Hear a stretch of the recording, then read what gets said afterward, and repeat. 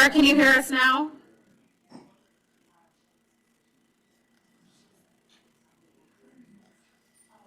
Unmute, and yes, I can.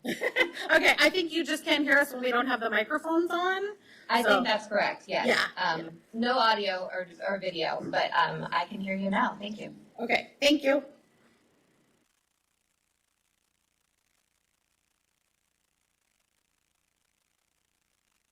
I think everybody heard me. So please call the roll. Give me 1 sec. I gotta catch up. Thank you. Mayor Cooper, Here. Deputy Mayor Alcantara, Here. Councilmember Carrington, Here. Councilmember Collins, Here. Councilmember Graham is not gonna be here tonight. And then Councilmember Hudson. Here. We have a quorum. Thank you. Janet, would you like to lead us in the pledge, please? We moved the flags. Yeah. I forgot to move.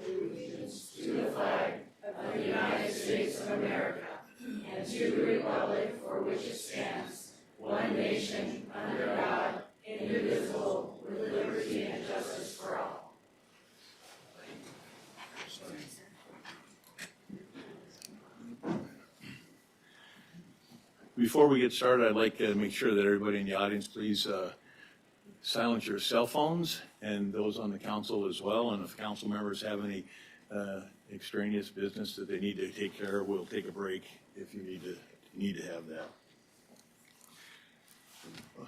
Moving on to the agenda, I'd like a motion to approve, please. Move to approve. Second. Please call the roll.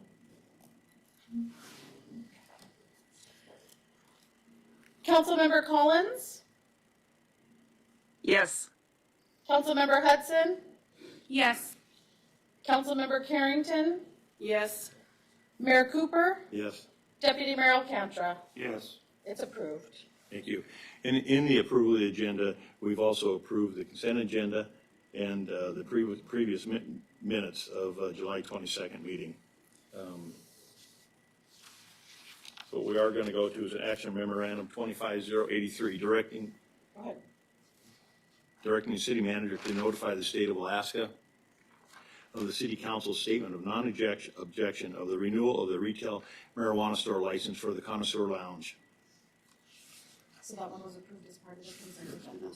Yep. Okay, thank you, and that's also been approved. Yep. Okay. Communications and appearances, I don't think we have any elected officials on board, no board or commission members. And now, Chief, we're going to swear in Officer Shane Aganash, please.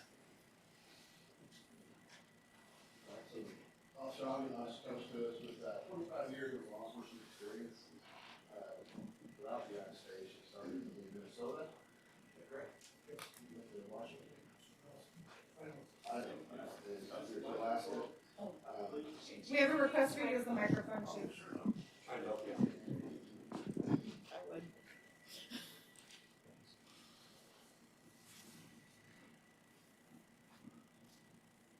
Is it on? I think the screen should light on for you. Yeah, that should do it. Is that better? You see the light, if not, you can use mine. We put some new batteries in it. Are we smarter than the stuff you're working with? Thank you, sir. Officer Aganash was a United States Marine, and he's an enrolled member of the Minnesota Chippewa Tribe, the White Earth Band. So I'll now administer the oath of office to you. So if you raise your right hand, repeat after me. I state your name. I, Shane Aganash, Do solemnly swear do solemnly swear to uphold and defend to uphold and defend the Constitution of the United States the Constitution of the United States and the Constitution and laws and the Constitution and laws of the state of Alaska. of the state of Alaska. I will enforce these laws I will enforce these laws with both vigor and compassion. with both vigor and compassion. I will maintain the courage I will maintain the courage to withstand unethical pressure to withstand unethical pressure and to face fear and danger. and to face fear and danger. I will hold myself and others I will hold myself and others accountable for our actions accountable for our actions and answer to the people we serve. and answer to the people we serve. I will never betray my badge I will never betray my badge, my integrity, my integrity, or my character. or my character. I will guide my life, I will guide my life, both on and off duty, both on and off duty, by the Law Enforcement Code of Ethics. by the law enforcement code of ethics. Thank you, sir. We'll have you sign this.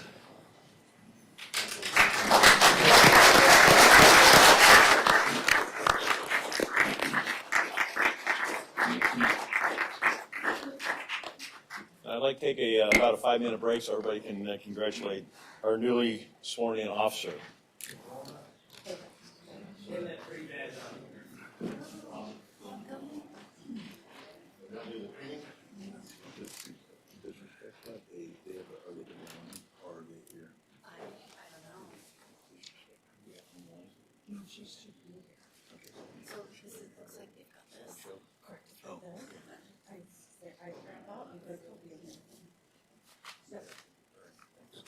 I've seen this one before.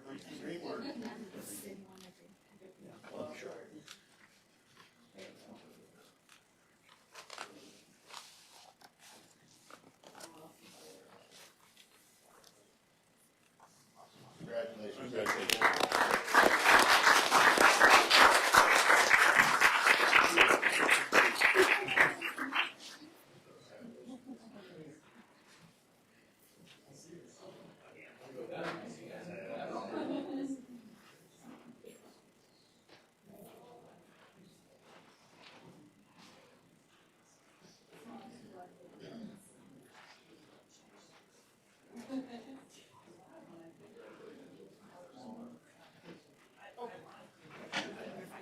I feel like all clumsy today.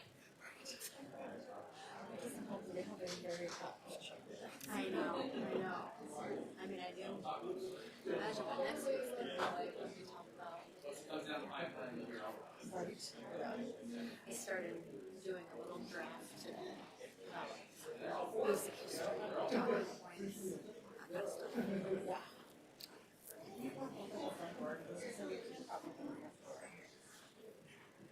Commander, do we want to pop open the front door? Will that help? Yeah. Okay. I was gonna say, we can do that.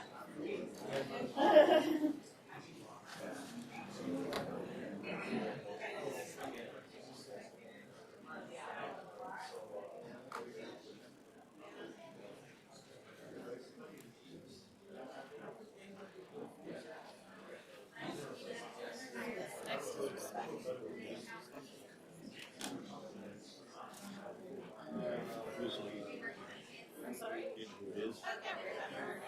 I should read it, but I don't. Right. All right, John, come on. He's my favorite person. Cindy Hudgens is here. I know, I only met her one time. She's only been here since I started her time or 2 times. Oh, Yorkie. And I've been a frequent flyer for a while. I'd like to bring us back to order, please.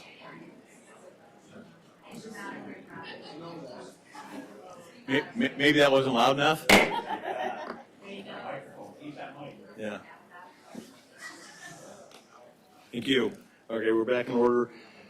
We are now at, Respect is going to give us the initial report on the parking and pedestrian access strategic plan.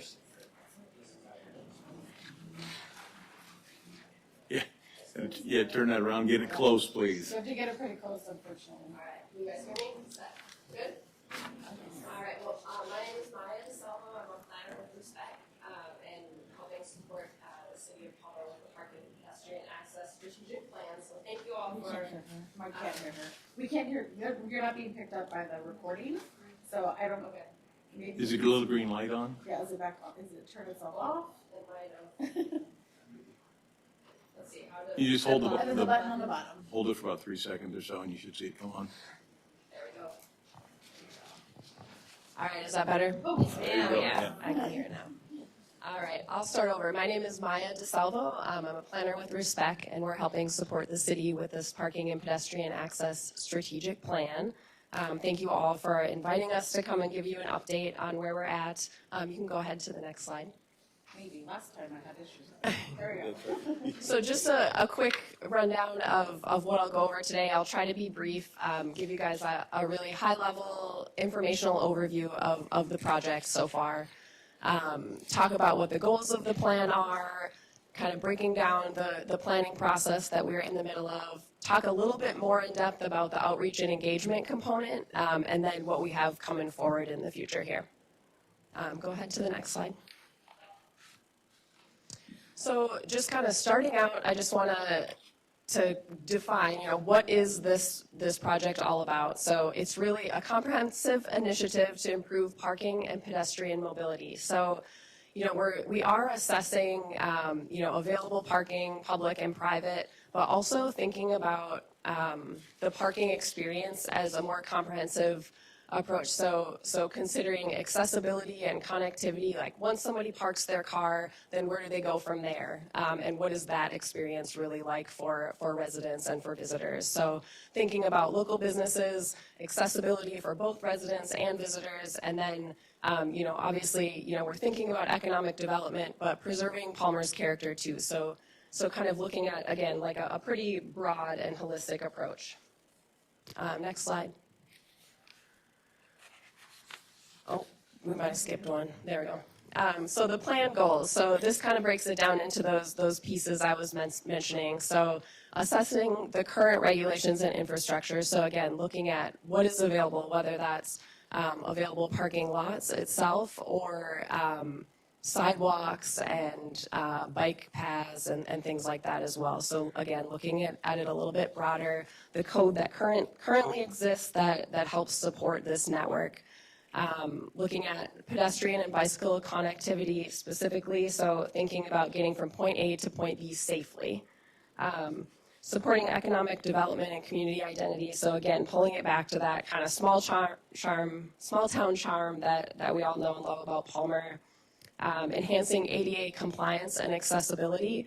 This is a really big piece. So again, thinking about safety, but thinking about access for all. So ADA accessibility and compliance, it's not only handicap parking spaces, it's also thinking about the quality of the sidewalks, curbs, ramps, things like that, safe crosswalks.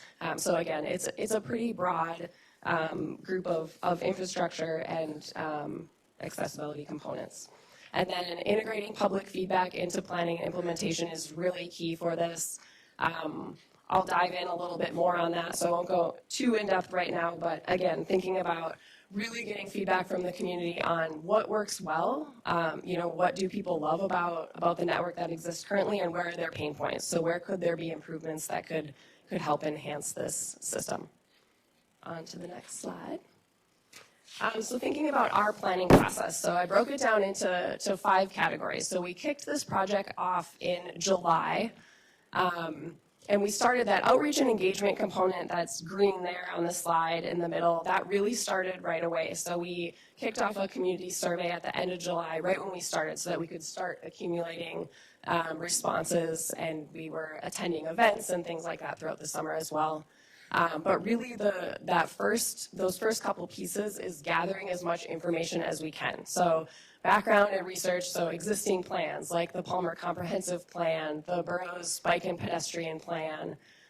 Palmer has a wayfinding plan and urban revitalization. So there are different plans that already exist, that are already community vetted, that we were able to kind of dive through and start researching applicable priorities, goals, projects, things like that.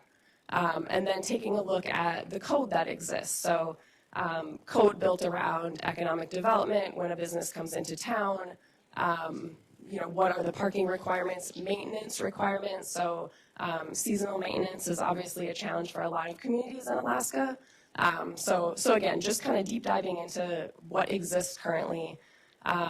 And that existing conditions piece is really that. It is like business as usual. This is what the lay of the land looks like. This is what we have. And then we can start diving in a little bit more on how is it working. And pulling in that outreach and engagement component is really going to help us make decisions in that regards that will help inform the recommendations later on in the planning process. we've kind of moved through that existing conditions piece. We're kind of wrapping up a draft plan that we're working on now with the project team. Outreach and engagement is ongoing. Again, on the next slide, I'll talk a little bit more about that. And then once that kind of wraps up our big push for that over this next few weeks or month, we'll start really diving into actionable strategies and putting together recommendations that you guys will be able to consider probably at the beginning of 2026. Next slide. There we go. Oops, one right there. Yep. So we wanted to talk a little bit more about the outreach component specifically, just to talk about what we've been doing. So that community survey kicked off at the end of July. We decided to leave it open through the end of this month. We do have an open house coming up in 2 days, so Thursday evening, and we wanted to make sure that survey was open in case there were folks who could not attend that. They still had a way to be able to get us useful feedback. We're just up over 340 responses right now, so one more than when this slide was made. We also did some in-person surveying of Friday Fling attendees over the summer. One of my colleagues popped over to a few of those events and just asking for a really short few questions, just like how far away did you park? How was your experience? How hard was it to find a parking space? How far did you have to walk? What was that experience like? So just trying to gauge that like on the ground experience from folks attending an event specifically. And then we also mailed out a couple weeks ago, again, a short survey specifically to residents within the CBD. So thinking about folks that are residing within this smaller district, and if they have any issues with parking or challenges or things like that, residing close by. Outside of surveying, we reached out to 23 current and previous business owners, potential investors. It has been a bit of a challenge for us to get a hold of those folks and to get those stakeholder interviews, but we have completed 9 of them so far, and we'll continue to reach out to those that we haven't been able to connect with. The City of Palmer has been hosting a website, a project website that has updates, a frequently asked questions page that we've been able to update throughout the project so far. A number of Facebook posts, flyers with QR codes went out, were posted when the survey was initially started, and then again another round of flyers over the last couple of weeks once we solidified the open house information. A press release went out from the city mid-September, and then we also included survey information in a Palmer Chamber email that went out this fall. A couple of weeks ago, I presented a really similar presentation to the Planning and Zoning Commission. We're here tonight, obviously, and then again on this Thursday, October 30th at 6:30 p.m. at the Palmer Depot, we'll be hosting a public open house. So that is open for everyone, again, residents, stakeholders. We are wide open to gathering as much feedback as we can. And then public comments. So once we work through this engagement piece, start generating recommendations, we will present a draft of the recommendations that would go out for public review for about a month. So that would be happening early 2026. I don't have an exact date pinned down yet, but again, shooting for that January timeframe. So that would be available. It would have initial recommendations, and we'd be providing an opportunity for the public to let us know if there's something that we missed, or other feedback that could be helpful when we're putting together the final plan then that first quarter of 2026. Next slide. So again, just reiterating kind of what's coming up here. The open house is on Thursday. There's lots of people here, so hopefully many of you will show up. We'll have that public comment draft review early 2026. Our team from the project side of things, ongoing engagement efforts, we want to get as much feedback as we can. We'll start developing plan recommendations through the end of this year. We'll have that public comment draft out early 2026, and then final plan adoption also in that first quarter. Our contract is through April. So again, shooting for those first few months of 2026 to have a final plan for you guys as well. Thank you. Anybody have any questions? Deputy Mayor. Yeah, thank you, Mr. Mayor. Maya, thanks so much for the presentation, appreciate it. On the residential survey, when you got 5 responses from mailing to CBD residents, how many people did you mail it to? Is that 5 out of 20, 5 out of 100? What It is was, that? I believe it was just over 100, and we've had a couple more responses since then, but still under 10. Okay. Thank you. Any other questions? Any questions from anyone online? Hearing none. Maya, thank you so very much for that. Thank you. Please reach out if you have other questions that come up. We know where you live. Yeah, or work. No, leave it on, please. Thank you. Moving on to reports, we'll have the city manager's report, please. Yes, thank you. Thanks, Respect, for that lovely presentation, and congratulations to our newly sworn-in officer. I don't have anything particularly significant to report over the last week since our last meeting, but I do look forward to our discussions on various capital improvement requests submitted by each department. And just for context, the next meeting, the finance director and I will be discussing financing options for the Palmer Library project. And these options may include an all-cash approach and or a combination of some cash and debt financing, and we'll go over those options and how they impact the city financials at that meeting. Some community highlights. Trick or Treat Street was a great success, and I want to thank everyone who helped organize, participate, and make this event fun and safe for our community's families, especially our finance director, Gina, who dressed up and greeted everyone as they came into City Hall.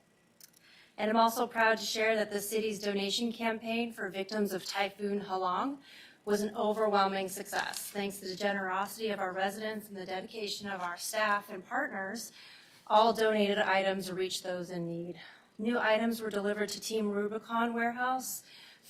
All food donations went to Beans Cafe to support those who were impacted daily, and they served over 2,000 meals daily to each of these individuals. And gently used items were provided to the Salvation Army, who has the facilities to wash and sort the generously donated used items.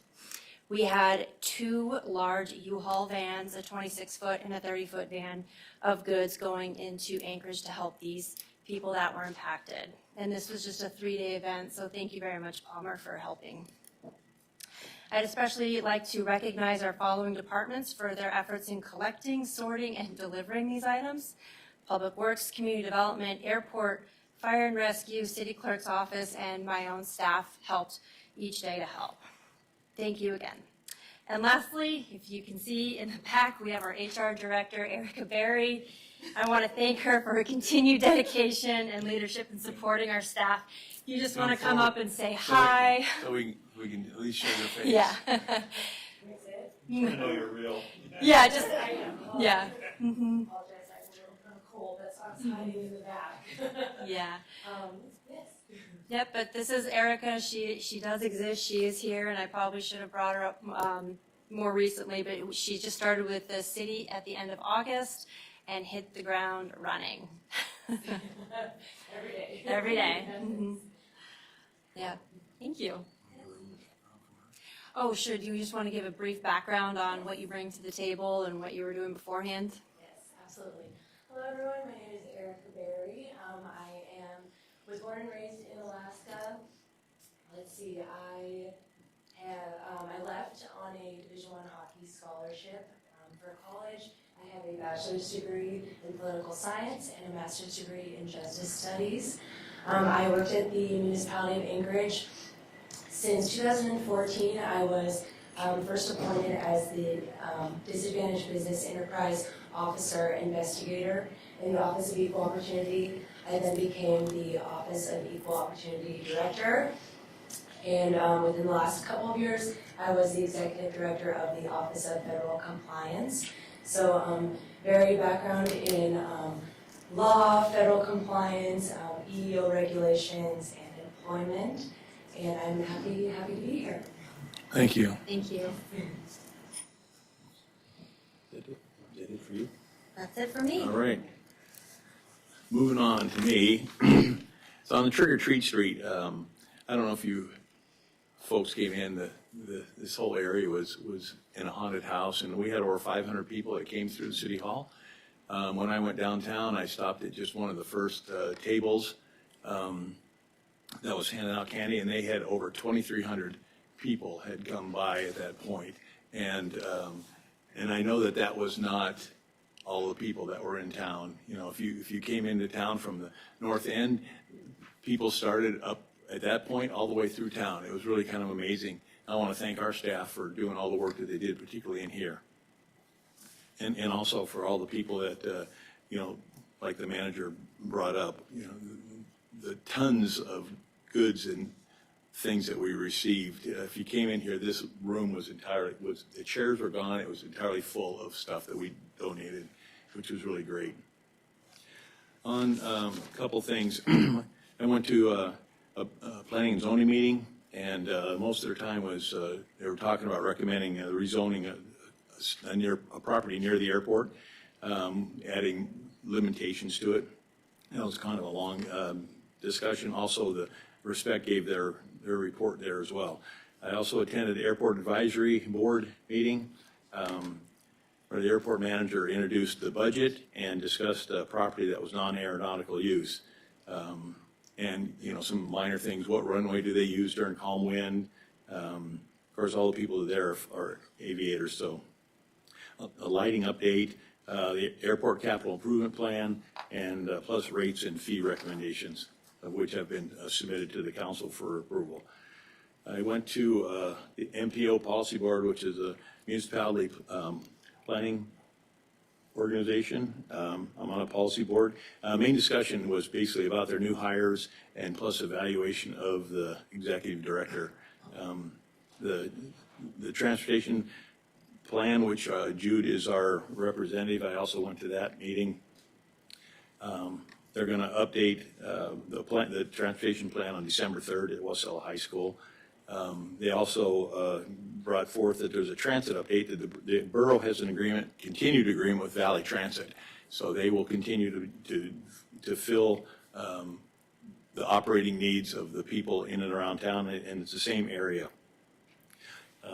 And so the big thing for the technical group was they were talking about evaluation criteria for evaluating projects. Currently, they have over 200 projects in and around the borough area, of which they have come up with it's an extensive list of how you evaluate each and every project. And we will be submitting some of that as well. This Friday at the MTA Event Center, there's going to be a Halloween skate party. Toddler strollers are from 2:30 to 4:30. Elementary and families are 4:45 to 6:45, and all ages are from 7 to 9. And, you know, wear your costume and, you know, come on in. That's all I have. Does anybody have any questions? Yes, sir. Yeah, thank you, Mr. Mayor.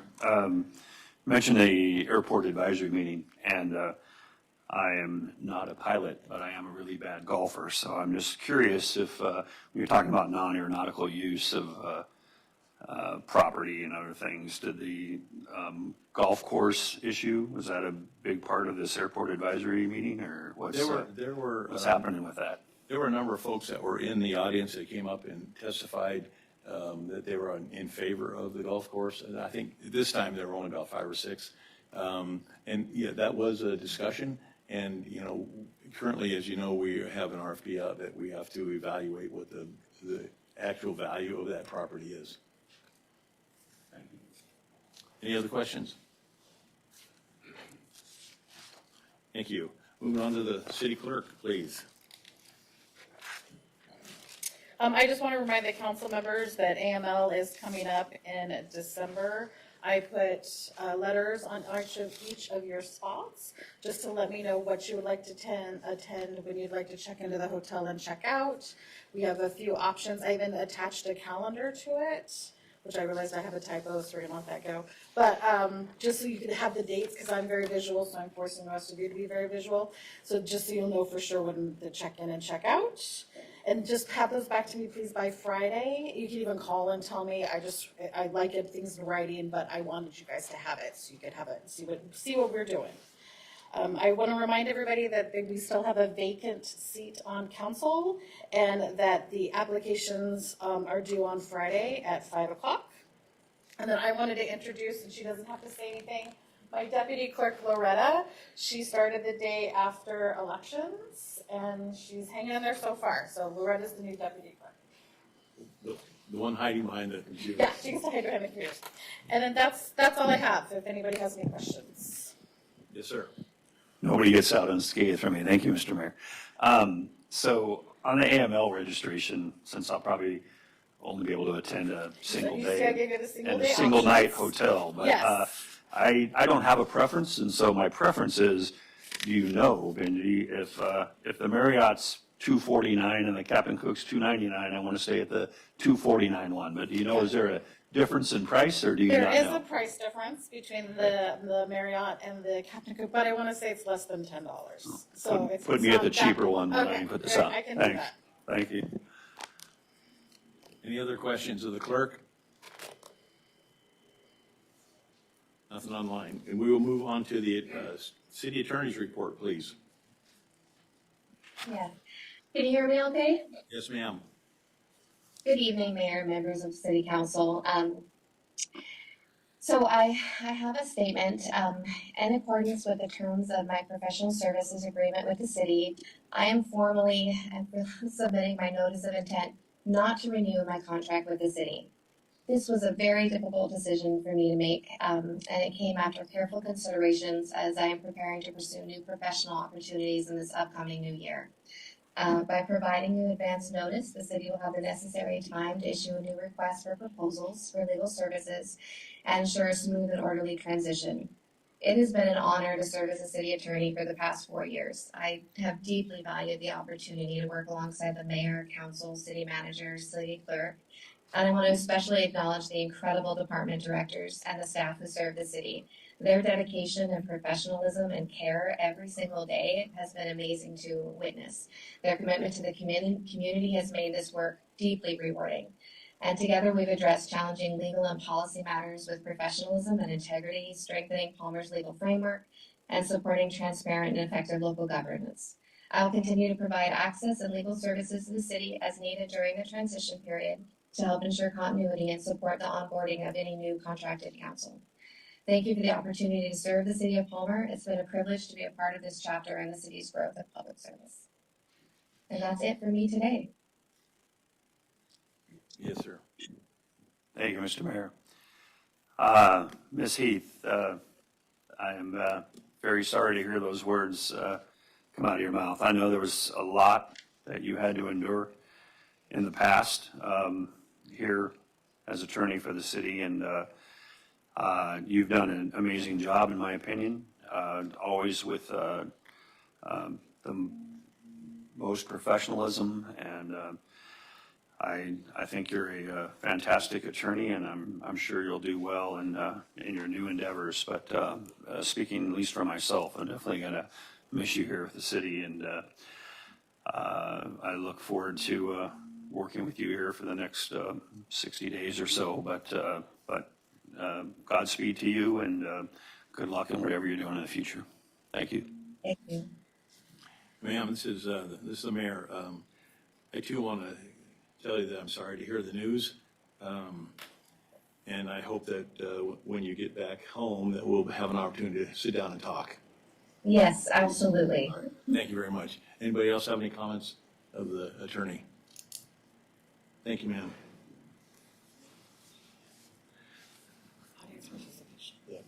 We're going to move on to audience participation. Please, when you come, sign in, state your name in 3 minutes per person. As much as you might agree with the comments that are going to be said, I'd like you to maintain decorum, please, no applauding. Council member rules protect your right to testify and be heard even if others in the room disagree with you. Council meeting rules also ensure that those attending can express their views if they do not interfere with the rights of others to see and hear the proceedings.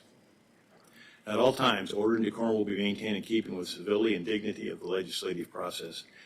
Please be respectful during audience participation. No disruptions to city business or threats of any kind will be allowed.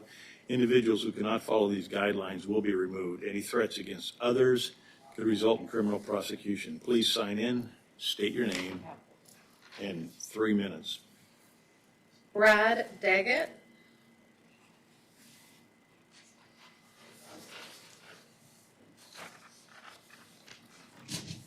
Hi there. Good evening, Mayor, City Council. My name is Brad Daggett. I'm a business owner here in Palmer. I'm here to express my strong support for the ordinance 2505, which would prohibit unauthorized camping in the public spaces. This ordinance is not about punishing people for being homeless. It is about addressing conduct that threatens public safety and the integrity of the community spaces. As someone who has repeatedly called law enforcement to remove individuals from the property, I've seen firsthand the consequences unchecked encampment, drug paraphernalia, trash, human waste, and aggressive behavior towards customers.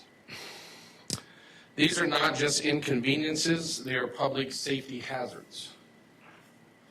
Palmer is a small town. We do not have the infrastructure to absorb or overflow of encampments migrating from Anchorage, Wasilla, or other large cities.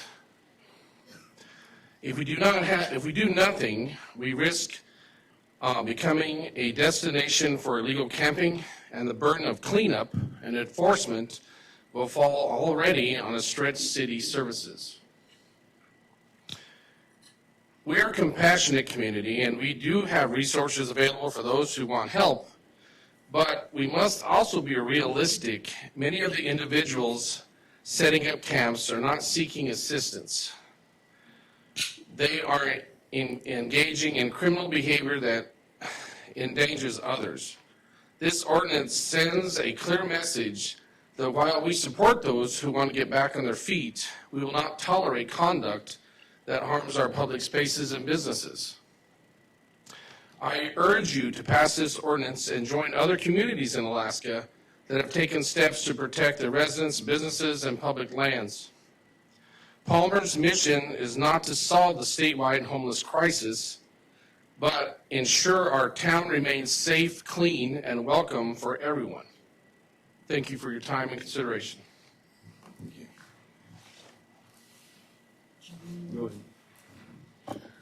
John, and I can't read the handwriting, Sharr, about the golf course. Do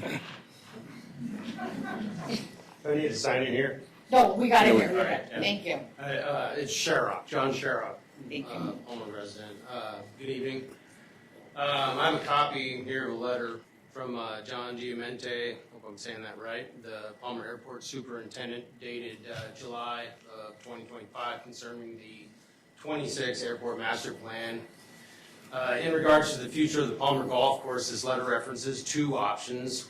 One, that the land can be purchased by the city from the airport and remain a golf course, or two, the airport can take over the land for aeronautical development. This golf course issue has been mentioned many times in the capital improvement plans dating back to at least 2023, without anyone asking if the golf course is worth saving. I have some questions. I would like to ask the council, what will replace the Palmer Golf Course for its citizens should it shut down? I'd like to ask where, will the citizens go for a fun family afternoon or for a day out with friends? I'd like to ask where all the charities that take advantage of the golf course are gonna, go, rather than having their tournaments and events there. What will Palmer do, or what will the effect be of the loss of revenue from the golfers that are coming and going from the golf course? The restaurants, coffee shops, gas stations, etc. That, in 2024, there were 24,000 rounds of golf played there. And if only 10% of the players stopped to shop in Palmer, that's still thousands of purchases. And that probably meant a lot to some small business owners. I'd like to ask if the golf course were paved over, what would buffer the airport from the winds and the sands coming off the glacier? I'd like to ask how close to that, bluff can the airport even build? And what would the lasting impacts be to the eagles, the hawks, the ravens, and, all the animals that nest and raise their young in them trees? What issues should the surrounding farms and residential neighborhoods expect with regards to noise and safety and, just general quality of life from it being gone?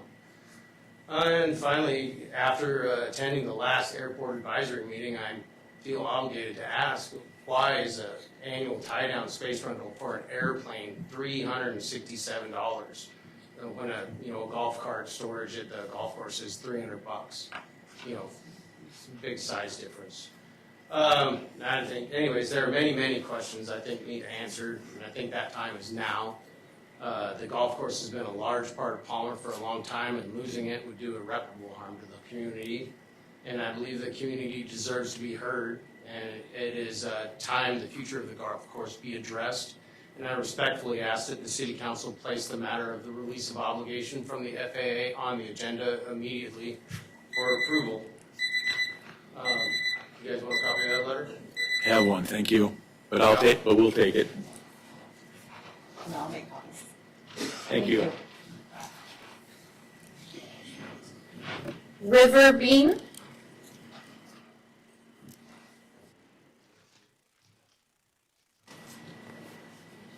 River Bean. Good evening to everyone. Thank you for being here.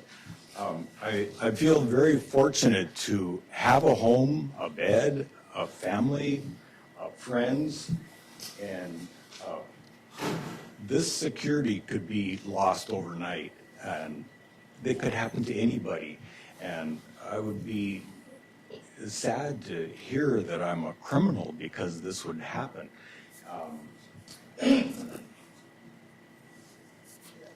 And I would hate to hear that I would be a criminal to do what I have to do to make it through another day.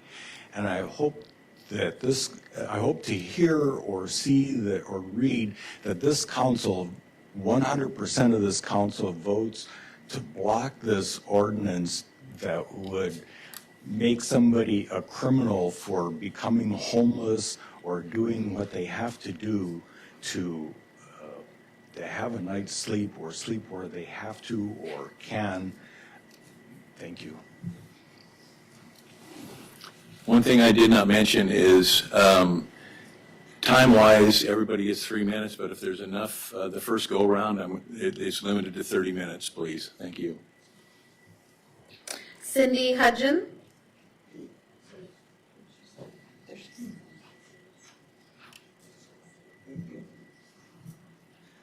Good evening. My name is Cindy Hudgens, and I am a resident of the city of Palmer. I've owned my home for about 23 years, I think, and this has been a very safe community to live in. I have no complaints, but I am absolutely dumbfounded that anybody would even vote for an ordinance such as this and risk the safety of our town.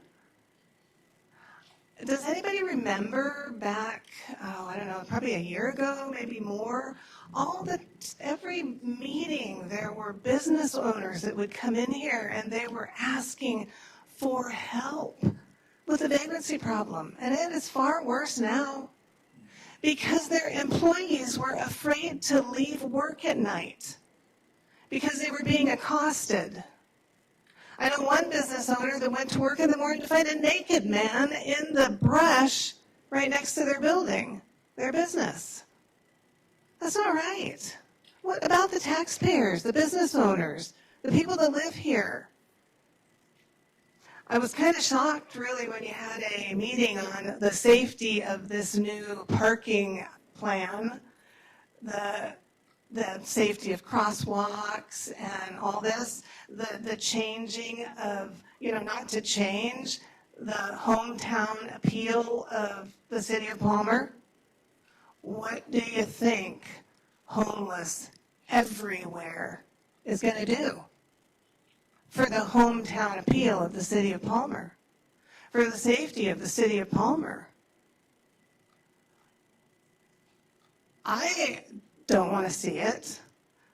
I'm sure the majority of the business owners around here don't want to see it. I'm dumbfounded that it would be insane to not support this ordinance. Wasilla knows the importance of such an ordinance. Why would Palmer not? This is our home, people.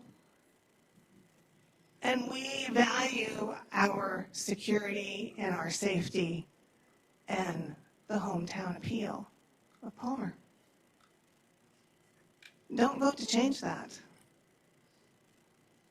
I kind of had a feeling that we were going to be leaning that way once you guys signed over our health benefits to the borough, to be working with that donation on opioids.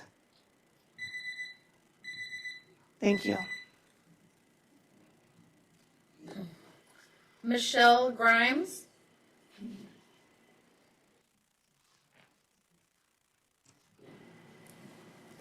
Hello, my name is Michelle Grimes, and I'm a business owner in Palmer, and I'm here to voice my support for the Palmer Golf Course and discuss my concerns about the airport expansion. So to be clear, I'm not making any statement against the Palmer Airport. The Palmer Airport is a very important part of this community. It is important, though, that we are all aware of what we stand to lose by the loss of the golf course. Right? So first, Palmer Golf Course is an incredibly special place. It is beautiful, it is well managed, it has the reputation statewide of being an excellent place to enjoy a round of golf. And it's not just about the land that it sits on, it's about the people involved. The people that were involved 35 years ago when the golf course was first established, and the people who run the golf course now. You will not find a better group of people than George Collum and his team to bring that course together and manage it to make it one of the best recreational experiences that the Valley has to offer. Now, secondly, it's important to consider the accessibility factor in this issue that the airport expansion poses. Golf as a recreation is affordable, it is accessible to a much broader range of people than aviation is, right? Just the practice of aviation is more limited, it is much more costly, and that is an incredibly important factor that you need to consider in terms of weighing the community cost versus benefit to the average citizen of Palmer. Third, Palmer Golf Course has a tremendous economic value. So financially, the golf course is self-sustaining. It is a public asset that contributes positively to the city's budget. The most recent budget meeting details this very well. I also want to voice my concern about the current plan for the airport expansion, and I want to raise some questions. So, first, how would converting the golf course land to the airport benefit the community of Palmer beyond a perhaps small group of people that would rent hangar space?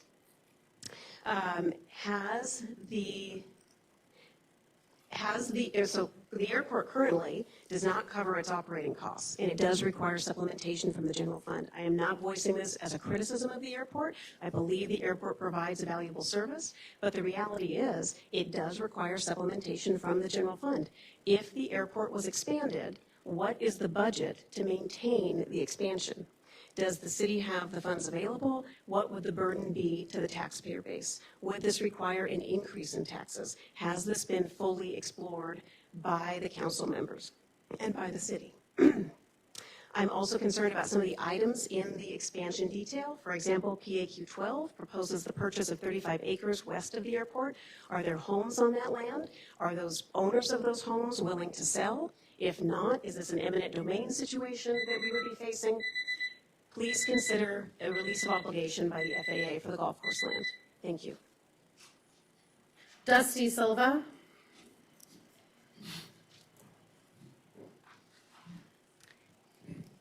Well, hello.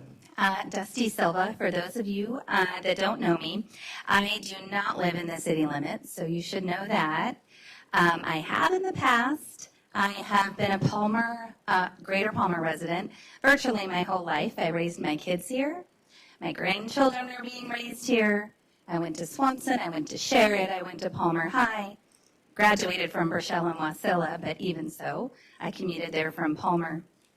19 years ago, I opened up my business inside the Palmer city limits.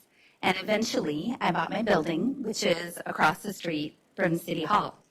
I have watched Palmer grow. I've watched Palmer change. And that's just inevitable. It's going to grow. We're going to grow and we're going to change, but we definitely do need to plan. I have done my part in volunteering. I have served as a planning and zoning commissioner I think that service was 6 years.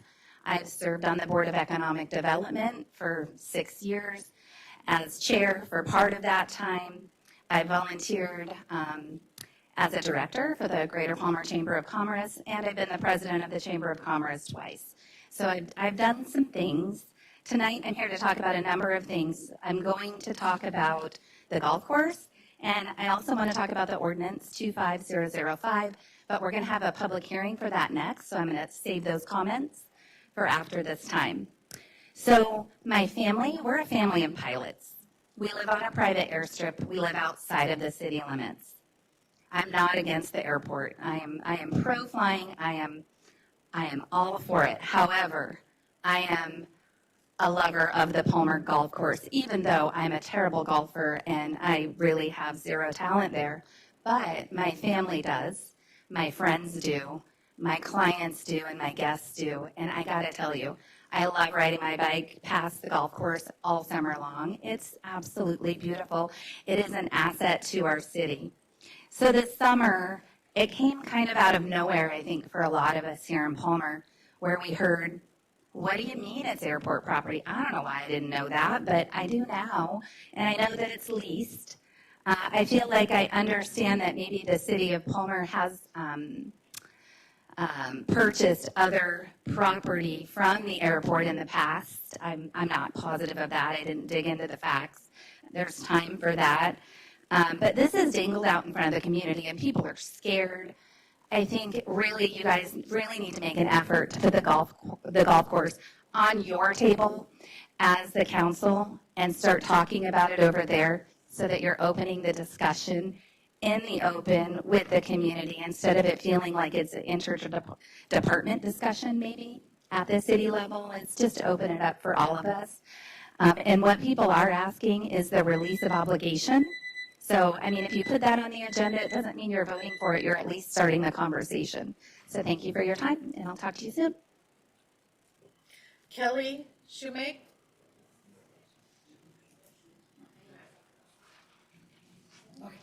Thank you.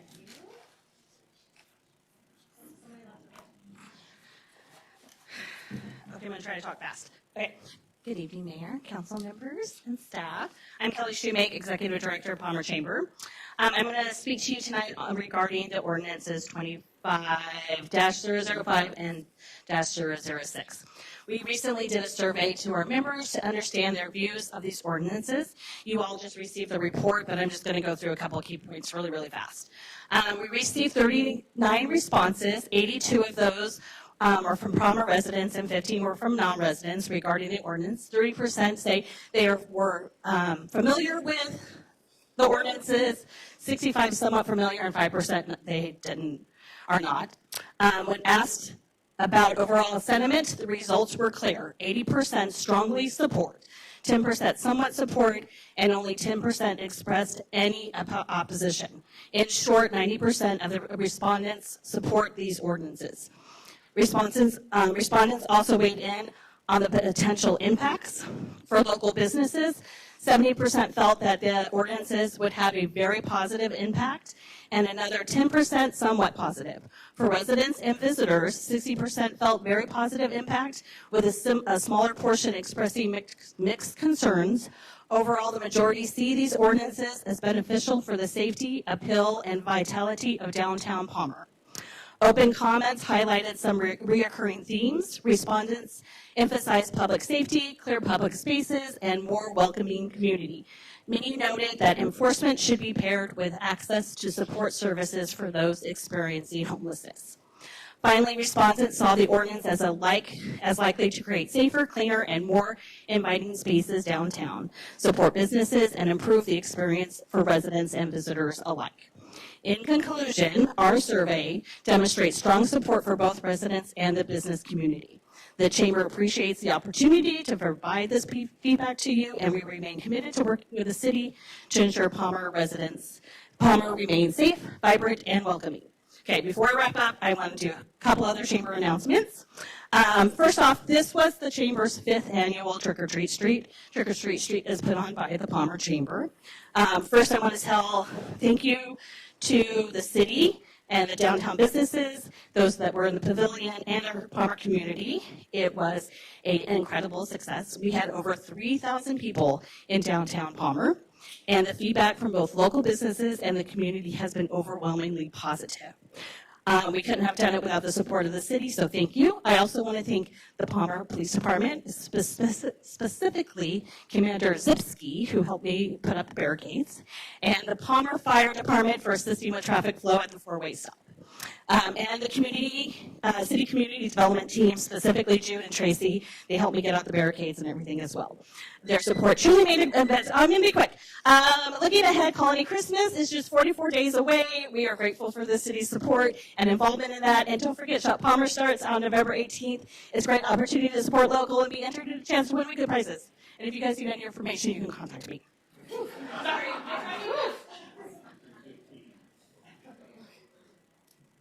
Sherman? Sherman Light for Palmer Bar. I think she gets 5 minutes, by the way. She's an organization. Anyways, real quick, I'm going to be very quick.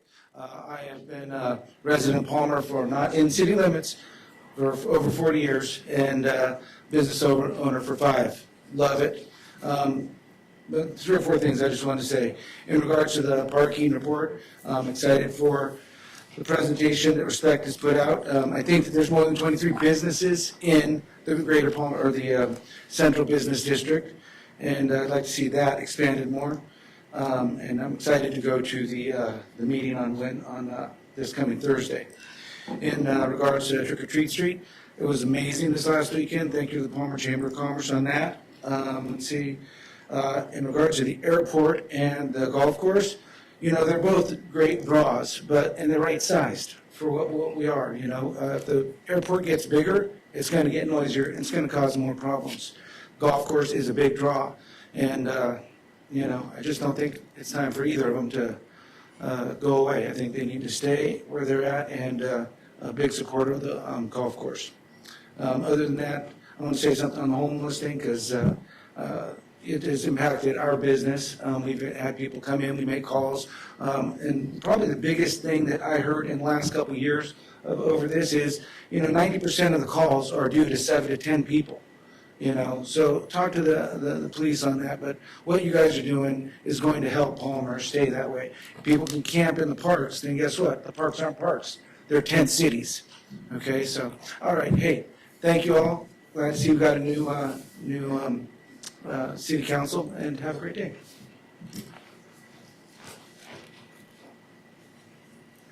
Dave Musgrave?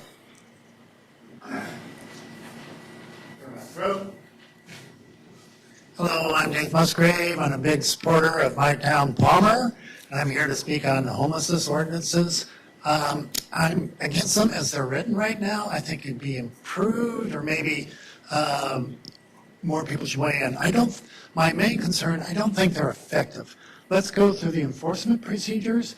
Number 1, a person found camping in violation of this chapter shall immediately vacate the premises. So what do? They vacate one premise and they move to another. So you really haven't solved the problem there.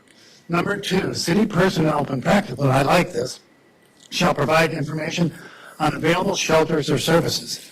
There are none, really. There's no other shelters. There's only one other one, and they are restrictive on who they will take in. And I want to mention, this is, of course, not this is not just Palmer's problem. This happens nationwide. It happens across the Mat-Su. So, and then the last one, penalties authorized. A violation of this chapter is an offense punishable by the fine established by the current adopted budget. So how does a homeless person, how is finding them going to help you get them off the street? I just don't see this effective.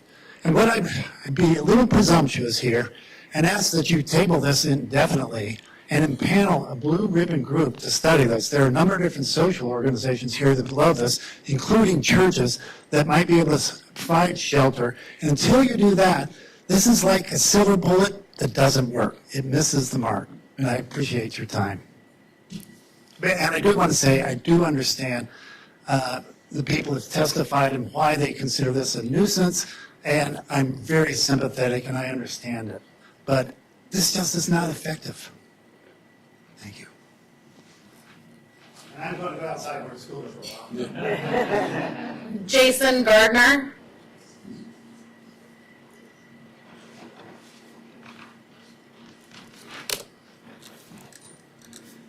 Good evening. My name is Jason Gardner. I'm a member of the Greater Palmer Chamber of Commerce and a business owner. And I strongly support passing ordinances 25005 and 25006. My wife and I have been Palmer residents for over 20 years. We're raising our family here, and we absolutely love this community. So much so that when I decided to start a business in 2021, there was absolutely zero question in our minds. We were going to invest right here in Palmer, and so we did.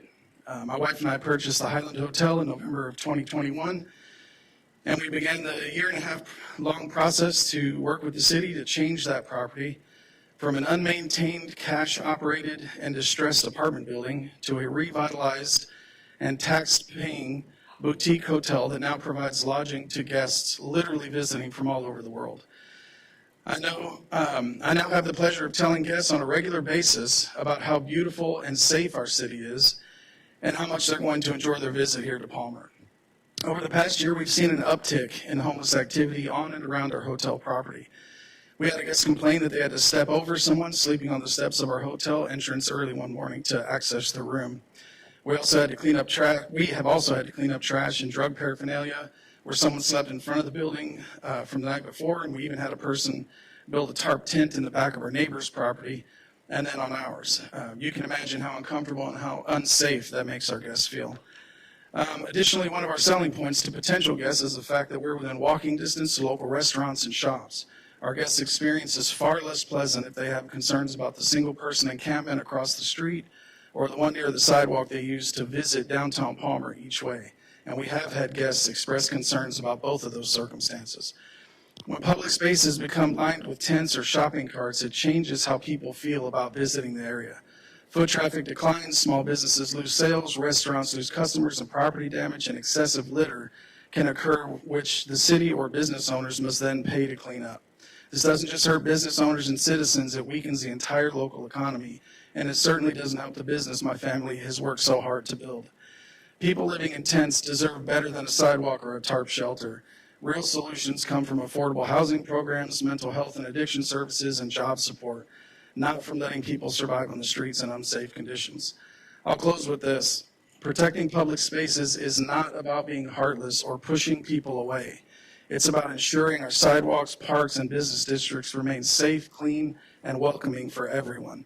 Let's pass these two ordinances, and then hopefully we can focus on real long-term humane solutions that restore dignity to those experiencing homelessness while keeping our community safe and our businesses thriving and successful. Thank you. Molly Sadler.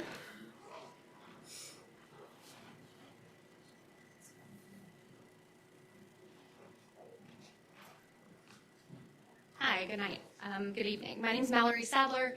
I work over at the Public Defender's Office right here in Palmer. So last time I came before you, I talked to you, much like other people here, passionately about my feelings about the ordinance. Tonight what I'd like to do is talk to you very logically about the ordinance. So the ability to pass an ordinance like this comes from Grants Pass, which overturned a previous case. And specifically in Grants Pass, and this language is part of the two parts of the municipal code that you're thinking about updating. They talk about how it can't be for status. It has to be an action. And so under a direct quote from Grants Pass, under the city's law, it makes no difference whether the charged defendant is homeless or a backpacker vacationing through a town or a student who abandons his dorm room to camp out and protest on the lawn of a municipal building. And I think that's where we have a problem here. In trying to avoid status, everyone who's come here tonight to talk to you about either side of this issue has mentioned homelessness. I think this, particularly, the city is going to see your citizens want it to be enforced specifically for homelessness. This is not that. This is an overbroad statute that actually would ban a lot more than that. And so I've gone line by line. I'm going to run out of time, I'm going to tell you, in telling you all of the things that are vague and overbroad about this, but I'm happy to answer individual questions or talk to people about it. Because just starting under prohibited conduct, it says no person shall camp or engage in camping activities I'm not sure what camping activities are. Honestly, and it matters. Are we talking about cooking? Are we talking about storing property, which mentioned later? Are we talking about having a picnic or a cookout? Now, going back to that word camp, it's defined above under definitions in A. Camp or camping means to reside. I think we all can assume that that means to live somewhere. Dwell, there's no legal definition of dwell in Alaska. So Merriam-Webster, which would be what the court would look at when this is challenged, which I do think it will be, means to remain for a time. So then camping just means to remain for a time in a place, or sleep temporarily in a place with shelter or bedding. Bedding could be a sheet like a picnic blanket, including but not limited to tents, tarps, sleeping bags, or similar materials. I'm not sure what similar materials is. Whether or not a person is sleeping or even intending to sleep. That criminalizes a lot of things without a criminal mindset. And these laws are very easy to challenge. And so I think one thing that's going to happen is this is going to get challenged pretty quickly, and it's going to cost your city money. And I say that because I challenge laws like this. Because looking at this, think about the other things that become illegal. You go to do a picnic in the park. I don't know if you want to sleep there or not. It doesn't matter, actually, according to this law.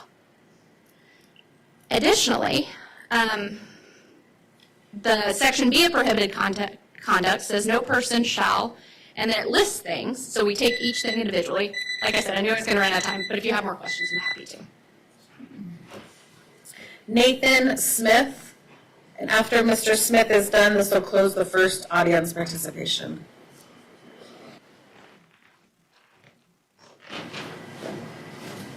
Good evening, Mr. Mayor, members of the council. I'll be brief. I wanted to come to show my support for ordinances 25005, 25006, as many others have discussed. I've been ever since COVID, in Charlotte, Boston, Portland, Grants Pass, Vancouver, Seattle, Tacoma, Anchorage, and here. I'm a 30-year resident of Alaska, but I've had a chance to see a lot of areas that have had the same problem with homeless encampments. We talk about public camping, but I've publicly camped in my travels. I've stayed at Cabela's, rest stops, many trips back and forth up and down the Stewart-Cassier Highway as I traveled back and forth to take care of my ailing mother in Valdez. There is a big difference between public camping and what we're experiencing with the homeless population. I agree that we have a homelessness problem, we have a housing problem. However, the local businesses and the residents should not be giving up the resources for this homeless problem. We should be looking for other solutions for housing while defending our residents and our businesses. I'm in support of both of these ordinances, even as someone who is an avid supporter of public camping. But there's a big difference between public camping and squatting. And right now, we have a squatting problem. We have a lot of problems going on in our country that are creating that. But in the meantime, we can't, when I look at Portland, when I look at Seattle, when I look at Grants Pass, Tacoma, I've seen vibrant areas that have been reduced to essentially ghost towns because businesses can't stay in business. They've been, having to shutter their doors. Whole downtowns have been taken over. We need to protect our residents and our business owners. A lot of these areas have passed similar ordinances, which have helped the healing process for these downtown areas for them to revitalize.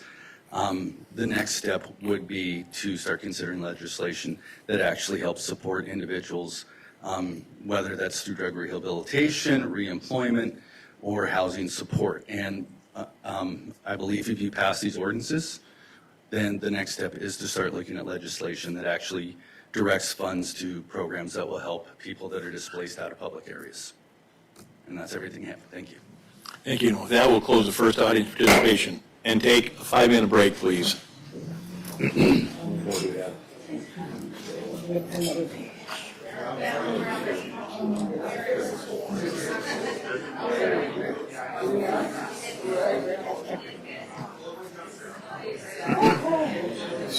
So when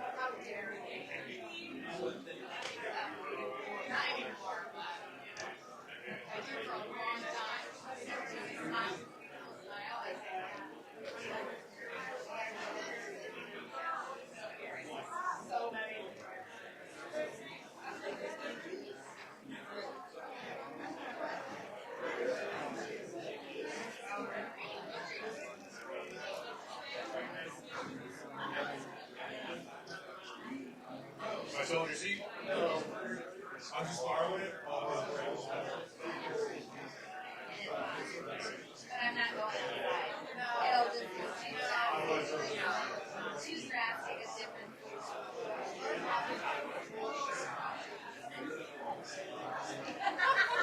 I'm like, wait a minute.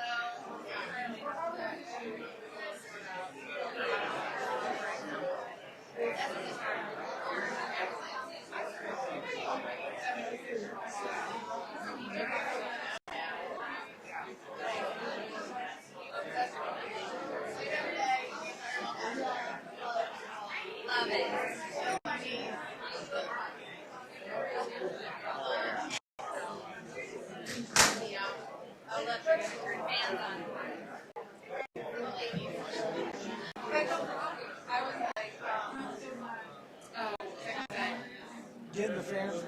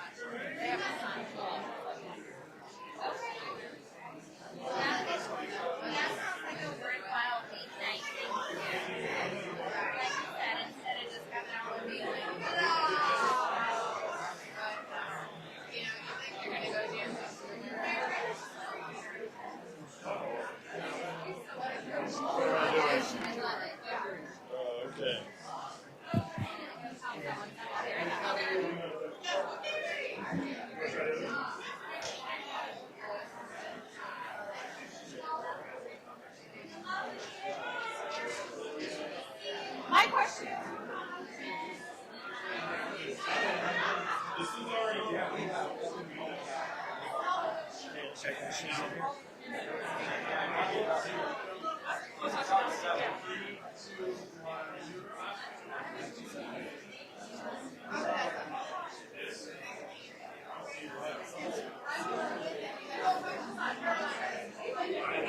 Sorry, you gotta get back.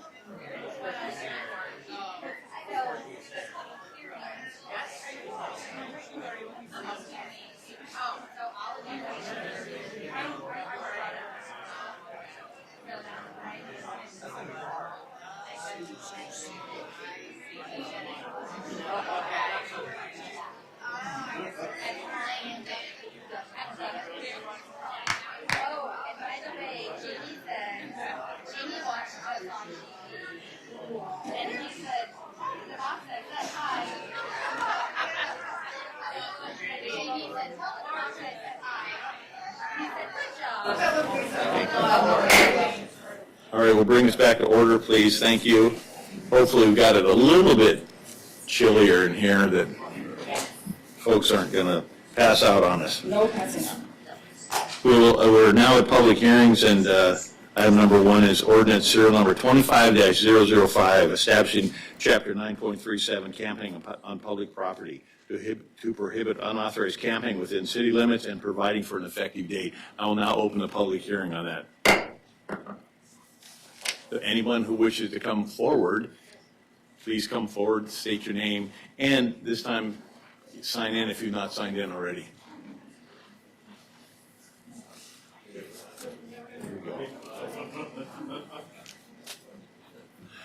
I signed in on the other sheet. Okay. Mark Spohn. Obviously, 25005, I want to thank the assembly members or whoever got this going. You definitely need to get that and not just sit around and wait. And people get up and say, well, I'm an attorney, I'm going to sue you. You're going to get sued for the rest of your life, and doing nothing isn't going to cure the problem. And you've got examples all over the United States when they don't do anything. Look at Anchorage. What a mess. Their mayor tried to do something about it, but the assembly fought him and nothing happened.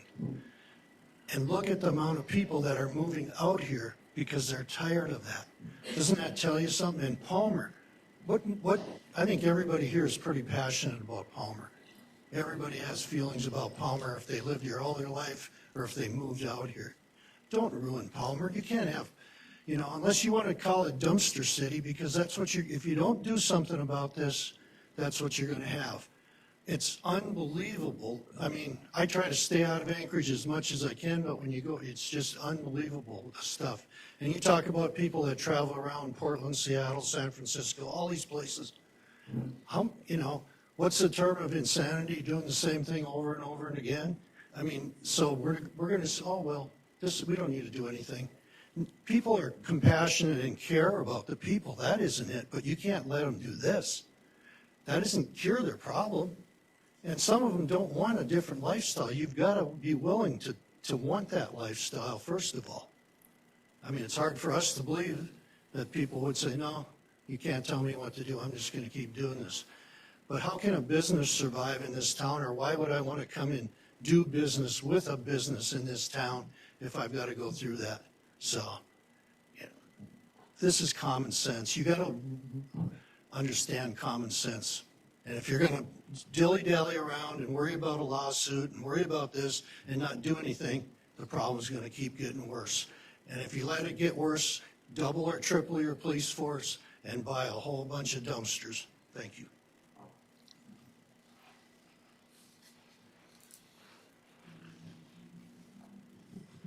Thank you, Mr. Mayor, members of council. Just a comment that whoever's coming up to speak, and you are before I get to my name, okay. This is a general comment.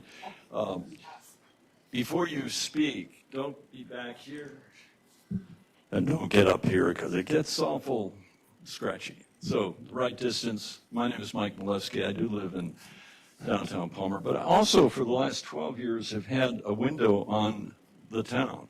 Our studio, Big Cabbage Radio studio, sits there. I walk over there every morning about 6:30 a.m.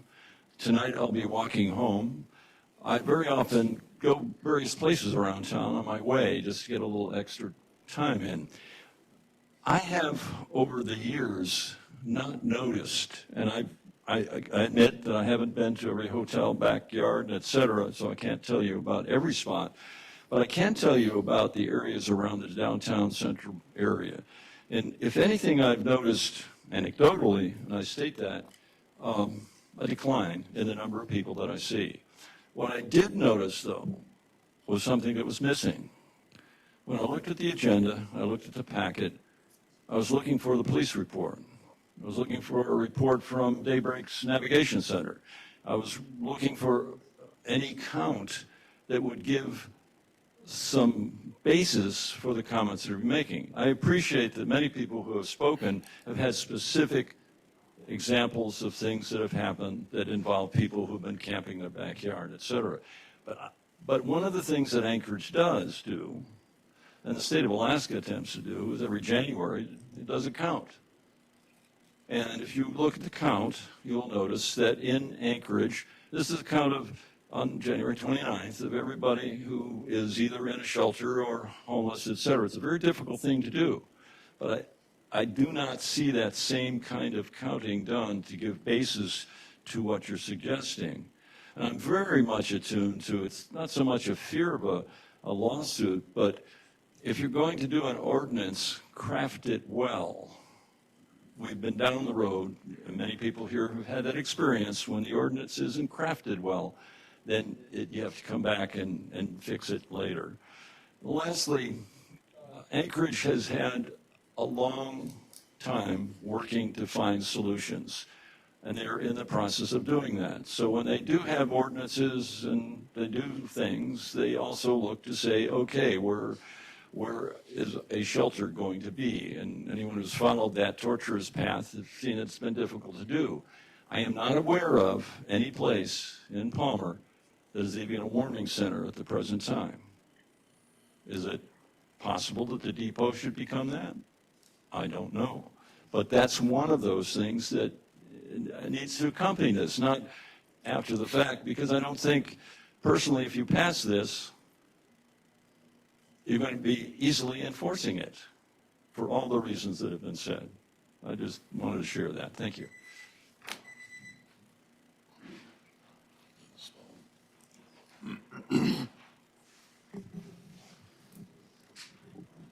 My name is Linda Spohn. The ordinance serial number 25-0005 prohibiting unauthorized camping within city limits should be passed immediately. This ordinance is for preventing Palmer from turning into a septic system like Anchorage. First of all, you need to call the problem what it is. It isn't a homeless or mental health problem. It's a drug and alcohol problem that the Anchorage mayor and city council are allowing to get out of control by not enforcing their vagrancy and illegal drug laws. There needs to be preventative action and educational material available to warn youth against casual drug and alcohol use. Then there needs to be stiffer penalties for vagrancy and eliminating access to illegal drugs being imported into our communities. If you don't enforce the vagrancy ordinances and illegal drug laws already in place, the problem will continue to grow. Throwing more taxpayer money at the vagrancy problem is obviously not working in Anchorage. These so-called mental ill vagrants are pooping, peeing, and throwing up all over Anchorage. I personally saw 2 people having sex on the sidewalk near the Performing Arts Center years ago when we were taking our family to the Nutcracker. Families can't use the parks, playgrounds, bike paths, or libraries in Anchorage because of the filth and trash left behind. Not only does this ordinance need to be passed, it needs to be enforced. You are already cultivating a homeless society in your Palmer Public Library, having obscene, perverted, vulgar, pornographic books in the youth sections, which you have not done anything about. These books glorify illegal drug and alcohol use and every kind of perverted illicit sex, basically training children to be future live-on-the-street people. A society, community, and government leaders who won't protect children don't have compassion or empathy for any human life.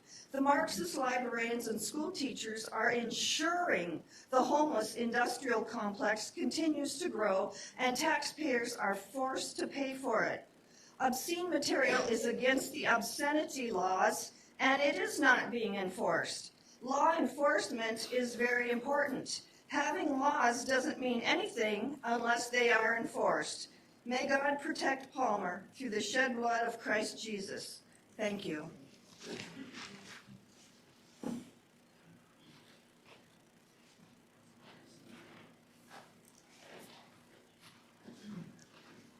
My name is Sharon Wessels, and I support passing ordinance 25005. Ma'am, can you bring the speaker just a little bit closer to you?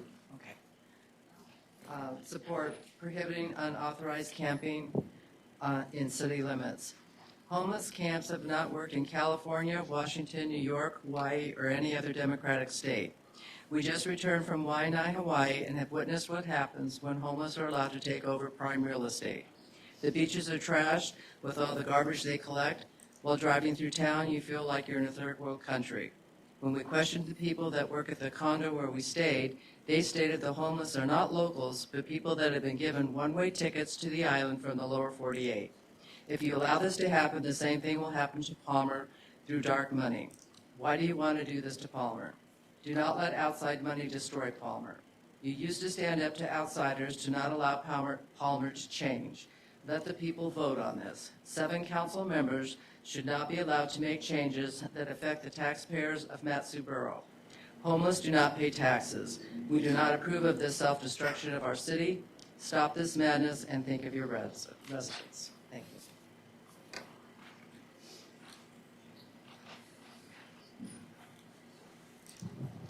Good evening. My name is Jackie Goforth. I've never been more thrilled to be living outside the city limits of Palmer in my life as when I found out what was happening. I want you to know I was the station manager of Eastchester Station in Anchorage. That is downtown Anchorage, okay? That's the Bean Cafe, that's all of the shelters, that's where the Sullivan Arena is, okay? And I want you to know what homeless do to your neighborhoods and your property values. And I want you to know that if you make it comfortable for them, they will come. In fact, I have seen personally, last week driving in, 2 people hitchhiking on their way to the valley. Why would they be coming to the valley, I wonder? And where would they be going? Wasilla already has a regulation on the books like this. Nobody complained about it. Nobody makes an issue about it. I have been speaking out since 2020 about masks in Anchorage. I have been called anti-everything, anti-science, anti-mask, anti-this, anti-that. I've been speaking against the sexual perversions going on. I've been called transphobe this, transphobe that. I have been called everything racist, everything. And now I'm getting called hateful. I think it's hateful to the people who pay taxes and hateful to the people who actually want their children to be able to play on the playground without running across feces and urine problems. And I think it's hateful to the people who actually want to enjoy the city spaces they pay for to allow the homeless to camp there with no problems with it. Please pass this ordinance. If anybody does not pass this ordinance, 120 days after being in office, a recall can get started. And trust me, I will be looking. I will be looking for anybody who votes against this. I guarantee it. Thank you.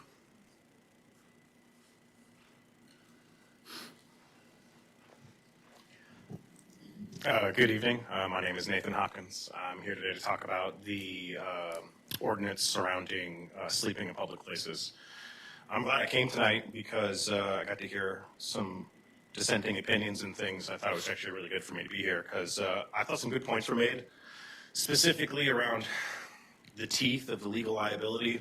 While I don't necessarily agree with what that might mean, I do understand what they're saying about how inclusive some of the language is and how it sort of nets up. I thought the picnic in the park idea was a pretty good analogy about things that might get picked up.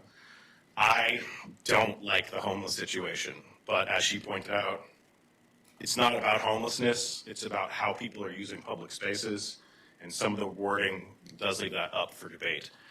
The other thing I wanted to mention when I was here was that my biggest problem is with the panhandling. As much as it's people being on the street is sad, unfortunate, and yes, there should be money put in places for them to get food, warming centers, things like that.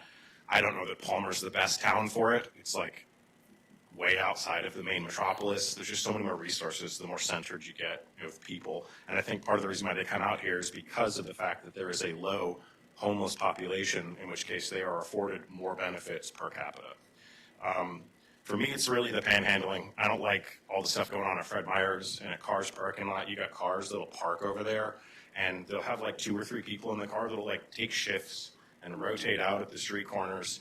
And I notice it because I frequent them. I just bought a house in Palmer a couple of years ago. If I had my choice, I would have bought it outside the city limits because I like outside the city limits. And I wouldn't be here today if I had bought that house outside the city limits. But because I bought one inside, and I live next to a gas station, and I see all the vagrancy and the abandoned bicycles, and I mean, it just goes on and on, the nonsense, the litter. The litter is what really gets me. Man, you're gonna stand there on the corner all day with a sign that says, "I'm hungry, please help," but then leave your garbage on the floor. It's terrible. Again, there's no teeth to the ordinance that's being suggested. It's a $75 fine for a person who's too poor to afford it anyway. It's a, hey, get out of here, go to somewhere else. And then again and again. I encourage it to be passed because it is the first step in direction, but I do think that the other issues that are surrounding that topic are really what it's about. Homelessness is sad, drug abuse is terrible, and Palmer should be preserved for the beautiful city that I grew up in. So that's pretty much all I had to say today. Thank you.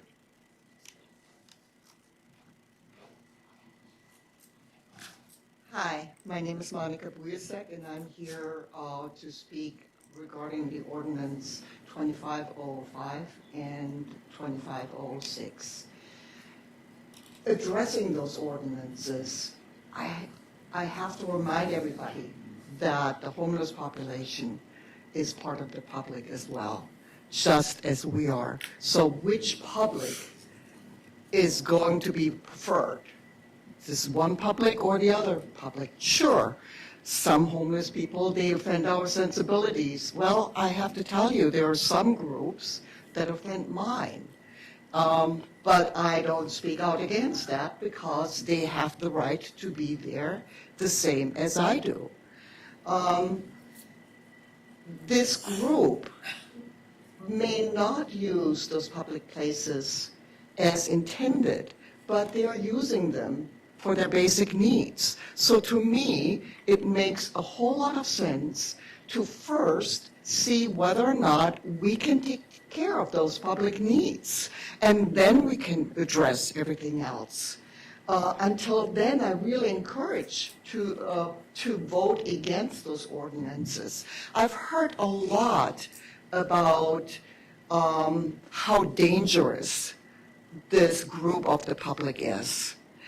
I don't really know what people are saying. They're stating things. In what time period has that happened? In the last 50 years? In the last 10 years? In the last 2 years? In the last week? What time period are we talking about? Everywhere, and everywhere, things happen over long periods of time. What time period are you talking about? Is there really a study to see whether it's actually the homeless population that causes some of those issues? In terms of trash, I'm going to all kinds of different places because I enjoy our trails, I enjoy our parks, and people, residents as well as tourists, they're throwing their wrappers all over the place. They're throwing recyclables all over the place. Nobody's talking about their trash that is happening. Are we just talking about the trash that the homeless population is producing?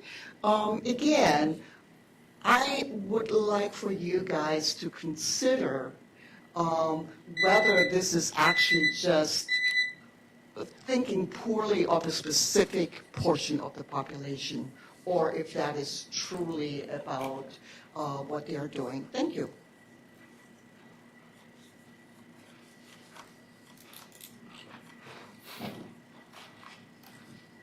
Hello, thanks for having me here. My name is Jerome Levine. I live here in the Valley.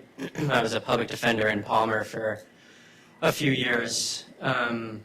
And I was thinking as we all stood and said the Pledge of Allegiance, and we ended it with liberty and justice for all, the power of those words, for all, for everyone, every member of our community deserves that. And I was also thinking as Officer Oganosh was being sworn in, and he took an oath to faithfully follow the Constitution and the laws ethically and to do good. And I was thinking, how could we ask him as a community to go and find someone who doesn't have anywhere else to go when the Valley does not have a homeless shelter? And I think cooler heads in the room really all agree that there has to be an increase in services for people who are homeless. And I just think the problem here is we're doing it backwards. Because how can we ask Officer Oganosh to find someone, and when that person asks him, "Officer, there's nowhere for me to go. I grew up here in the Valley. I don't have a home. I've fallen on hard times. I had a back injury. I was put on opioids, got caught up, and now I'm addicted, and I can't afford a place to live. What's that officer supposed to tell him? How can he uphold that oath? I was proud as I stood here in this room and heard about the food drive that we did for the victims of the storm out in Western Alaska. And at the same time, I couldn't help but think 1, 2, 3 steps in the future. What if those people who've lost everything, what if some of them end up homeless? So we give them food now, and then we find them later? Doesn't make sense. If you look around the room, many people here, many, have a family member, a friend, at the very least 1 degree of separation, 2 degrees of separation from someone who is or has been homeless. And so when we talk about the homeless, as some people have, as sort of like a category of people, we need to figure out what to do with them. It's not them, it's us. Even the Bible says that the indigent will not disappear from the land. And what does it say next? Therefore, open your hand to your brother. And I think this is really an opportunity to say, what can we do to help people? Before we figure out what we can do to find people, maybe let's think about making a shelter. Let's think about affordable housing first, and then maybe have this conversation afterwards if necessary. Let's open our hand. Thanks for having me here.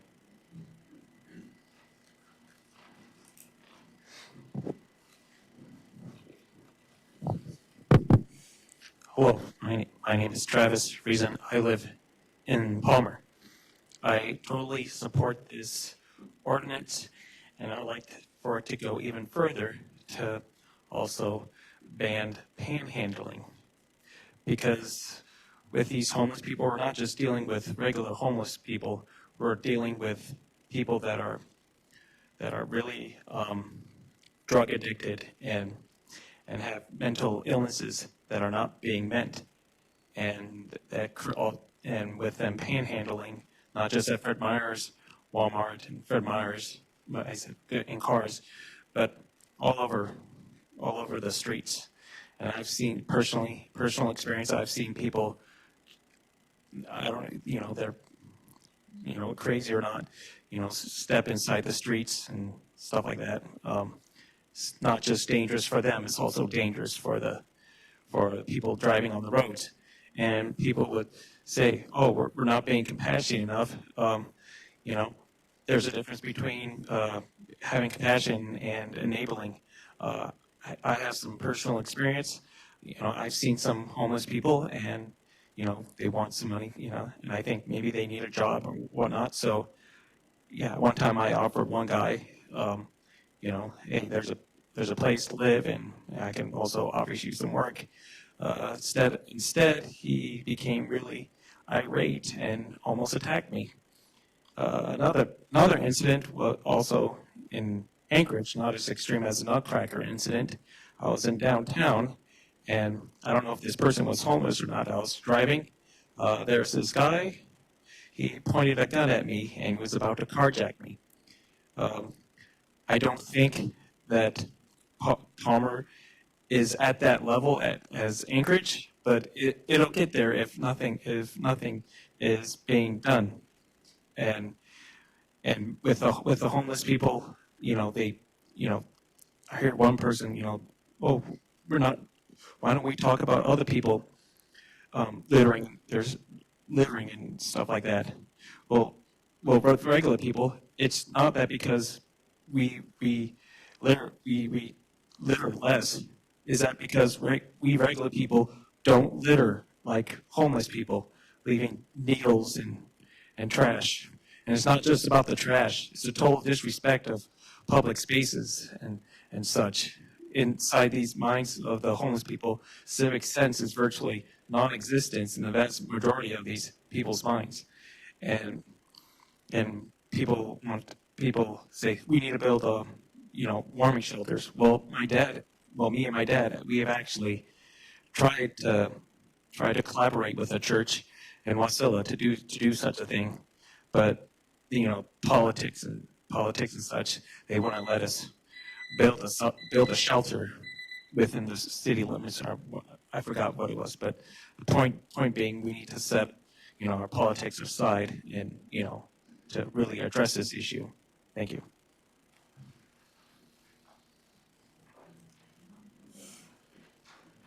Good evening, Mr. Mayor and Council. I'm here tonight speaking on behalf of Hannah Petrick. I hope over the last 2 weeks you've taken time to look through the years of peer-reviewed research showing what countless experts have already proven. Punitive policies will never solve homelessness. Public camping bans, like the one being considered tonight, do not reduce homelessness. They only make it less visible, easing the discomfort of the privileged while ignoring the real systemic failures that leave people without homes in the first place. Every citation, every eviction, every forced removal from public space deepens the cycle of poverty and trauma. Homelessness counts are at record highs across the nation, driven not by choice or moral failing, as suggested tonight, but by low wages, rising costs, and a severe shortage of affordable housing.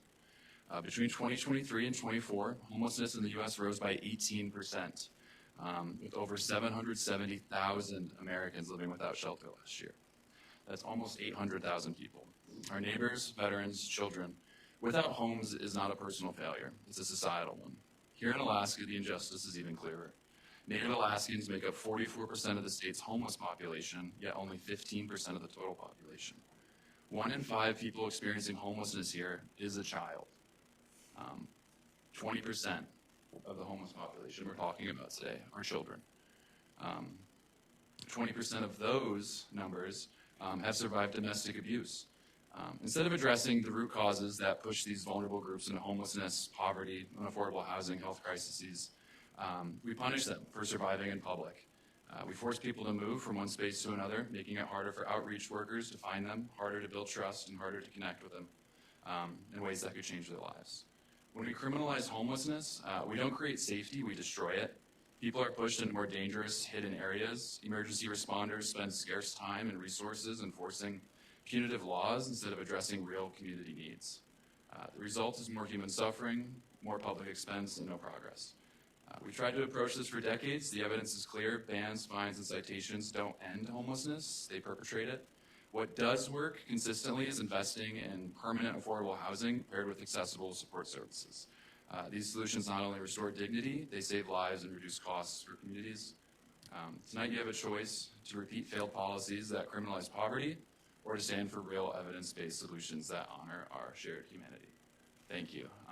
That was Hannah's note. I have an own personal thing if I have some time. I think it's unfair to homeless people in general that we're grouping in leaving behind drug paraphernalia and litter and maybe waste in public when those are things that are not necessarily just done by that community. This is going to be challenged, this ordinance. It's going to be expensive. I'm sure the ACLU will take a closer look at this. I recommend tabling it indefinitely until you find the correct verbiage to kind of go about this. Yeah, thank you guys for your time, and thanks for being here listening to us all.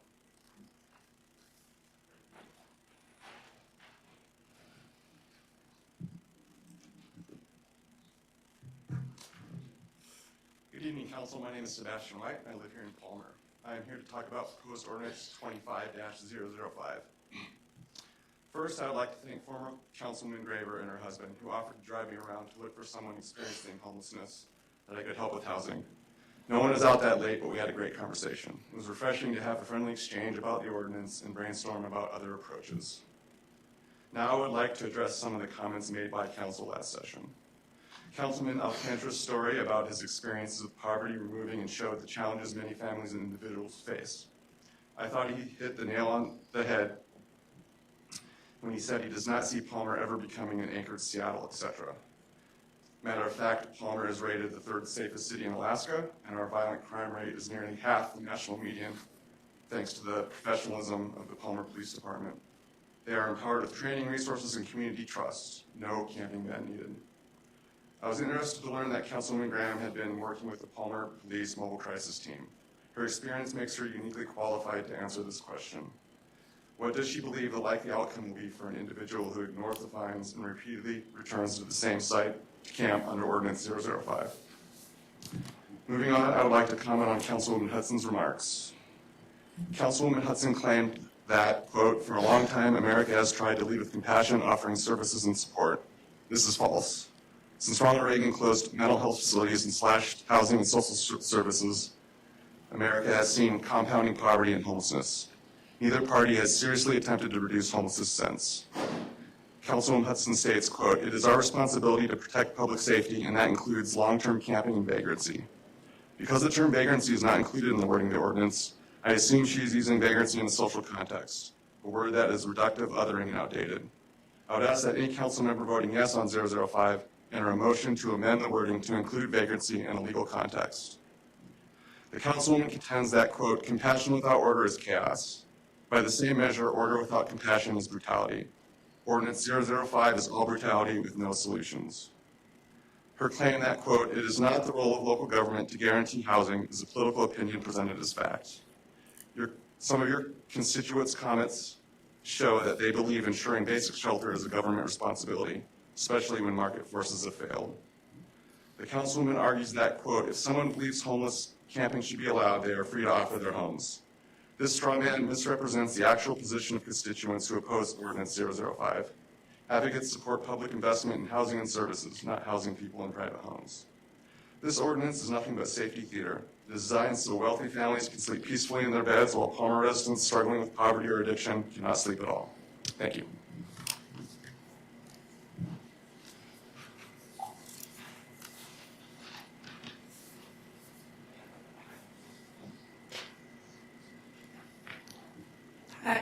Hi, my name is Brighton Isaac, current resident of Palmer and longtime Alaskan.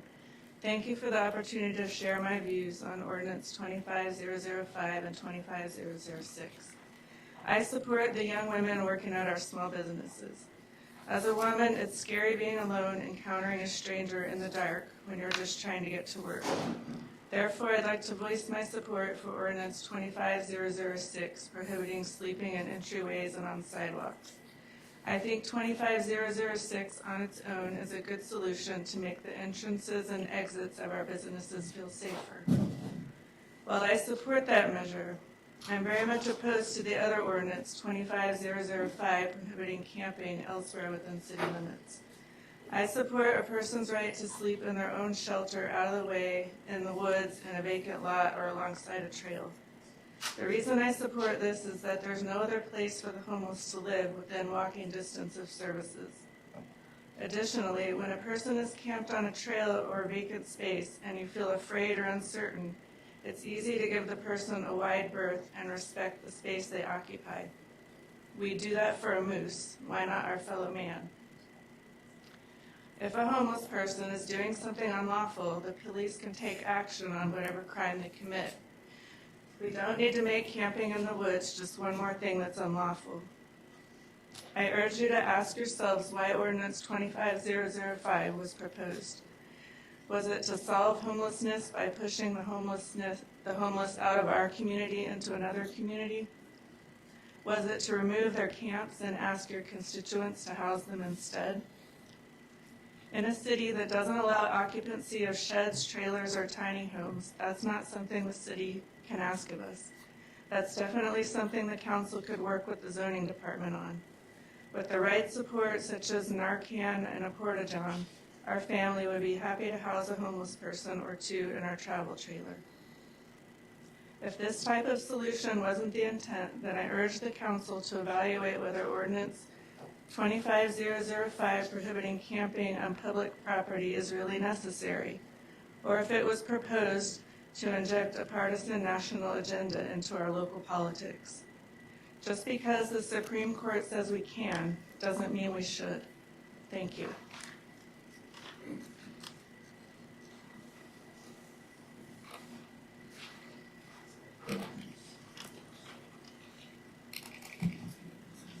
Good evening, Mayor and Council.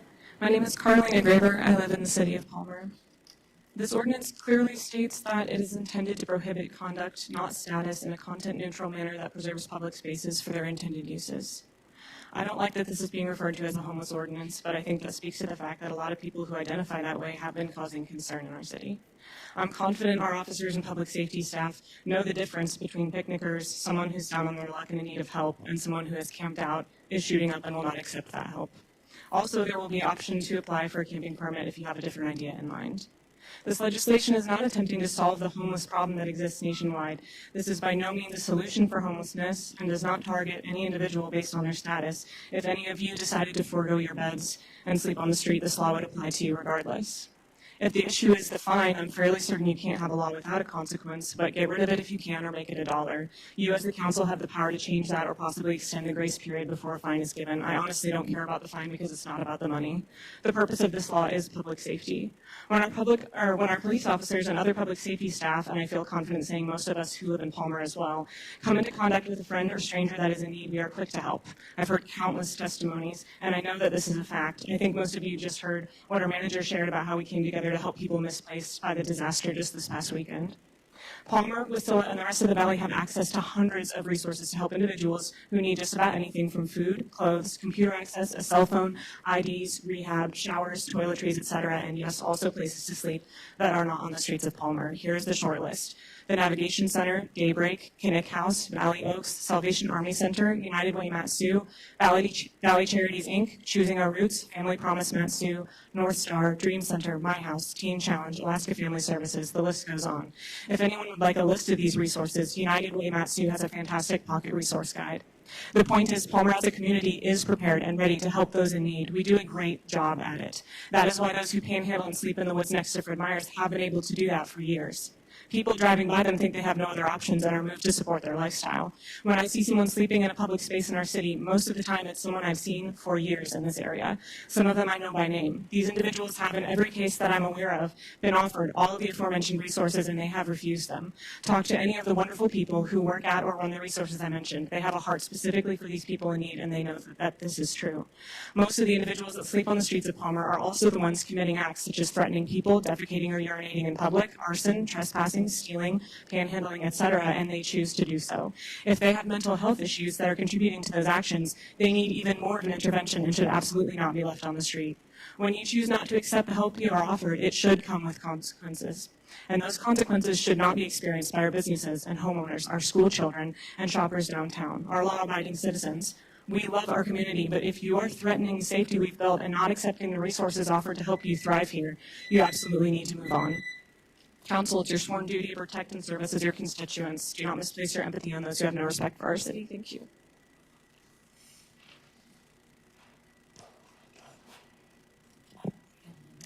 Dusty Silva, business owner across the street, 234 West Evergreen. I have a small staff of 4.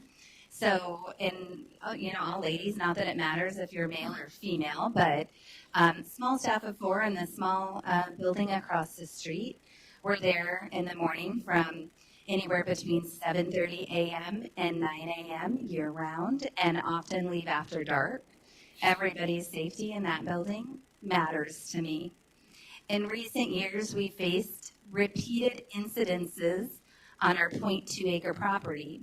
Our shed has been broken into multiple times with people camping inside and theft. Individuals sleeping under our picnic table behind the shed. Eventually, we had to remove the picnic table, and the shed may be next.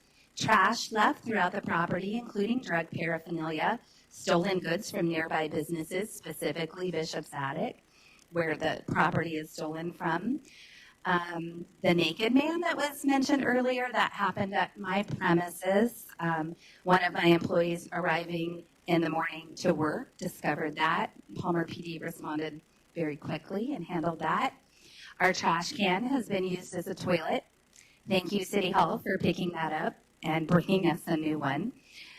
People loitering near employee vehicles, making staff afraid to walk to and from their vehicles in some cases, which Palmer PD responds in a minute.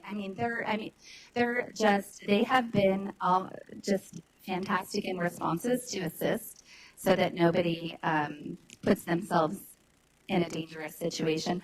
We've had car camping in our parking lot specifically. Over the fair, we had a car catch fire overnight in our parking lot. No injuries, thank goodness, but it wasn't just a fire, it was explosions. We were left with the cleanup of that and the repairs to our parking lot. And this past Friday, a new encampment appeared between my storage shed on my property and the one on Bishop's Attic property, which I'll show pictures. I'll leave them for you. Palmer PD did come and just check just to make sure there was nothing to be overly concerned about, but it's a big cleanup yet again. So it's not isolated events. It's going on here. It's going on right downtown Palmer. It's going on as your neighbor. Across the community, we've seen the same pattern. We've seen unpredictable, unstable behavior, people walking with weapons, the guy with the machete. I don't remember his name, but people, the individuals shouting at you, they're intoxicated, whether it's drugs. And I know that's against the law. Somebody has to make the phone call, but intoxicated, assaults, disturbing encounters that leave all of us, the businesses and the residents, what's going to happen next? Oh, that was too fast. The ordinance isn't about being heartless. I fully support it. We had many meetings with law enforcement, council members, city staff. We learned the most effective way to protect our business employees and customers was to trespass individuals from our premises. That was the tool that we had. And so that's what we did. Sorry. Yes.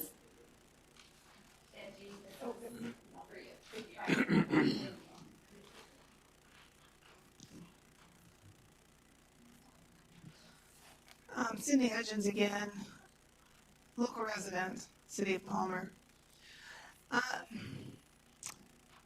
I've heard a lot of people say things like, oh, do we know if the trash is theirs? Well, you know, when you've seen somebody standing in a median, when you're going into the grocery store, or you've seen where they were sitting at the corner there at the grocery store, and they leave, and there's a big bag of trash, who left that? And who's going to clean that up? And you know the way the wind blows around here, it's going to be all over the city. I have heard from a couple of people that after I talked that it didn't sound that they couldn't tell if I was for the ordinance or not. And I definitely am in support of this ordinance. And then when the attorney came up, maybe some rewording needs to be done before it's voted in. Maybe vagrancy needs to be where the issue is. And then I've also heard that there is a nasty rumor going around that Palmer's going to build a homeless shelter. Oh boy. Why don't we just call them all in from everywhere? Do you know most of these people don't want help?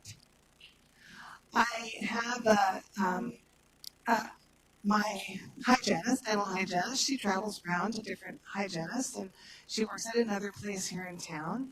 And they have a homeless guy living behind the dental clinic. When asked if they could offer him help, he said no. He was fine. This was how he wanted to live. He made a choice. He left that life. And then there was another individual that quoted the Bible. Oh yes, let's bring the Bible in on this. You know, I was just reading 2 Thessalonians today, and Paul said, if a man doesn't work, he should not eat. Wow.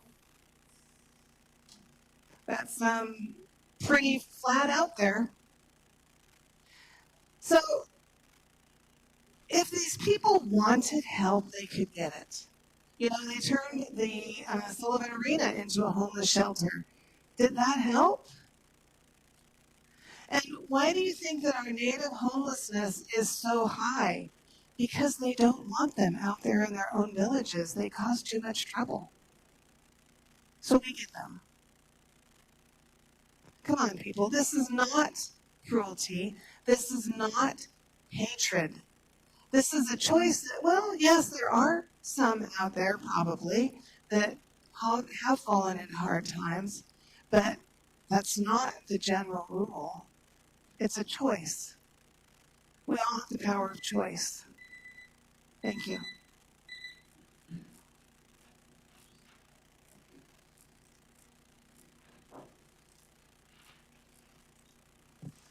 Good evening. Long night, you guys look tired. Work a long day, and you come and do this. It's a very glamorous job. but I appreciate you doing it. This is how the sausage and city government takes place, I guess, and appreciate you being a part of the process. I was here a couple of weeks ago, and it won't take as long. I'm in favor of the ordinances. I think it's an issue of public safety, public sanitation. We have heard about this small town feel, small town Sherman Palmer. We've heard about the successful trick-or-treat situation the other day that the chamber put on. If there was people on the sidewalk that parents had to take their kids around, it would not have been the same experience at all. And so I think I remember Deputy Mayor said last week, the city doesn't have the problem in the magnitude anywhere close to Anchorage. But this ordinance would be a preemptive step so we don't go in that direction.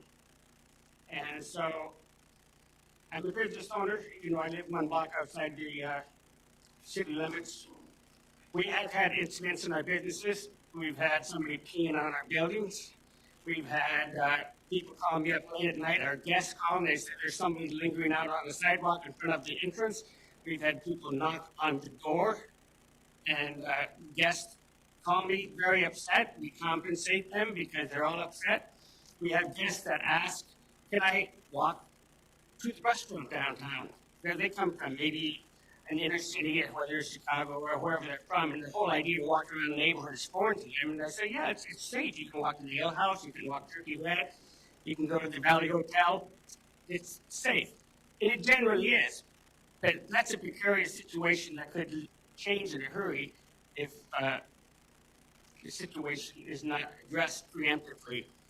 So I think you have a responsibility to the residents and the businesses of Palmer rather than transients that would want to show up. And I think these ordinances would also give the police tools that they need to address issues when they arise. So I'm in favor of the ordinance. Can I get your name? Oh, Martin Moffett, sorry about that. Thank you. Hello, I'm Rob Dedock, and I'm just going to make this quick.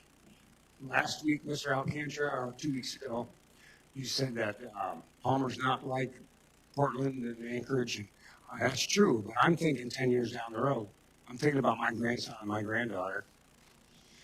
And then in your words, Mr. Cooper, you said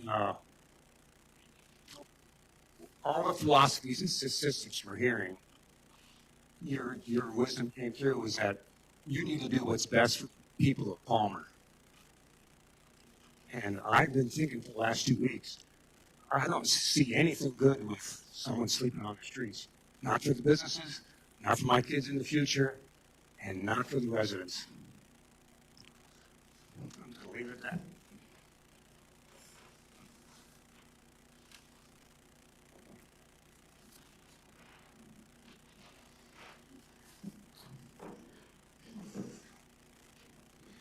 Wes Yards, Palmer Bar.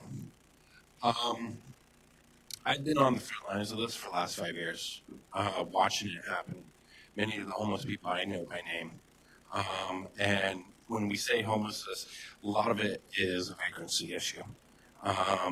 Some of these people, they have places to go and stay, but they refuse to because they have to be sober. Some of them have houses. Some of them have family.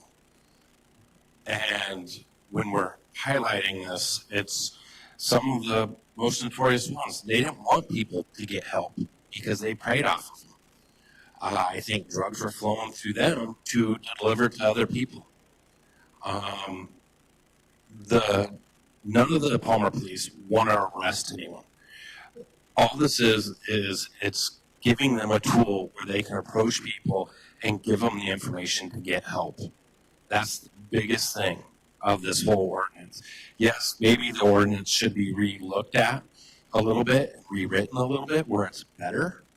But we don't need a homeless shelter. If we're talking about doing some sort of shelter, how about we do a drug rehabilitation and mental health counseling shelter? Just housing them will not solve the problem. So, yes, we need this tool, but it's for the Palmer Police to help it. It's our old police chief, Sheldon actually said 70% of his calls were 11 to 15 people. That's a huge expense.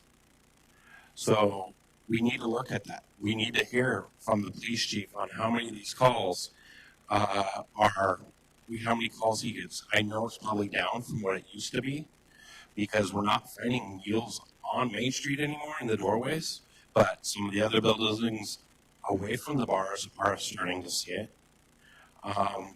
We need to work on how we're going to get it better.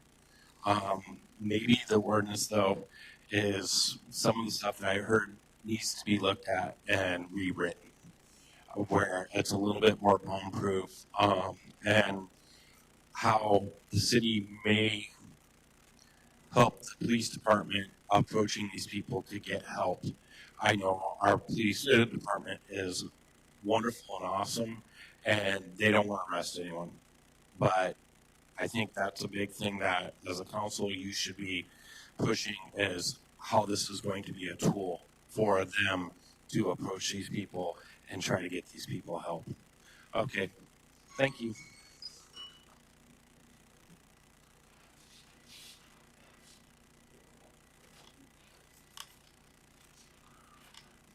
Good evening, Eric Mayer, a local business owner. I appreciate the weight of the decisions that you guys are considering tonight. You have broad shoulders, and I appreciate that. But as a business owner,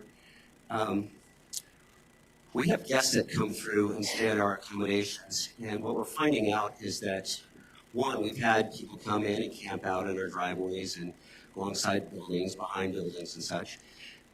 They do leave a mess, and but they're getting bolder in their plight for finding sanctuary. And in so doing, we've had them come in and just try every door handle until they find an open one, in which case they did.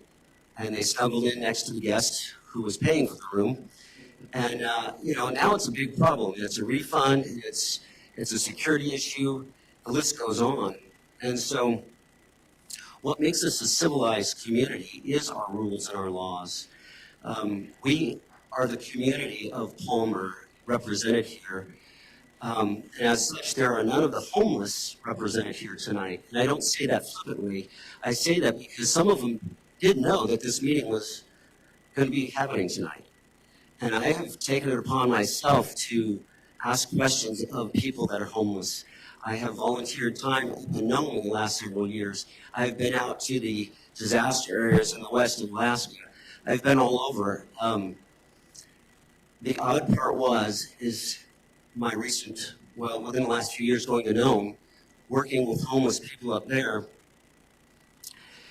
I would say probably 80% of the people that I served meals to that came in from the cold, they all said that's all they wanted. They wanted to live on the street. It was their desire to do that.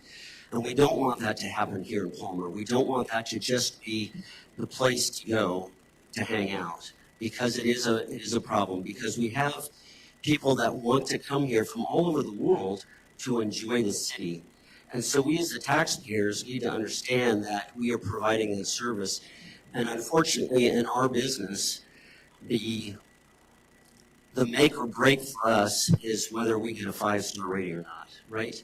And so we do what we can. If you were to tour our facilities, you would see that we maintain a 5-star accommodations. And so when that's compromised by somebody outside who just simply doesn't care, that becomes a big problem.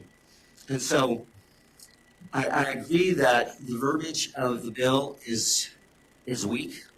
It needs to address the right issues at hand. It is a vagrancy issue, not necessarily homeless. If I had the whole evening to explain, I too was homeless at one time. But, it wasn't that I wanted to be on the street. So anyway, thank you for your consideration.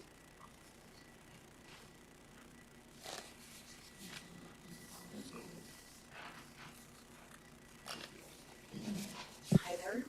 My name is Paula Pettyjohn, and I live here in Palmer. And I thought it was important to come and actually voice my opinion in support of this ordinance.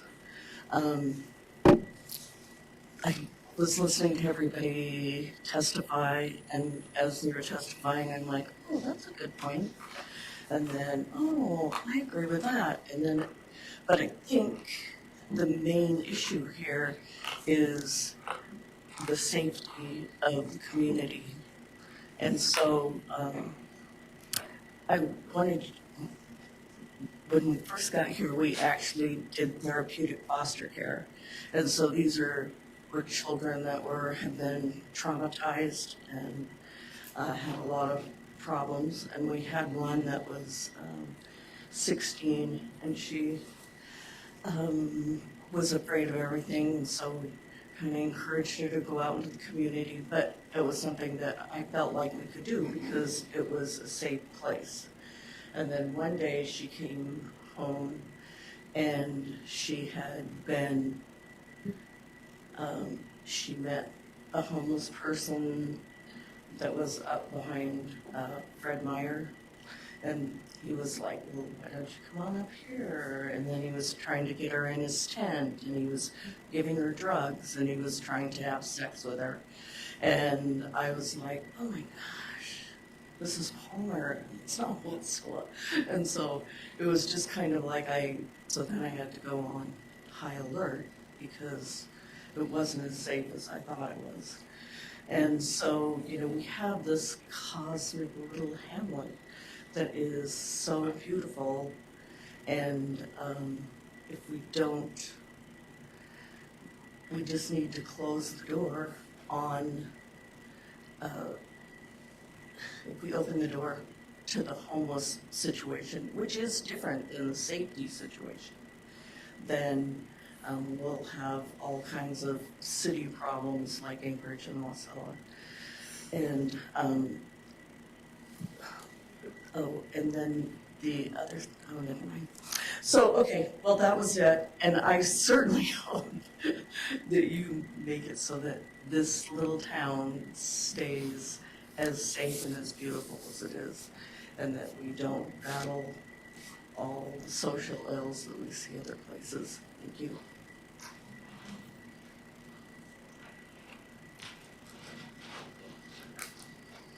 You're starting to walk like your mom. I know. She's walking better than me.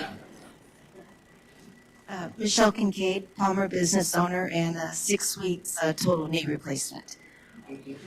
I'm in support of the ordinances. I don't understand all the legalese, but I am in favor of them to prohibit sleeping on sidewalks and in favor of the ordinance to stop unauthorized camping in city limits. The City Council, it is your responsibility to serve the Palmer residents, the businesses in Palmer, and this community as a whole. I ask that you pass the ordinances to assist the wonderful Palmer Police Department and help give them the ability to move people along from blocking or sleeping on sidewalks. And believe me, all the people that are sleeping on the sidewalks, they know exactly what the rules are. When the police come and talk to them, they know exactly what they can and can't do, and the police cannot do anything to move them off the public city sidewalk. And so I believe these ordinances will take care of that situation. Like in front of the Just So, there was a gentleman there for a couple weeks, then he moved to the sidewalk, and he moved in front of the depot. And we had to have him trespass from our buildings. We had to lock our bathrooms upstairs, and we're getting close to where we're going to have to lock the public bathrooms completely. It's not 1 week goes by that I'm not trespassing somebody from the businesses because of what they come in and do. And it is not the City of Palmer's Council's responsibility to solve all the homeless problem. It's your responsibility to keep the sidewalks open and safe for the public. I heard a lot of people at the last meeting talk about the fine. I'm not sure about that. I mean, that's something you guys have in there. I don't know if you're going to get the fine from somebody that doesn't have any money, but I do think it's really important to have at least the rules there that the Palmer Police can say, hey, you can't stay there, you have to move along, and you can't go to any other place in the site in Palmer, that you can't just move 1,000 feet down the way. We just had the Palmer Police there last week, somebody underneath the Christmas tree. And we had him trespass, but then he came back again. So it is not safe. I just as a person don't feel safe going out, so I have to call the police. But the police absolutely are phenomenal. And it just recently, and we went to Anchorage to do our insurance policy, and I was surprised when we went to the business, a professional business, the doors were locked. And it's because of the homeless. And so we had to knock on the door, and they had to look at us and size us up, and they decided we were there for business. And it was scary. It made me think, I'm never going back to Anchorage in the dark again. I mean, it wasn't dark, but I just don't feel safe there. And so please don't let that happen to Palmer. And again, there are so many other, the police are phenomenal, and they treat everybody with compassion, and they do pass things on. And don't forget Set Free for the people that have alcohol and drugs. There's a lot of places that can help people if they're willing to get help. Thank you.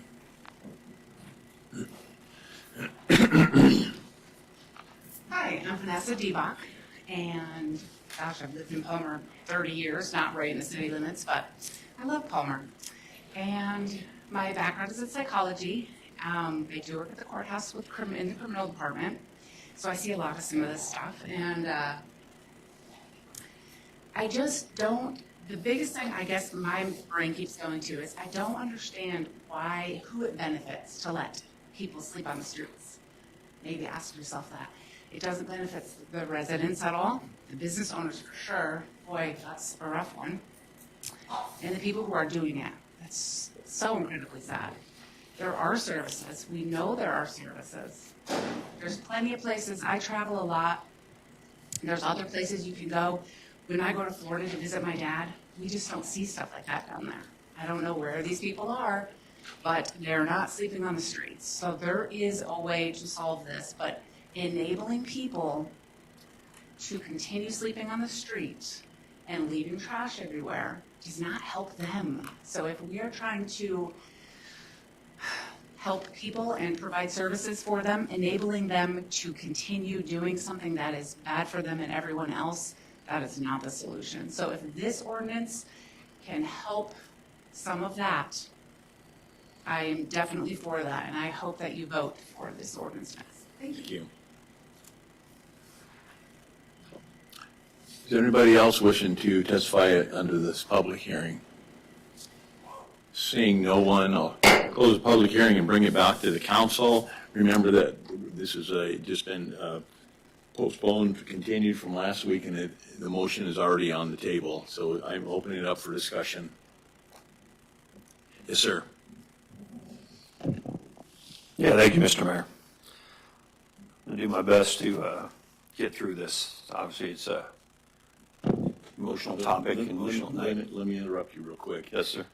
Now, remember, according to code, we have each individual has 10 minutes and 2 bites of the apple. So I'm going to try to keep it to 3 with respect for all the other people that had to. So thank you for that. I appreciate that, though. I don't know if I've been in Palmer longer than anybody in this room. Maybe, maybe not. Just depends on what you consider Palmer, like a lot of people talked about. I lived out in Outer Springer. I lived at the last cabin on Clark Wolverine. For between 4th and 5th grade, I lived in a tent where the courthouse is now with my mom and 2 sisters for about 3 months before someone took pity on us and gave us a cabin to live in. No water, but it had a wood stove. Sorry. Spent a weekend with my sisters this week. Had a discussion with my sister about, hey, I went to 9 different schools. She said, yeah, I got you beat. I went to 11. And I said, that's BS. And she named them all. And I was like, whoa. She has one thing on me. She's a Palmer High graduate. I didn't graduate from Palmer High. I went outside and I left home at 16 because a couple said they would pay me $50 a week and room and board if I worked for them. And I was young and strong and had no mental deficiency, so I could do that. Later in life, I lived in my car for a while. Look, for me, I had a car, more than a lot of people have. So I can't worry about lawsuits. I can't worry about recalls. I have bigger things to worry about. I have a higher power to answer to. I have total respect for both the council members that brought this thing forward. I do not. I think it's a wrong execution of a right idea. I don't think I can support this first ordinance, 2505. I'll double down and say it again for those who brought it up. Palmer's not Portland. Palmer's not Anchorage. Palmer's not Charlotte. Palmer's not Chicago, and it's never going to be. Comparing Palmer to these giant cities is not apples to oranges, it's apples to watermelons. Yes, there's several people that have issues, and I'm going to take advantage of what my former council member suggested and go on drive-bys with Palmer Police and look to see where this issue is at. But, you know, I wrote down who supports, who's against it. We got plenty of emails on both sides. I appreciate everybody that's come out tonight. I appreciate everybody that's testified. But when push comes to shove, and I know, hey, you can't bring your personal issues, your personal upbringing to the council, I have to call Bravo Sierra on that. You have to bring your own compassion, your own religious beliefs, if you will. I know I've been counseled against that, but at some point, when the roll is called up yonder, I won't be able to say, hey, I voted to make this a criminal activity. I can't do it. I'm a no vote. Thank you. Yes, ma'am. There's been a lot of testimony about us not, the ordinance not addressing the homeless issue, and that's really not what we're trying to do with this ordinance. We're addressing the public space issue and keeping Palmer safe and keeping that public space for all of Palmer. And it's been said that there's no compassion in it. Palmer is rich in organizations. I don't know, there's like 300 nonprofits.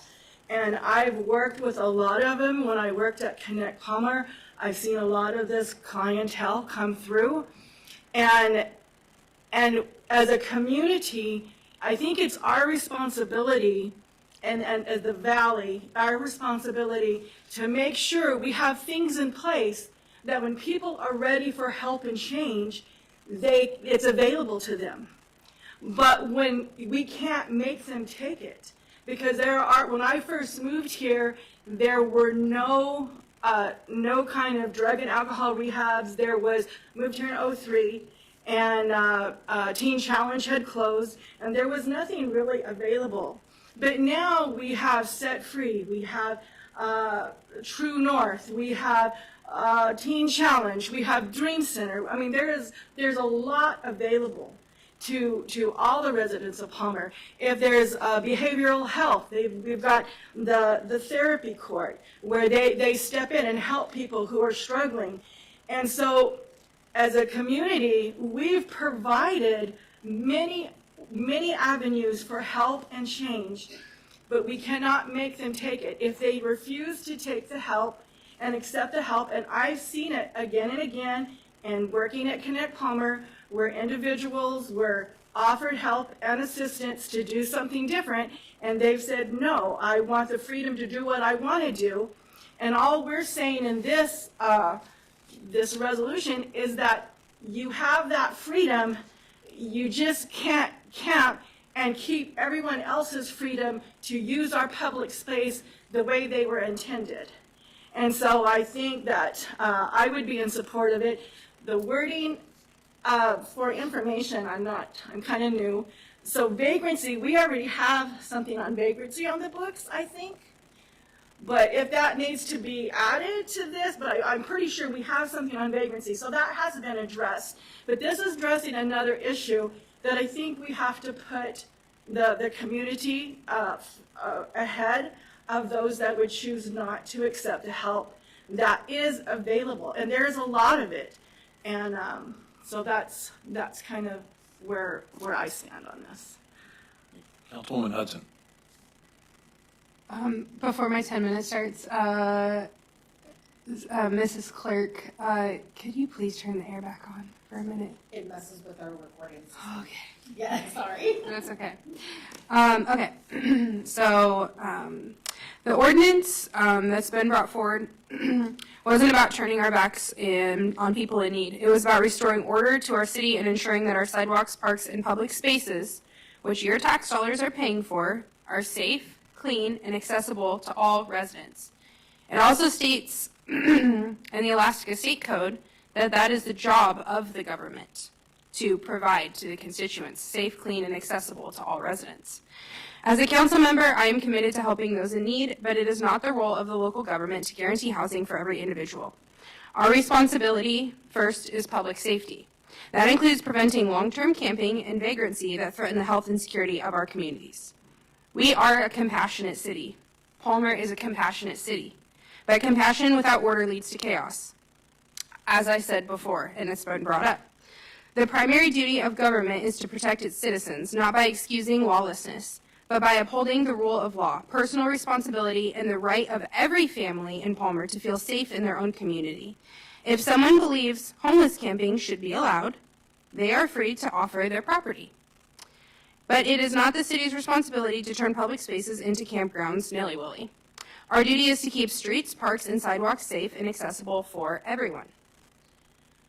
Then that would also bring up a concern about ADA compliance, which people have brought up previously, and rightfully so. But would it be ADA compliant when a resident cannot safely navigate the sidewalk because someone is obstructing it while under the influence? Families with wheelchairs, seniors, those with mobility challenges deserve to be able to use public spaces without risk or obstruction. People in these conditions do not belong in public spaces. They need support. They need to accept support. But they also need to follow the rules. Some have raised concerns that enforcement will overwhelm the courts. But the reality is, in looking at statistics, that our DA has already chosen not to pursue offenses, including theft or other crimes committed by individuals experiencing homelessness. So the fear that enforcement of this ordinance will flood the courts is not supported by how the system is actually currently operating. And to be clear, this ordinance is not about issuing fines to people for being homeless. It is about preventing conditions that create unsafe and inaccessible public spaces. We can be both compassionate and responsible. We can care for those in need while also protecting families, businesses, and residents who call this city home. This ordinance is a step towards balance, a way to ensure public safety, accessibility, and dignity for everyone. Under Alaska Statutes Title 29, Chapter 35, municipalities are granted broad powers to enact ordinances that promote health, safety, and welfare of their communities. These powers encompass the ability to regulate public spaces, enforce cleanliness standards, and address nuisances that may impede public access or safety. Well, what is a nuisance? That is described in Chapter 8.36 of the Palmer Municipal Code, specifically addressing public nuisances. We've already passed this code. It states, whatever annoys, injures, or endangers the safety, health, comfort, or repose of the public, offends public decency, interferes with, obstructs, or renders dangerous any street, any highway, any navigable lake or stream, which would be down at the Matanuska River all night, fireworks going off and people screaming in their shelters, or in any way renders the public insecure in life or property, is declared to be a public nuisance. This provision empowers the city to already take action against conditions that compromise public safety and obstruct public spaces. Additionally, Palmer's Title 12 covers streets, sidewalks, and public places, outlining regulations that we have already voted to ensure these areas are kept clean and orderly. These regulations are designed to protect the public and maintain the functionality of streets and public spaces. Both Alaska state law and Palmer Municipal Code provide solid foundations for municipalities to regulate public spaces, enforce cleanliness standards, and address nuances that may compromise public safety or accessibility. These frameworks have supported the city's responsibility to maintain order and safety in public areas, ensuring they remain clean, accessible, and secure for all residents. It is not the local government's job to be someone's baby daddy. I will never make a vote to support laziness or enabling. Get a job. Pay taxes. If my husband doesn't go to work, we don't have a home. We don't have a home. If we don't follow the law, we get fined. If I speed and get pulled over, I get a ticket. Do I get to tell the officer I don't have a job, so I don't have money to pay you? No, I don't. In the military, this is known as extreme ownership. If you want a good life, you make good choices. You make bad choices, you get bad results. You all have wanted to continue to tell me over and over at this dais, multiple meetings now, that this will never become Anchorage or Seattle. But you are refusing to listen to someone who has been through this exact situation. And Councilman Alcantara, you brought forward that you took a job. You took a job that you were offered. These people can be offered that. They're offered help and they're offered jobs and they're refusing the help. And that is no longer my problem or the taxpayer's problem. Thank you. Councilwoman Collins, do you have any discussion or comments you'd like to make? Sure, I'll make a couple comments. Thank you. I am a yes vote for this proposed ordinance, and I won't rehash a lot of my reasons for that vote are in line with a lot of things that have been expressed here at this meeting and in previous meetings, so I won't rehash all of that, but did just want to point out one thing that to me influences my vote to some extent. And that's that I do feel this ordinance is actually a more compassionate way to deal with some of these issues that the ordinance is meant to address than are currently in place. And what I mean by that is, having worked at the district attorney's office for several years, I did see a lot of folks being arrested and charged with crimes simply because they were creating an issue, whether with local businesses or residents in the community. I work both in Anchorage some of that time here in Palmer. But ideally, to diffuse those situations, the police just want the folks to move along or the parties to part ways to resolve that issue. Purely when someone doesn't have anything to lose or not much to lose, it's often hard to create an incentive for that to happen. But so arrest becomes a tool that's used frequently there. And so if someone who is experiencing homelessness or other issues that puts them in these situations are frequently charged with crimes just to get them out of these situations and then decide to change their life around at some point in the future, having an extensive criminal record really affects their ability to do that. And so, for example, if police show up with there being some sort of issue and people won't move along, then okay, do we go ahead and charge them with trespass? Do we go ahead and charge them with having drug paraphernalia, even though normally we don't charge that as a crime? So those are the types of things I see, these minor offenses that are not normally charged by police, but can be in situations just to keep things from escalating. And so I think that these ordinances provide an opportunity for law enforcement, instead of making arrests, or finding something they can arrest on, allows them and gives them the authority to hang out there until a person moves along to some place where they're not creating a problem that has given rise to the calls to police. So I don't see that Palmer Police, I can imagine Palmer Police, in my experience, have been very compassionate about it, responding to a variety of situations. And so it isn't something where I see them sweeping the local woods and rooting everyone out, but a situation where if they're called because there's a problem, that they're able to respond, and these ordinances will just be one tool for them to use to diffuse these situations. As pointed out, ordinances are not going to address homelessness or other issues related to that, and that may be something that we as a community need to address at a larger level. I know there's a lot of individuals and organizations and churches that do a lot to help some of these disadvantaged groups, and I really appreciate and admire those that do contribute, and I think the community will continue to do so. But like was stated, these ordinances are not about homelessness, but about keeping these public spaces available for their intended uses, and so I am in support of them. Thank you. Councilwoman Carrington. Number two. Number two, okay, he's counting me. I just wanted to add that Palmer is a very compassionate community. Palmer kind of Moosey, the manager, they kind of helped kind of set up our pave a way for the Navigational Center, which is a great organization that helps this community. And Palmer is when the police, when I worked at Connect Palmer, I did have to call the police a few more times than I really would like to.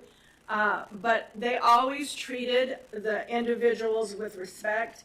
They always had conversations with them to try to help them make some decisions, maybe some better decisions. They always showed up. They always were very respectful to the individuals that we were working with. And I don't think this is going to change that. This isn't going to change our desire to be compassionate and to be helpful and caring. It's just also caring for those businesses and individuals that are wanting to use our public spaces. And there's room for us to be compassionate on both sides, and this doesn't change that compassion. And that's all. Thank you. I might have these dates wrong, maybe the cities. 2019, the city of San Francisco passed an ordinance, wanted to pass an ordinance to stop camping in public property. Johnson versus Grants passed it, I think it was around 2022, passed the same ordinance. It went to 9th District Circuit Court, and they originally said no. They overturned those and said you are allowed, you cannot stop people from camping on public property. That went to the Supreme Court. June 28th, 2024, the Supreme Court overturned that and said that the individual towns actually, they took it away from the federal government, and they said the individual communities actually have the authority to pass ordinances that prohibit camping on public property. They said that it does not violate, and it's not a ban, it's not cruel and unusual punishment, and thus they allowed the cities to go ahead and pass those ordinances. And I think they made sure that it was in the best interest of the communities. This ordinance obviously is not a panacea. It's not a silver bullet. No city has found that there's a silver bullet to fix these problems.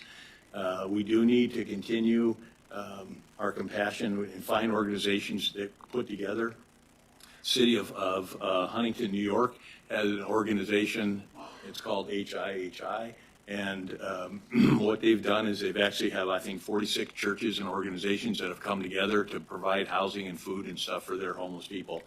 But they do have a camping ordinance. So there are other ways around this. This is just the first step, like it's been said. I appreciate all the comments that have been made. I've wrestled with this for quite a while. I'm probably personally against this, but I have said many times that individual beliefs do not play a part in the decisions that I make for the city of Palmer. My decision is made for the betterment of the entire community and not for a small handful of individuals. So in this case, I am a yes vote on this. So I'd like to bring this back to the council. Yeah, Mr. Alcantara. Thank you, Mr. Mayor.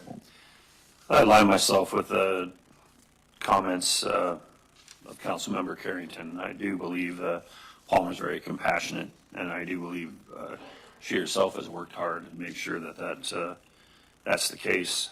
I do want to say that every tool in the toolbox doesn't need to be a hammer, and this 25005 is completely separate from 25006. I mean, there's a difference between public property camping and camping in streets and alleys and different things. So, and I also want people to know that no matter what size of city, whether you're in a 6,600 person Palmer or a 290,000 person Anchorage, when you squeeze air in the balloon, it has to go somewhere.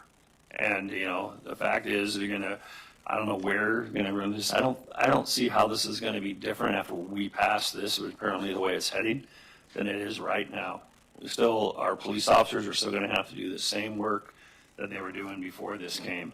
To me, this is just sort of a cruel and unusual hammer that we're going to hammer down on the people that can least afford these kind of things. And yeah, another council member brought up, hey, get a job. You took a job. You dug yourself out of the hole. I didn't have any mental issues. I was young and strong and could take a job. I didn't have any issues that some of these people might have. I just think, you know, I can read tea leaves. I can see where it's going. I want to remind people that plenty of people testified in opposition and wrote emails in opposition to this ordinance as well. This is by no means a situation where 90 or 95% of folks said, hey, you need to pass this thing. A couple council members worked extremely hard on it. They brought forth the best thing they could. I just can't agree with it. I guess I'll just leave it at that and let it go to the vote. I'm going to bring it back to the table. We're going to be voting on ordinance serial number 25005, establishing chapter 9.37, camping on public property to prohibit unauthorized camping within city limits and providing for an effective date. A yes vote approves this. A no vote turns it down. Madam Clerk. Councilmember Carrington? Yes. Councilmember Collins? Yes. Councilmember Hudson? Yes. Deputy Mayor Alcantara? No. Mayor Cooper? Yes. It passes. Moving on, we'll open up a public hearing for resolution number 26001, adopting the City of Palmer Employee Pay Plan. Anyone who wishes to come forward and speak about the pay plan, please do so.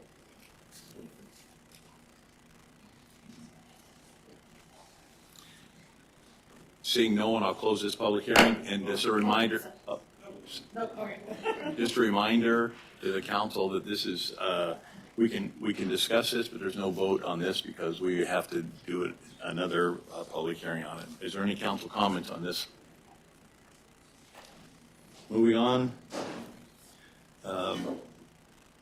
Public hearing on resolution number 26002, adopting the 2026 fee schedule for the City of Palmer for the fiscal year beginning January 2026 and ending December 31st, 2026. Anybody wishing to speak to this ordinance, please come forward.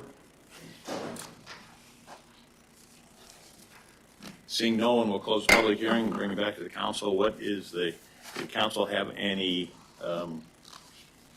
questions, comments about the fee schedule? Yes, sir. Yeah, just real quickly, Mr. Mayor, thank you. So after this evening, do these move forward to just the next hearing next Tuesday, or do they move forward until we adopt a budget? Meaning they can be addressed, looked at, reviewed all the way up until early December? So the answer to your question is yes and no. I mean, it would automatically move on to its second public hearing, but if you guys choose not to adopt it, that second public hearing, you can continue it as long as you would like until you pass it. Well, I should say there's a deadline, yeah, but yes, you can move it on to a few more public hearings. Thank you. Madam Manager, I have a few questions, and one is for the airport fees, and I was wondering if we could get the airport manager to come forward. Sure. Mr. Dementi, will you please approach?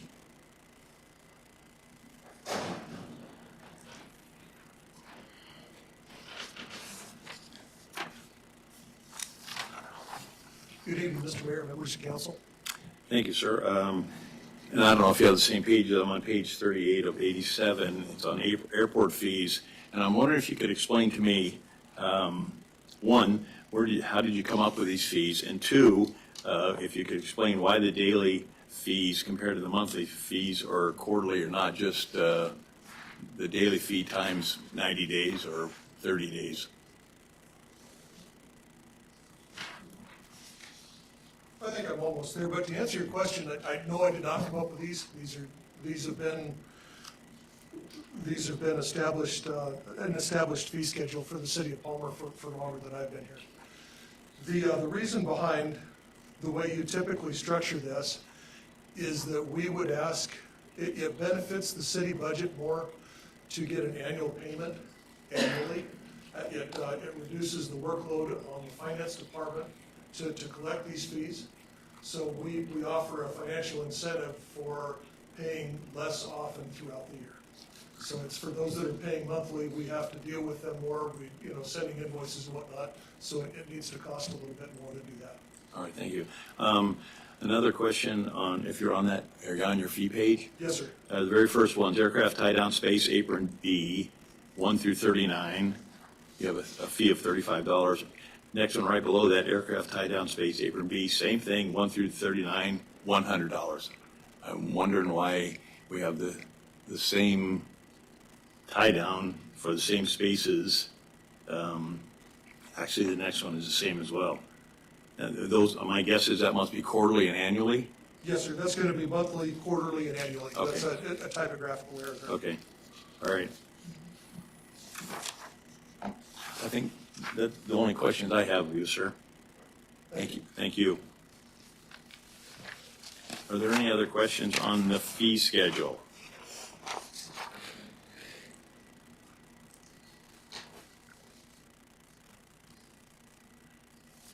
I do have some for the police department. Ma'am, you could probably answer those, unless the chief wants to answer them.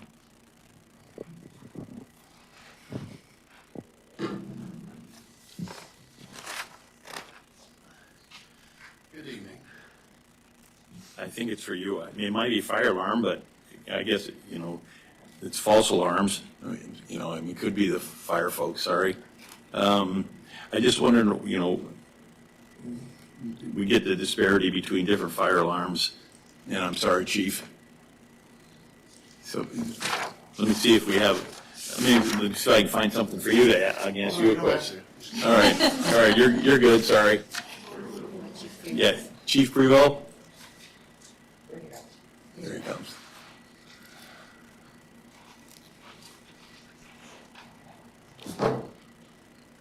I'm on page 43. 43. If we have the same thing. I don't know. Yeah, it's under false alarms. All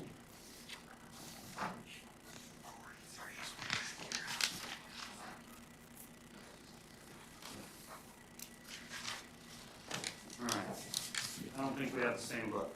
Okay.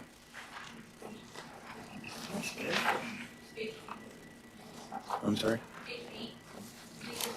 Oh, he's looking at the packet, Sorry. he's looking at the budget book. Okay. Yeah, so. Oh, sorry. No worries.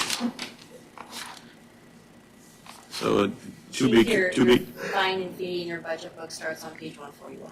Gotcha. And that goes. So your question, sir. So I'm looking at false burglar alarms and false fire alarms within a 12-month period.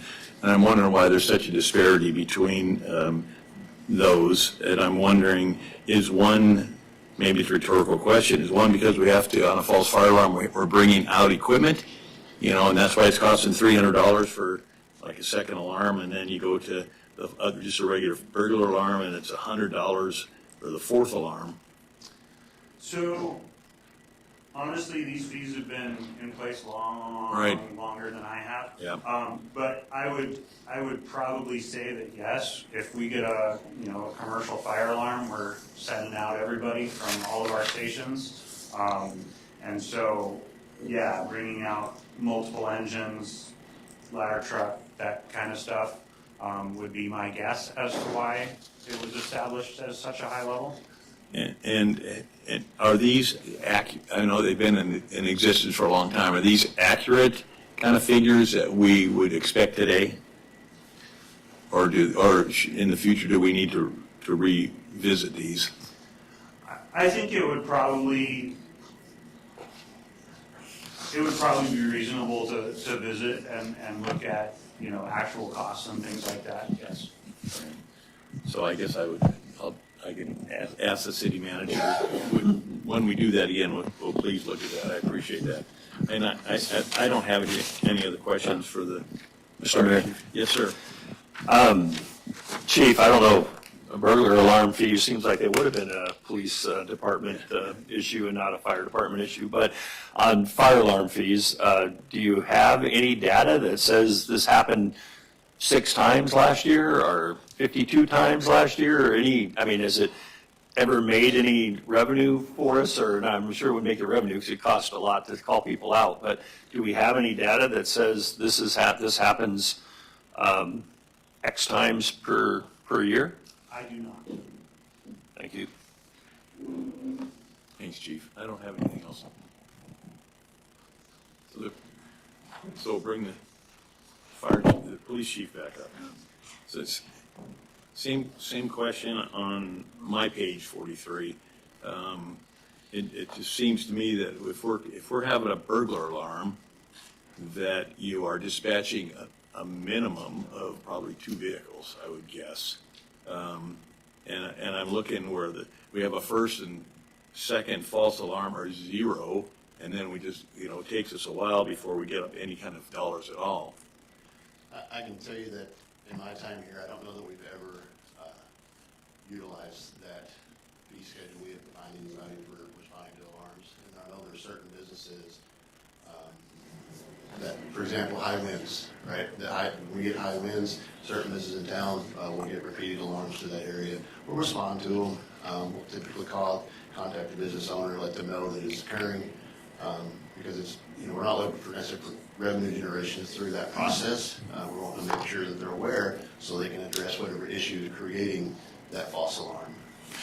So I guess a kind of a follow-up, and not false alarm, but just if we typically find someone who has burglared a place, do we normally charge them under a state statute versus Yes, sir. a city thing? It would be through the state statutes. Okay, all right. Appreciate that. Thank you. Or I guess, do you find them under both, or can you? That's a good question.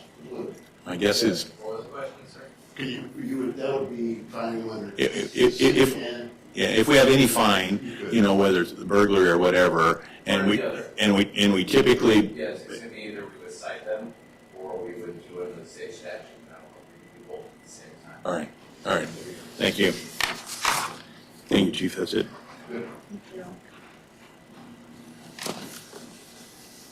Any other? Yes, ma'am. Yes, I do have a question. On the service fee for utilities outside the city limits. What? You're on Page 47 of our package. I don't know who that would, I'm assuming Jude. Is Jude here?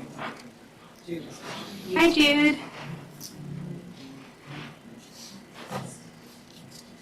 Good evening, Mayor, council members. If you could just, forgive me, I was in the alcove back there, I didn't hear the exact question other than water. Yeah, Mr. Mayor, if I Yes, may. please. Yeah, I definitely wouldn't mind repeating it. I just brought up the subject, so we brought up the right person, so sorry. The monthly service fee for outside city limits, when was the last time that the percentage was considered on how much extra the fee is for people who who are using our water outside city limits? Last year was our first year, and if you recall, that was the first time it had been adjusted in many years. Yes, Mr. Mayor, may I? Yes, please. Okay. So my question is do you think that that's something that we should now continue to consider as our constituent base is growing in the city of Palmer and our water base? Because we are also right now working on some big projects with our water system that is taking a lot of our tax dollars from our taxpayers, our constituents, who those people outside city limits aren't paying into. Correct, but I would hesitate to do it on this budget, and there's a reason I did not add too much, because what I would like to do is see what our service calls and things like that are out there, and you are absolutely correct. There is going to be a significant increase, but at the same time, I don't want to jump right away. That was the reason I didn't, and it was just an incremental. If there is a significant increase in our calls, and you're absolutely right, this is now, since taxes are not paid to the city, and we have city personnel that respond to issues with the water service out there, that is a consideration. But I don't have a frame right now of which to give you a reasonable background as to why I would increase it a certain amount. I don't have that data right now, And that's why we know it will increase, so there's a marginal one. Do I expect it to increase significantly coming up? Potentially. But again, I want to see, so then I can justify and come to you and say, okay, we had calls that lasted this duration and were outside city limits. I recommend we increase it a more significant amount, if that makes sense. I wasn't trying to just eliminate, not do it. We know it's going to be there, but I would like to come to you and say, this is what we tend to see, this is our response time, this is time on calls, that sort of thing before I go much higher, if that's okay. Yeah, thank you so much. Mr. Mayor, I know I've asked you questions, but is it okay? Yes, if I- please. Okay. So I guess my question for you then would be, do you think that you have enough time to bring that to us in the next few weeks while we're discussing this schedule? Or my personal concern, and I think some of the constituents' concern is that the city will get into having to kind of pay that for them for a time being, since this isn't being considered for a year. And that doesn't seem like a long time, but it really is when you're talking about, an extra 1 or 2 or whatever % for this fee. So is that something that we could consider before budget season, or? Great question. I would actually recommend not, the only reason I say that is we just turned the water on to one of the bigger subdivisions out there that I think you may be alluding to. We just turned their water service on. And so I have no data for you. You have time to refine that wishy-washiness. I don't think a month will give it to me, Mr. Mayor. Mr. Mayor, may I ask just one more quick question regarding this? Can I ask, can you remind me please what the percentage increase was last year that we passed for this? Do you know? I do not know off the top of my head. Okay. I think it was 5. I think it was 5%. I think it was 5%. I think, but off the top of my head, I don't recall exactly. Forgive me. Now that I can have for next meeting.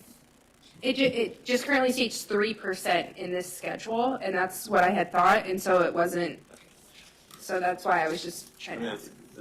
That's a good question, and we can look that up. I was looking at some of the figures, I thought it was 5%, but yeah, but. Okay, Shoot. thank you so much. Yeah. Deputy Mayor. Yeah, thank you, Mr. Mayor. Thank you, Mr. Bill, for, so on the water and wastewater rates that went up another, or are we proposing go up another 5% this time around? I won't get into the 100% increase for a connection disconnect fee and a 50% increase for a service call, but I'm sure there's a rationale to why those have to go up as dramatically as they do. But I'm more curious about the amount of customers that we have that use 0 to 5,000 gallons versus the amount of customers that use over 5,000 gallons. So is there a way to find out the data that would suggest that maybe people using 2,500 gallons per month shouldn't pay the same $52.40 and $24.05 that the people using 5,000 gallons pay? Is there a way to find that data? There's not that many customers in Palmer. I mean, I literally could, there's far less customers than there are registered voters in the city of Palmer. So there's a way to parse the data. I think the number, and Gina gave the number some time ago, around 1,800 to 2,000 customers. It's not a dramatic thing, although it may be more difficult to track. But we do it, if I'm not mistaken, we do it every month. You use 3,700 gallons, you use 5,800 gallons, et cetera. So the data seems like somebody could parse it out and figure out trying to figure out why we continue these 5% increases. And I guess if we're not balancing the books, we got to continue to increase these things 5% every year. It's not so much balancing the books for us as it is if you look at all the other things that are associated with when we respond, and these happen to be the system as a whole. So the cost of fuel has gone up astronomically, as you know, the percentage increases of that. The services that we provide, and when we have people go out just driving and checking water lines and things like that, our costs have gone up. So, and you asked about some of the other significant increases. I'll touch a little bit on that. What we did is we reached out and compared what our rates are that we charge for like a disconnect fee. If you look at what MTA charges, or NSTAR charges, or MEA, and we reached out to every one of them, we are far lower than any other utility provider out there. So we have increased some of those, what looks to be a significant increase, but it still does not bring us in line with the other utility providers in the area. And there is merit to being close to them, similar to them. For far too long, we have not taken care of the city of Palmer in terms of keeping up with what other entities are doing. Dovetail real quick, you'll see some of our fee increases for equipment that we would charge if we had to go out and fix something. Those are commensurate with what all the local rental companies charge. And we are still below them. We are not exceeding any of them. So, but back to the water, we have to maintain these increases because of the cost of vehicle parts, fuel, tools, anything that we use there. Those increases are significantly higher than what we are charging as an increase for the water rates. And yes, that data can be pulled and compiled. Our utility clerk, the city's utility clerk, does a fabulous job, and it's something we can pull. To what the end state is, I'm not exactly sure, but we can get that data.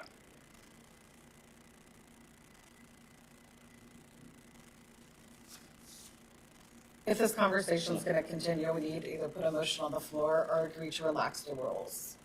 Y'all are driving me crazy.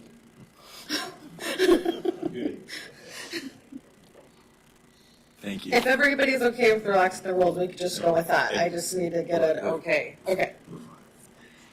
Moving on to resolution number 26003, adopting the 2026 fine schedule for the city of Palmer for the fiscal year beginning January 1st, 2026 and ending December 31st, 2026. Anybody who wishes to come forward and speak to that on the public hearing, please do so. Seeing no one, I'll close public hearing, bring it to the council. Any comments? Yes, ma'am. I do have a comment. Benji, do you want me to wait or do you want me to talk about it now? Okay. Sorry, Jude. Yeah. Sorry. I almost asked Mr. Mayor if I could just ask while you're already up here, but my bad. Mr. Mayor, may I? Yes, please. Okay. So, I know you're going to be so shocked by this. Interference with utilities. Can I ask you how much, why has this become an issue on here? And how much of our water has been tapped into recently? Many parts to answer that. Great question. So, interfering with utilities.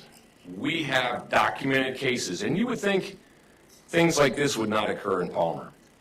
If we know a utility customer is behind, and there is a service order that has been generated to turn off, let's say, their water for failure to pay their bills, my crew will go out. And what we have dealt with, especially in the wintertime, because that's when it tends to occur, we have had people pile up rocks on their key boxes, which is what we access to shut the water off, and turn their hoses on when it's -10 and freeze the area, making it almost impossible for us to shut off the service. That is one example. I can give you numerous examples of how people interfere with our ability to shut off a service because of their failure to pay. So that is just one. We have had large piles of dirt moved onto key boxes. We have had rock piles. We have had timber piles. You name it, if there's a way for somebody, now it is not very widespread, but it has started to increase. And this is our attempt to try to deal with that because we play games. We have had service orders where and again, we don't generate the service order. This comes from the utility clerk in finance. It says, okay, here's a customer that's past due X number of months. They've been contacted, no response. Please, you go out, Public Works, and shut their water off. We go out, And I have had crews pull up to the house with a person staring out the window. And as our crew goes out and starts to find the key box to shut it off, this is what we witness. Here's my credit card, city, turn it back on. Now it's paid. And there is gamesmanship that goes on, and I will tell you it is very frustrating.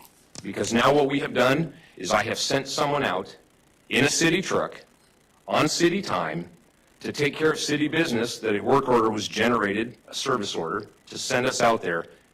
And this is not an uncommon one.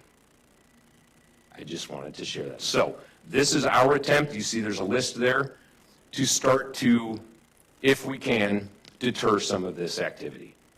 Because it has been and is growing, unfortunately. It's not very widespread, but we have seen a growth. Mr. Mayor, Yes. may I? And can you elaborate, I was hoping you would also talk about, have we had any problems with this, with any construction companies or anything with our water, and approximately how much water are we losing to that?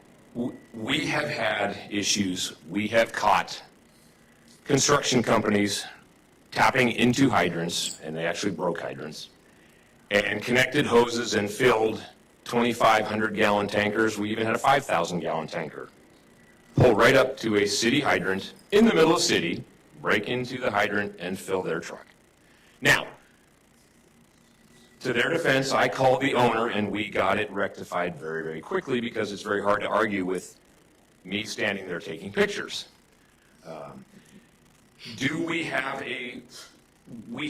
The city has had a water loss issue, and we are working very, very diligently to combat that water loss issue. And I'm not blaming it all on theft. I'm not doing that. I want to publicly go on record to say that. But there has been a significant volume of theft. And it's usually dealing with our hydrants that are outside city limits. And there's several things we are doing to try to combat that part. We are also looking internally, trying to detect water leaks and things like that, because we have had that the city unfortunately turned a blind eye to for many, many years, a significant water loss issue. And we are trying to address that issue. So yes, we have had problems. Word is getting out there that we are taking it very seriously. People asked us, well, just put up cameras. We've done that. But I can tell you the longest that one of our trail cameras has lasted on a hydrant that has been broken into was 2 days. And I just decided not to spend a couple $100 again on additional trail cameras, because every single one we put up was stolen. So hopefully that answers your question. But great question. We are aware and we are trying. Mr. Mayor, may I respond? Yes, please. Yeah, thank you. The reason I just bring it up is I don't want to see us undercutting our regulatory enforcement by letting the fee fine imbalance encourage theft. So I just, hope we can have more discussion about that later. Thank you. Thank you. Great concept to bring up and talk about. Thank you, sir. I'm going to open up the public hearing for resolution number 26004, adopting the 5-year capital improvement program for the fiscal year beginning January 1st, 2026 and ending December 31st, 2026. Anybody wish to come forward and speak to that resolution? Seeing no one, I'll close the public hearing and bring it back to the council. Any questions, comments, concerns?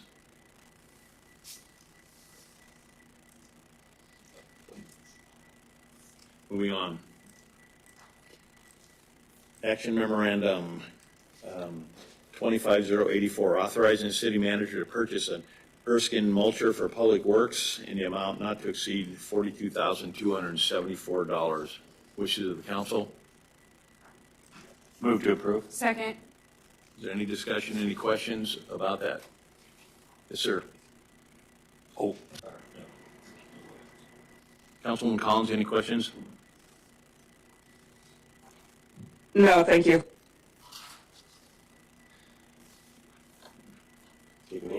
Yes, please. Mayor Cooper, Yes. Councilmember Carrington? Yes. Councilmember Hudson? Yes. Councilmember Collins? Yes. Deputy Mayor Alcantra? Yes. Passes. Thank you. Moving on to action memorandum 25085, authorizing city manager to purchase one Ford F-550 Type 6 Sawtooth wildland firefighting apparatus from Hughes Fire Equipment for an amount not to exceed $356,785, utilizing funds budgeted in the adopted 2024 capital expenses budget, which is the council. Move to approve. Second. Any questions of the manager or anything on this? Vote, please. Ready. Councilmember Hudson? Yes. Councilmember Carrington? Yes. Mayor Cooper? Yes. Deputy Mayor Alcantra? Yes. Councilmember Collins? Yes. Approved. Thank you. Next is action memorandum 25086, authorizing the city manager to negotiate and execute a contract with H5 Construction in an amount not to exceed $12,080,000 for the construction of a Palmer Public Library. Move to approve. Second. Give all of you a chance to move it. Any questions?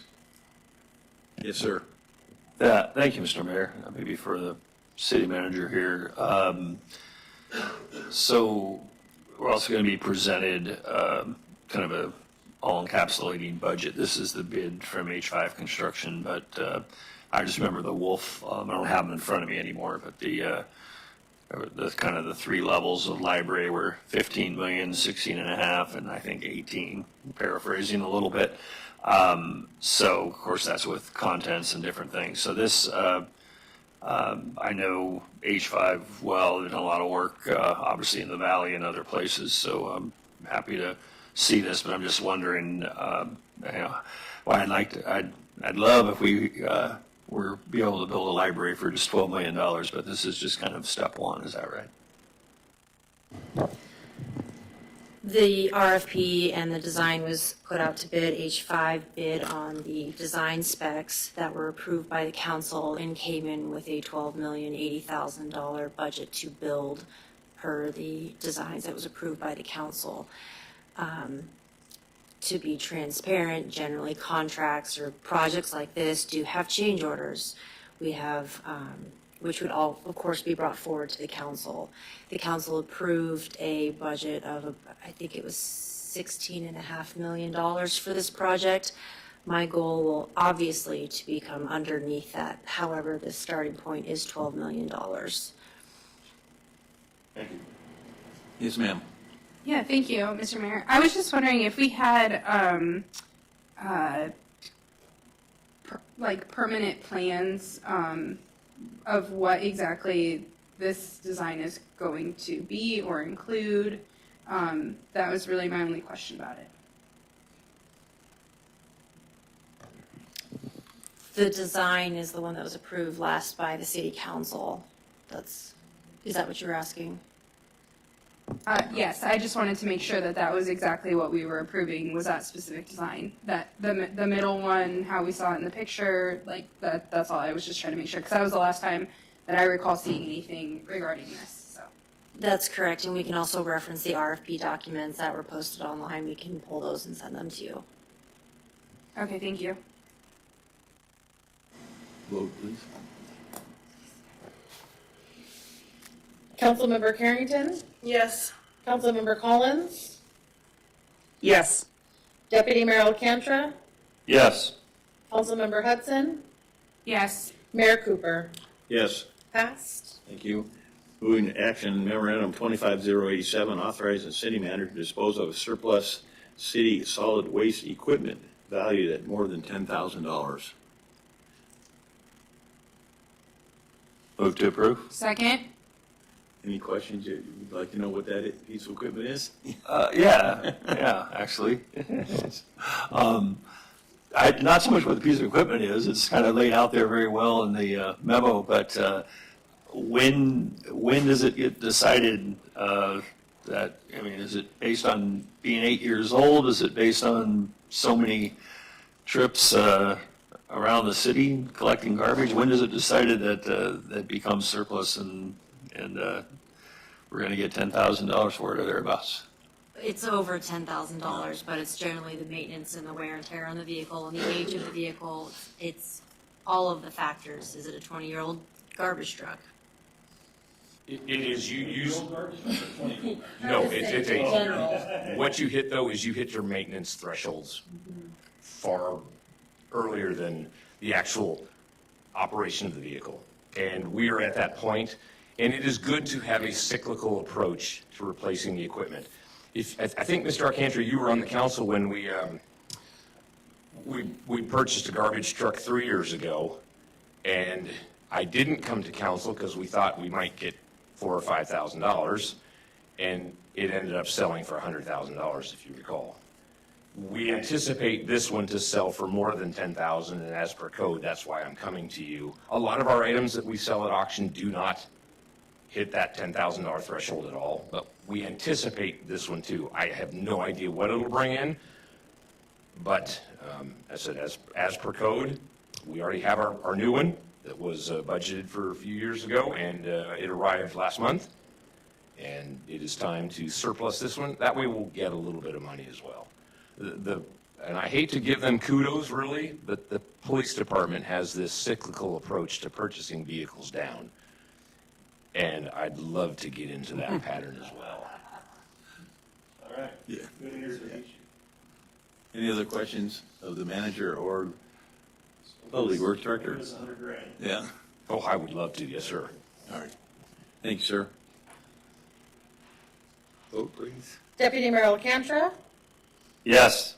Councilmember Collins, Yes. Mayor Cooper, Yes. Councilmember Carrington, Yes. and Councilmember Hudson. Yes. Approved. Thank you. Can we take a break? Yes. 5-minute break, please. Thank you.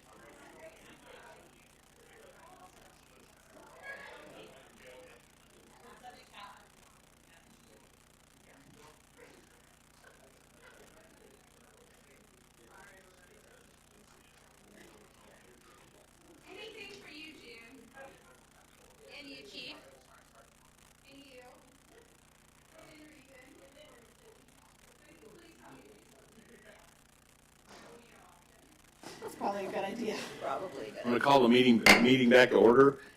We're on item J, unfinished business. And I don't think we have any. I mean, we have a lot, but not that's, not an agenda. Not an agenda. Item K is new business, resolution number 25044, a resolution of the Palmer City Council authorizing the city manager to apply to the State of Alaska Department of Environmental Conservation for a loan from the Alaska Drinking Water Fund in an amount not to exceed $1.5 million for the Cedar Hills Booster Station. Wishes of the council? Move to approve. Second.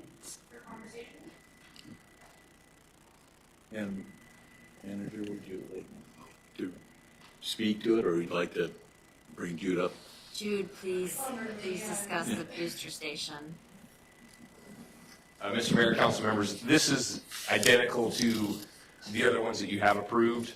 This is a 100% loan forgiveness, reimbursable. There is an admin fee, but those of you who have been around the city for a while understand and have heard us talk about some of our pressure challenges in the Cedar Hills area. And we recognize, and this has been an issue for some time, that something has to be done in that area to help with water for the customers.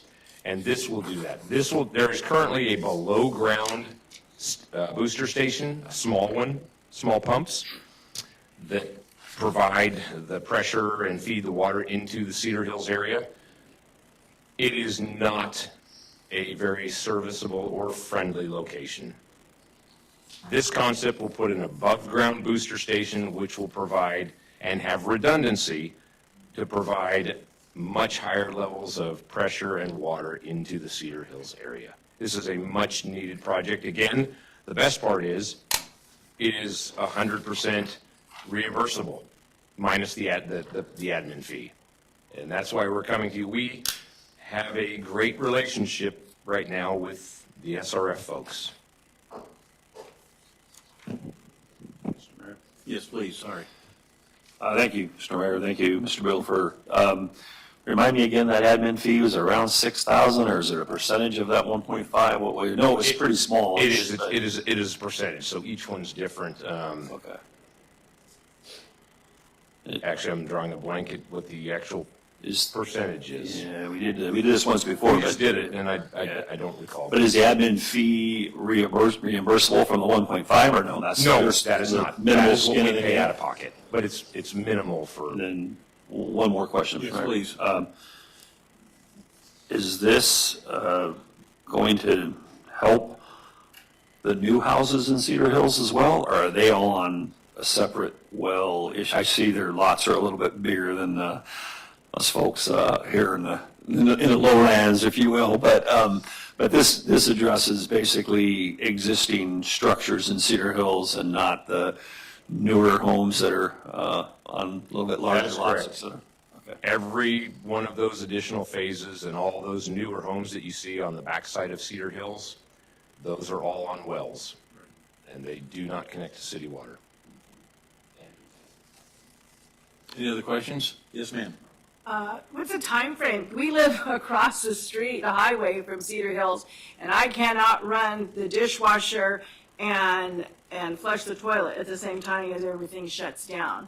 So is that going to happen soon? Our goal is next summer, Okay. but that is a goal. And Yeah. yes, that is one of the challenges. Yeah. That has It's been. gotten worse over the last year. This last year, we didn't notice a whole lot, but this last year, I really can't do more than one thing, dishwasher and washing machine at the same time at all. The usage rates have gone up significantly up there. Yeah. So we have to address it. Okay. That was all. I just want a time frame. Any other questions? Thank you, sir. Yes, ma'am. Mayor Cooper, Yes. Deputy Mayor Alcantara, Yes. Councilmember Carrington, Yes. Councilmember Collins, Yes. Councilmember Hudson. Yes. It's approved. Thank you. I don't know if I want. Yeah, there's no names. That's all right. That's all right. Madam Clerk, records of items placed on the table, please. We have the, I guess I should turn my microphone on. We have the report from the Palmer Chamber of Commerce. And nothing else that you got? We have papers that I provided. We have the presentation from the spec, and we also have the memo from me about AML that we spoke about earlier. Most everything we've addressed already. Thank you. We're back to audience participation. 3 minutes per person. Anybody who wishes to speak, please come forward at this point. Give us your name, number, come on. I think I'm the only one called. Thank God. Les Derrick, Palmer Bar. I'll keep it quick. There's several other hot button issues that are coming up here soon. Golf course is going to be one of them. I do have some questions. It's like I've heard some stuff talking about the airport being subsidized and all that. How much does the airport actually make? Is it a moneymaker for City of Palmer versus how many people that it helps? Same thing with the golf course. How many people does it do? How much charity goes into both of the different organizations? Does the golf course need to be its own standalone entity where it's not beholden to the airport? Stuff to think about. The airport keeps on growing. Is it going to kill our community as we know it? And how many of the planes that are housed there are actually housed by Palmer individuals that live in the greater Palmer area or outside of the greater Palmer area? Just curious about some of that. So please, like tonight, please make sure you have the train depot on the golf course issue. The other one's the parking issue. Please have it at the train depot where everyone can get to speak. I think tonight a lot of people with what's coming up, even though you passed it tonight, I think a lot of people felt deterred and like they weren't able to speak because we don't have a lot of room in this room. Plus everyone was complaining about it being real hot. So train depot, maybe we should start looking at having all of the city council meetings there and just make it a regular thing. And so you guys own it, so let's make it and expand there for the city hall. Okay, thank you. Thank you. And thank you for your service, guys, and the police officer. Oh, one more thing. I'm sorry, said thank you. The police department, please do a little bit more PR because I don't want them to be considered with the camping thing, them to be portrayed as the bad people. A lot of them are not trying to write tickets. They're just using this as a tool. So please help them with the PR of that. Because like all of us in Palmer, yes, it's written, but we all care about the community and we all want to take care of everyone. And we're just giving them a tool where they can approach and try to get these people help. And a lot of the organizations that Sherry Carrington was talking about that are here. And so thank you. Anyone else wish to speak to the council under audience participation?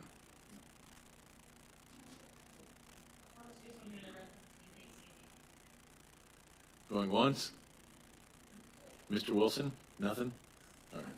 All right. Closing audience participation, bring back to the council. We're now under committee of the whole. I need a motion from the council to go into that if you so desire. I move that we enter committee of the whole. Second. All right, we're now into the committee of the whole for discussion. Item number 1 is 2026 5-year capital improvements plan. Madam Manager. Sure, I'd like to start off with the police department discussing their capital improvement program, and then any questions, please direct them at myself or chief.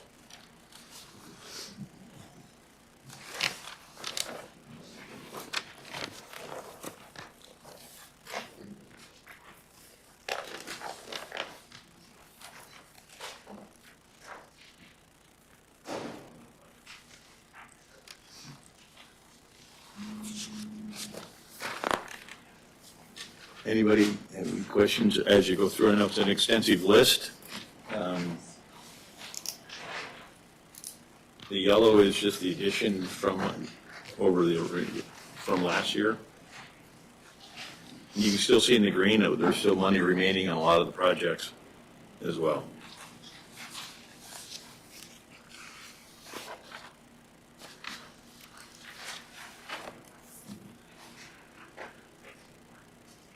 And my assumption is that, even if this gets approved, that we actually have the ability to go back and revise it in any time. Is that correct? That is correct. Amendments can still be brought forward. Thank you.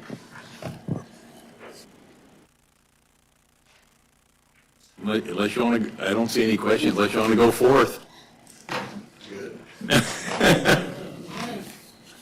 And you don't get paid by the number of times you sit in the chair.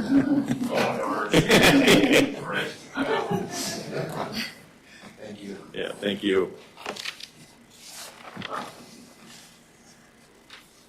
Chief Prevost, you want to discuss your capital improvement program?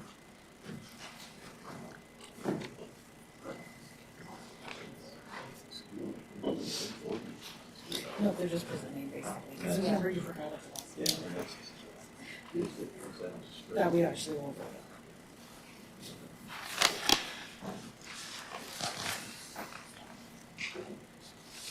I mean, you can tell us all the good, exciting things you've got going on here. Sure. I asked for three things.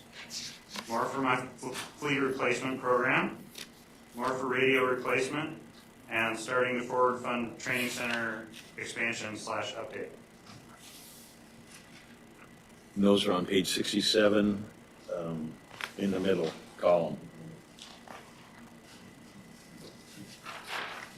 So the radio replacement, Chief, are they just old, or is it for us to be able to connect to other agencies? So, December of 2026, the That's state right. is updating the system, and so several of our radios will not be able to be used. So Right, we're that's starting right. the replacement with that, or continuing. Just out of curiosity, that's the same with the police department, isn't it? That they need to update their radios, I would think. I don't remember, but anyway, immaterial. But, and what were you planning on doing at the training center? So right now, if I get on a training night, half the people on my roster to attend a training, we don't have enough room in our classroom. So, and we don't have running water in our classroom building, things like that. So trying to modernize. Yeah. Yeah, perfect. All right, any other questions of the chief? All right, thank you. Thank you. Jude, you're up.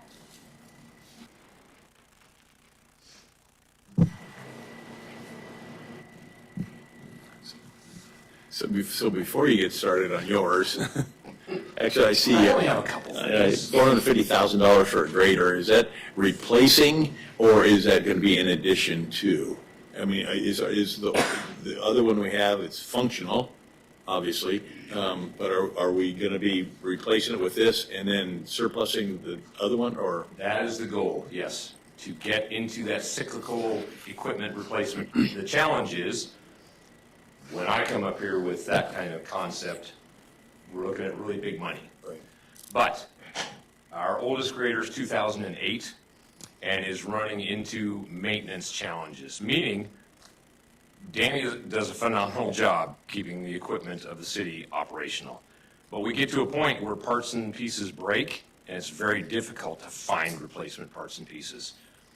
And we cannot afford not to have all of our graders operational. So we are starting, you see, it's in 26, and there's another one in 27, because it's a 5-year program, that to get to a point where we have multiple operational graders and don't have to worry about them is where we want to get to. Again, I realize that's a big chunk of money.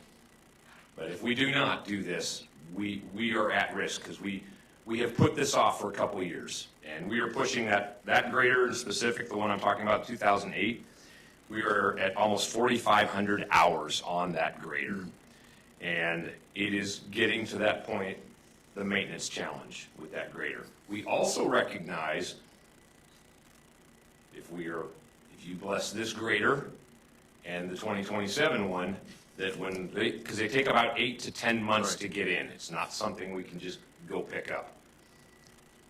That the grader that we intend to surplus can still bring in a decent amount of money for the city of Palmer. So that, yes, it is a big cost. Right now, again, if you were to approve this, we could order in January. We would hope to have it by October. I guess that next big one is, well, property acquisition. Yes, well, there's a couple. If you look right below that, the public road grader. Evergreen Avenue. Evergreen Avenue. And this is us, again, trying to be proactive. The comments that we received, the desire of people is to see us continue the enhancement of downtown, the upgrade of downtown, if you will, and that's to do what we did on Fireweed at Evergreen. Is this one more complicated than the Fireweed? No, it is not. So this one will be a little more money because we have added some things. Currently on Evergreen Ave, there is not a sidewalk on the south side. So we would put sidewalks on both sides and tie them in. And as you saw on Fireweed, we would lower the grade of the road and just make it smoother and easier for everybody. We would ensure those ADA compliant access points on sidewalks were there, but the big one is sidewalks on both sides and just making that a much more functional road. But that's that cost you see there. And the well, is that to replace, obviously we need a new well, we've talked about that before. This specific one is not. So as we expand, and there's been lots of questions on, you see over there, our water service boundary. We do have water lines that come in from the north and come almost to Trunk Road, almost, they come to the Colony Schools, and from the south, they come up and we feed the hospital, we feed the college with water. The master plan has those lines connecting someday, but it is not feasible with our current system setup. This would allow us to go and explore acquisition of property out beyond the city limits, somewhere in the Trunk Road area for a future well and reservoir. Because that is the only way that we will ever get to that point of connecting that water system together, which has been a vision and been something that has gone on, projected, you know, Mr. Mayor, for 20 years. Yeah. So this is us recognizing the need and being proactive with it. So we have a well, I don't remember, is it number one, Number one, well one, and reservoir one, that's a different one. That's what you approved an SRF project for, or for the loans to do that. Those are in dire need of replacement and upgrade. And I guess another additional comment is, I know we're probably in need of another well or two. One potentially downtown, we were talking originally Rempel, but that's out the window because of stuff underneath the ground. Correct. But we're looking at another one, is it up on the hill or where? It is not. Based on hydrology analysis, we believe that the city currently owns 5 acres of property down right off the Springer Road. We believe that the aquifer that feeds wells 4 and 5, which are the city's main producers, and these are, our 1,000 to 1,500 gallon per minute wells. Those are the wells that provide everything for all of our customers. This 5 acres is close to that the city owns, so there would be no acquisition issues. And we will be testing this summer, drilling a test well in a corner of that area for that new well, because it's in that same aquifer there. Councilwoman Hudson. Yes, thank you, Mr. Mayor. My question would be, just because you're talking about connecting systems and everything, so I just want to clarify for constituents that are listening, on the record, we are or are not talking about these expansions for hooking up our water system to our sister cities, any of our sister cities. I just want to clarify, because we had mentioned connection, so I just want to... You are absolutely correct. This is not anything to do with the project to connect to anybody but our system and make our system a loop. That is what this is for, and I cannot make that loop with the current status of our system. Yes, ma'am. Yes, I just want to bring it up as just something for, I guess, everybody to be aware of, because that's a legislative priority that they continue to take to Juneau over and over again. So I just want to make sure on our end that that's, not something that I guess we're pushing for currently. So. No, this is for us for redundancy and capability of our system. And eventually continue our loop. That's correct. Yeah. So that we go colony to trunk and then P&W. This is focused on our users currently right now, and some projected smaller, subdivisions as they grow. And the redundancy and operation of the city of Palmer's system. Not anybody else taken into any consideration whatsoever with what you have seen there and what I am doing. Thank you. Any other questions on this? Yes, ma'am. Yeah, I just have another question. Are we able to formally clarify that then with them in any way, shape, or form? Like, I'm sorry, like, it's just that with with a sister city, like, as a legislative priority, or going and, asking for financial resources from the state or from the federal government to, like specifically it states to attach to Palmer's water. So are grants being accepted for that from sister cities? Is state money being allocated to that? As far as what I've been able to find online, from specifically from the borough to them, there has been different communications regarding funds being allocated towards that. So I just am trying to see, like, if that's not what this is for, is there a way for us to clarify that to our constituents in a formal way and to our sister cities that that's not something that we're doing? I could certainly put something out, but I have not talked to anybody else about the connection pieces. I have not had anything to do with that. That is not something that the Public Works Department has been engaged in.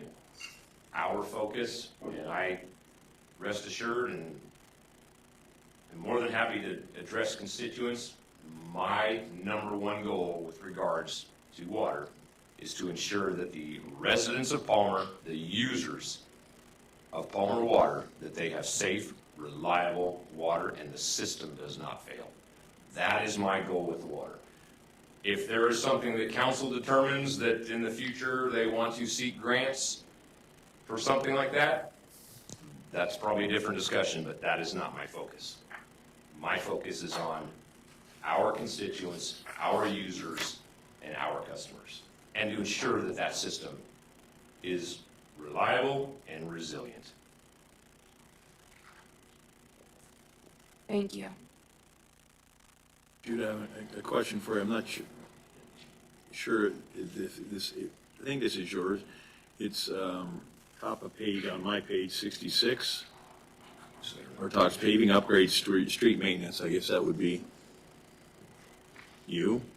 That will be me. There's $609,000 remaining in the fund. Correct.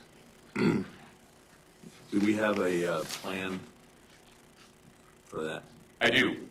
If you look at, well, it's actually, there is a project that I would love to explore, and that is a new connection road project. And so the paving money you see there, we know some of that will go to the Valley Trails project. Okay? But we believe there'll be some leftover, and this dovetails into, and I don't see it on here. I might have missed it for 2027. Second page, three. Bottom.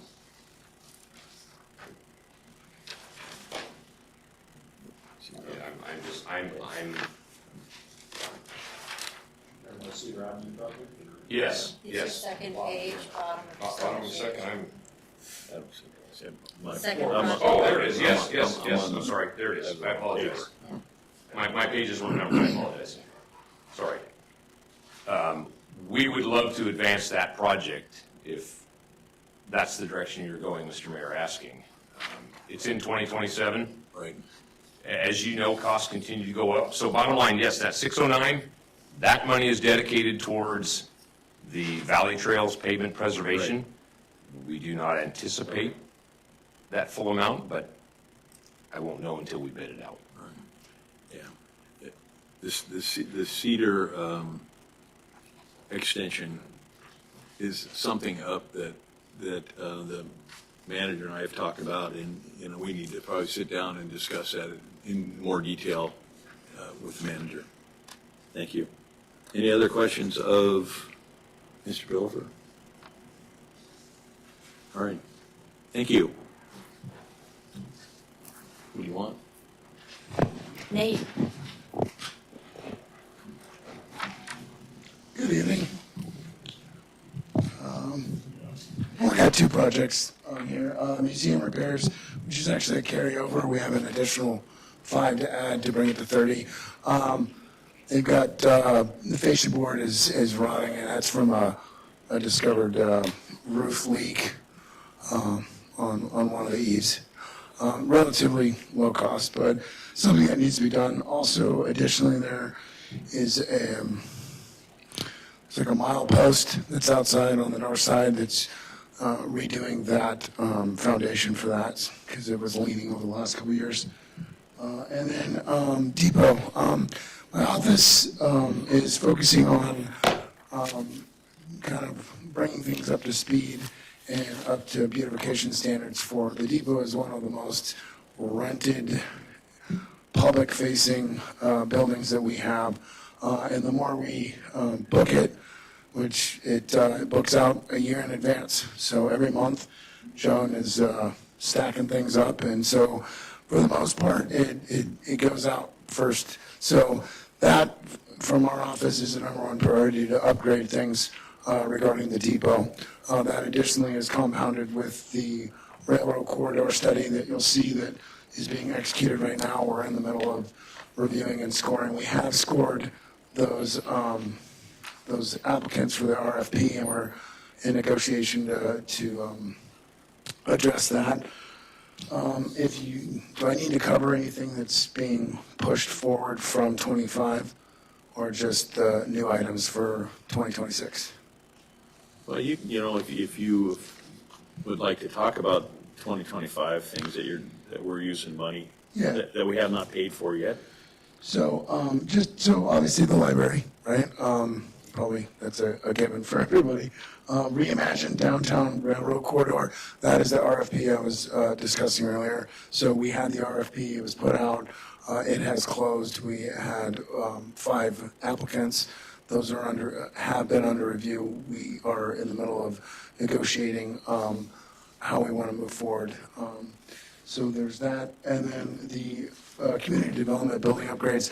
There are 3 projects that are kind of just sitting idle. And that was because I came on May 1st as an interim, and then at the end of June, officially the director. So there's been a lot of catch up for me. As the building inspector and I don't want to use the word compartmentalized because it has a negative connotation, but my predecessor did his job so well that I didn't have to really focus on what he was doing. I just stayed in my lane and dealt with the building side of things for the city of Palmer. So stepping in, looking at projects that weren't executed, figuring out how to execute them, because I want to make sure that we stay on top of it. So a lot of things that we had discussed last week about the MTA Event Center, there was 2 compressors that we didn't have redundant compressors, so we went out and purchased another one on eBay and spent significant amount of money to bring that up to speed so we have that redundancy.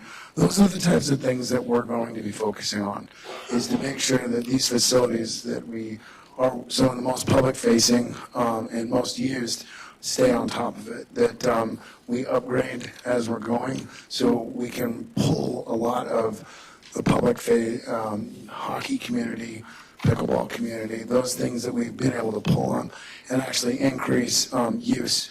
I'd like to do that with the Palmer Depot as well. So The goal is to execute these immediately, as fast as we can and as well as we can, and execute them like exactly how they were supposed to be.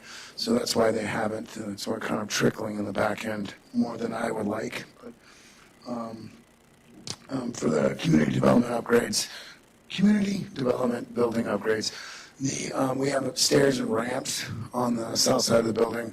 Those are definitely outdated, leaning and separating, so we need to, that's what that fund is for. $30,000 for the museum? Correct. What are we planning to do?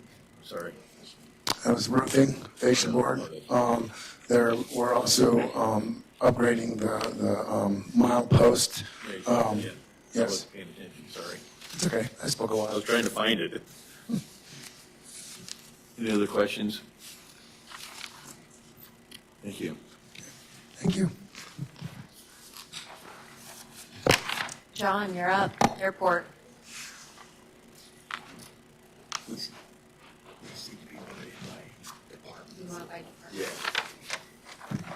Good evening once again, Mr. Mayor, members of council.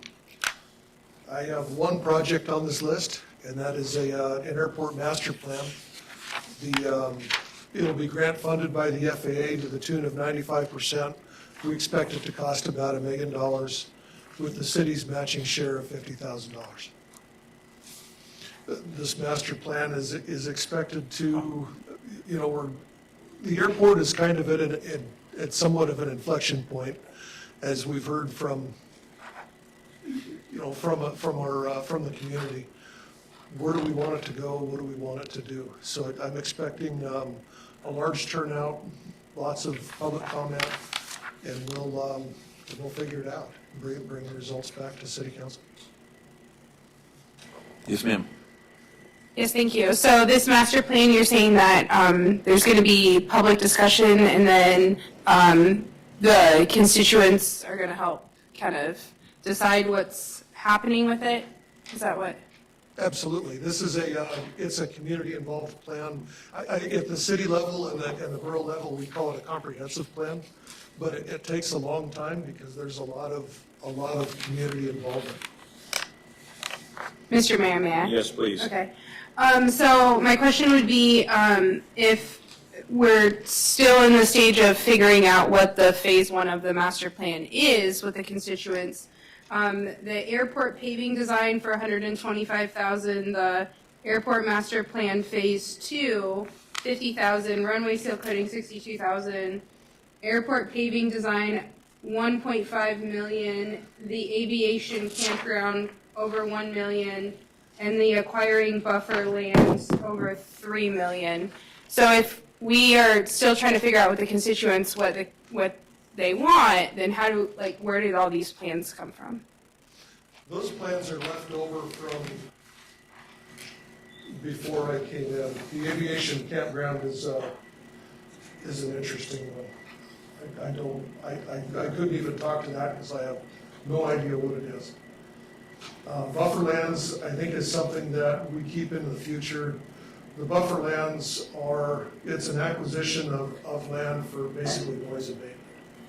So what that does is the airport will acquire lands so that they more for zoning, so we don't have any zoning conflicts with the airport.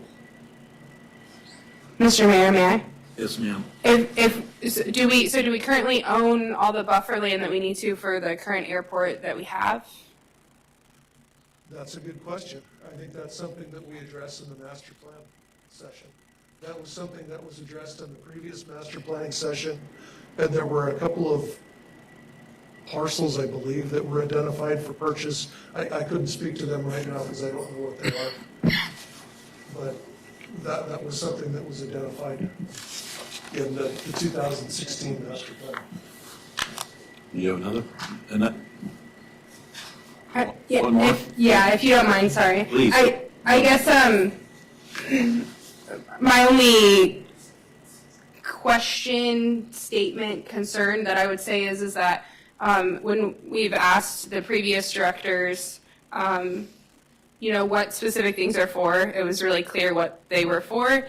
And what I'm getting right now is I don't know, maybe, well, we haven't approved it, but, so I'm just kind of confused about why these things are coming forward if we don't even know the direction of what's happening with the first phase of the master plan. It just feels like it's already kind of been decided on, I'm not If you don't sure. mind, if you look at that, you look, they're 2029, 2030, it's not for this next year at all? Yep, Yeah. yep.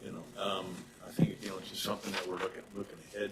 I'm just like, I'm even bringing up things that are just in 2027, things that are just in 20. In 2027, the seal coating and the,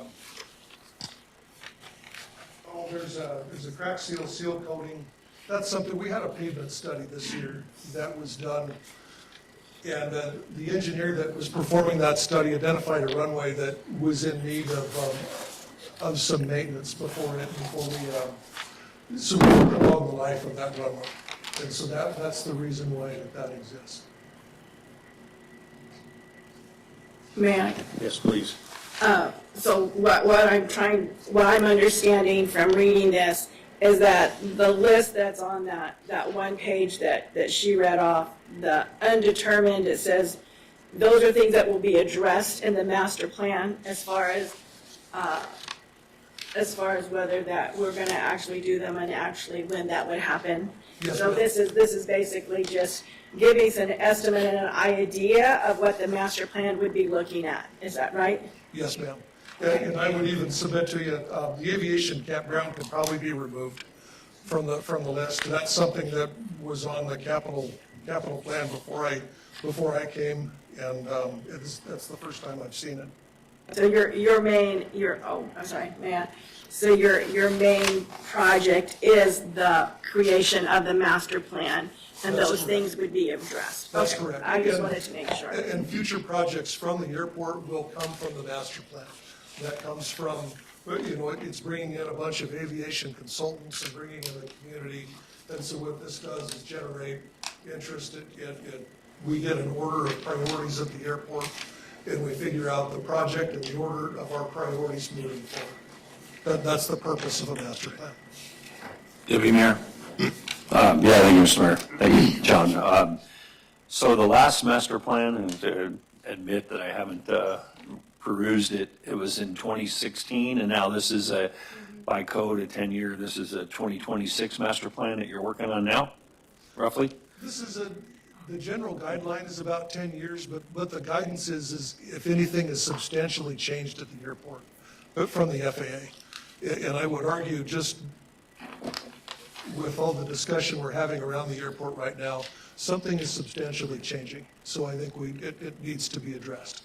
And follow up, please? Yes, please. And so the things that are in this document that Councilor Hudson pointed out, the kind of large dollar amount things of an aviation campground that you already addressed and require buffer lands, those were brought forward from a master plan that you inherited some years ago, correct? That's correct, And yes, sir. so the new master plan we work on will also address things into 2035, 2036, et cetera, as we go forward. That'll be long range, a long range lookout at what happens to the airport.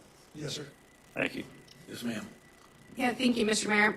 So if we don't have the master plan, if we haven't discussed it with the constituents or anything, then is it safe to say then we could remove some of these things from this legislative priority list and put on things that could be priorities, like security cameras for the stolen fuel that's happening, or gates, or, updating what we already have to make it better? That's correct. Security is going to be one of the things I'm pushing for in this plan. What I would like to do, similar to what Merrill Field does and the city of Wasilla does, is they lock their gates. They have combination codes on gates. They're electronic gates. Some of them have timers, so they're open during business hours but closed after hours.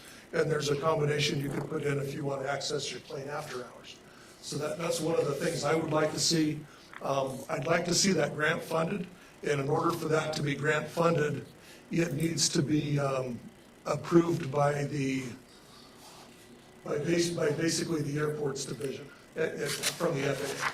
So, and in order for them to approve that, there's a bit of a process that we go through. And in my opinion, if if our airport users ask for this during our master plan, I think there's a good possibility we can get that approved through the grant funding process. Yes, ma'am? Yeah, I just wanted to ask, so will we be able to have an updated priority list before the next budget conversation about what our project and priorities will be for this budget season?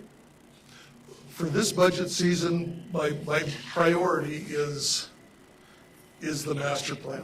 That's the one thing that needs to happen. Everything else can go by the wayside with the exception of the seal coating. I believe that the seal coating is something that we need to take care of before the master planning session is over. Airport paving design kind of goes into the following in 2028, airport paving design. Our north ramp is in dire need of repair. So when this pavement study comes out, what they do is they give the pavement a score from 0 to 100. From 70 to 100 is green, from 60 to 70 is yellow. And what that means, the green is in good condition, it needs to be just regular maintenance.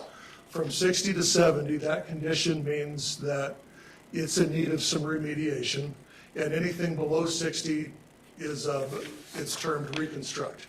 Reconstruct means exactly what you would think it is. It's you pull the top layer off and repave it. But the lower the score goes, the deeper you're having to dig into the pavement and the more it's going to cost to rehabilitate. Our north ramp scores in the 50s on average. It's in need of being repaved. However, we are also talking about the future of the airport possibly going into expanding into the golf course. If it does do that, in my opinion, there's not going to be a need to repave that north ramp. So I don't think it's responsible to come forward with a paving project to you if we haven't decided what the configuration of the airport's going to be. So I think this master plan session needs to go forward. We need to identify our priorities. We need to identify what the configuration of the airport should look like and bring that back to you and move forward with a better idea of what the capital plan needs to look like. Thank you. Any other questions? Yeah, Mr. Mayor. Yeah, I'm sorry. Yes, sir. Curiosity, so we put $50,000 into the master plan, the FAA puts a way bigger chunk into our master plan, or what? 950,000. Yeah, okay, that's where the 1 million in Prince comes from. Yes, sir. And so what is our time frame on that? I mean, do we have this July 1st, 2026 master plan unveiling, or what are we looking at? This is something that started to talk with our engineering consultant after the first of the year, and then working out a timeline from there, kind of more of an event-driven. Fair enough. Thank you. Yes, sir. I don't see any other questions. Thank you, sir. You have your own thing? That's it. Anything that would be addressed at City Hall would be carryover funds that were appropriated in 2023, and the main goal is to do some carpet remediation, painting. We are running into a little bit of a snafu with asbestos here in city chambers and throughout the building. So we need to address that. Any questions of the city manager on that? I guess that's it for the plan. All right, moving on. Item 2. Remember, this was continued from last meeting. Ordinance serial number 25006, amending Palmer Municipal Code Title 12 and establishing Chapter 12.04 to read as follows. Chapter 12.04, prohibited sleeping on sidewalks, streets, alleys, or within doorways.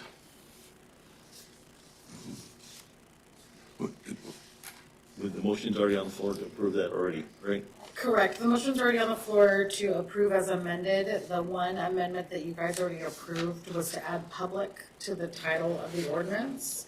Then what happened is the discussion began on the section B there of what to do since we added public to the title. Then if we needed to change the body of the ordinance itself, and it was essentially referred back to the attorney.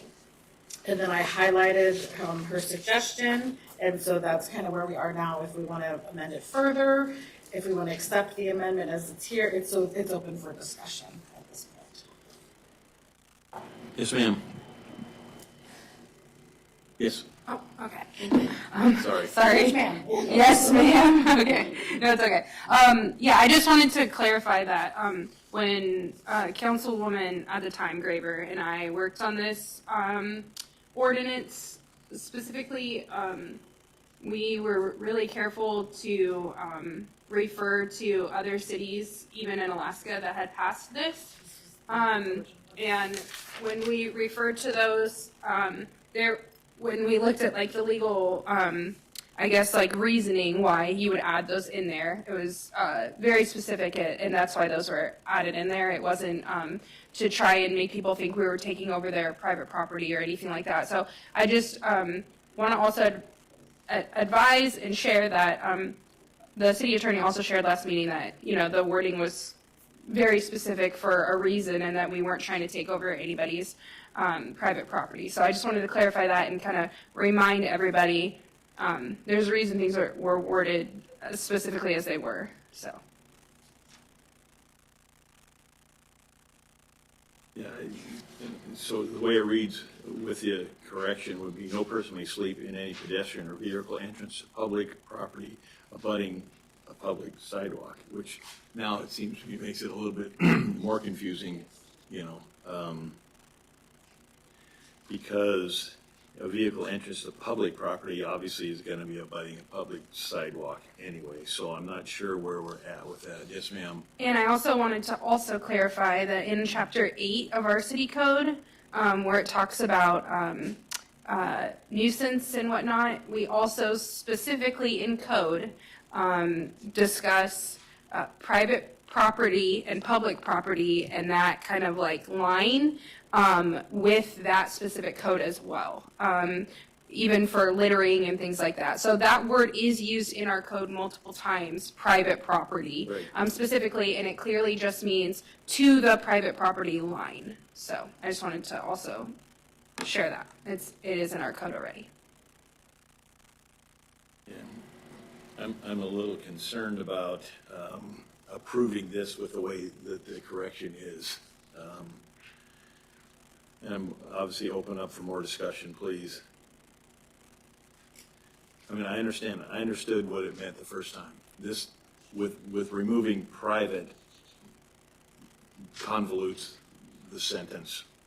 And I don't have a problem with going back to no person may sleep in any pedestrian or vehicle entrance to public or private property abutting a public sidewalk. So what that actually means is, you know, if you cannot, you know, again, I think the concern was we cannot monitor private property. You know, if someone's sleeping on private property, that's not a police problem unless they get called. That's the concern with that, having private in there. So, you know, please enlighten me a little bit more. And I'm looking to our wordsmith, Deputy Mayor. You have any comments on that one? The way it's been changed, or would you like to see another correction to this? I don't know. I'd hate to paraphrase our former governor, but putting lipstick on a pig isn't going to make it any better. So this one is, you know, a little less problematic to me than 005 was, but so again, sometimes I think, I hear people talking earlier tonight about their alleys and their storage sheds and their doorways and other things. So part of this is a little easier pill to swallow than telling people they can't camp any place. But I I don't know how to make it better. I thought the break that we took or was on the table was to make it less confusing, and I don't know if it did that or not, so either way, I suppose. I think what I would like to see, this is just a suggestion, remove public as well, so it would read, no person may sleep in any pedestrian or vehicle entrance to property abutting a public sidewalk, which includes private and public property.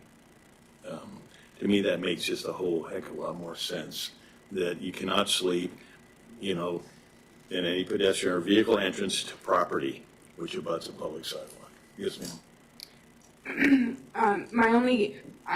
I guess my question would be if we reword it to that extent and then it doesn't change how the code is allowed to be enforced, if you understand what I mean by that, then we're possibly having to reintroduce legislation for, I'm wondering, if you reword it to that extent, if we're having to reintroduce it and then put it back through the council meeting timeframe for something that respectfully doesn't change how this code can be enforced, and it doesn't, and that word is used in our other code. Does that make sense?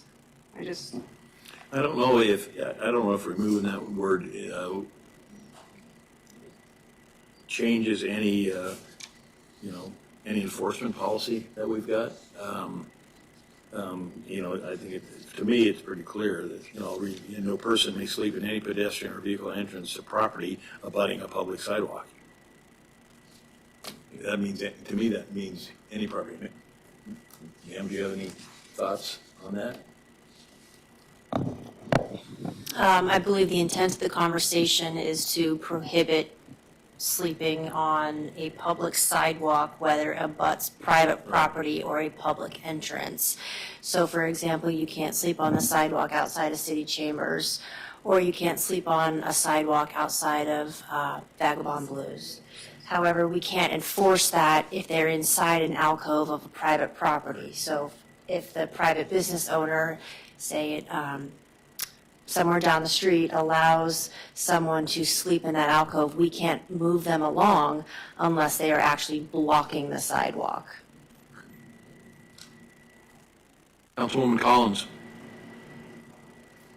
Yeah, I'm a little concerned about the wording as well, and not having been involved in the whole history of this, I didn't want to open a can of worms if it's been reiterated several times, but I don't think it's entirely clear still with the amendment made. But I also have some concerns about amending it kind of on the fly here as a council, not being privy to, it sounds like a lot of research has been done on this as far as what other courts have done in other jurisdictions.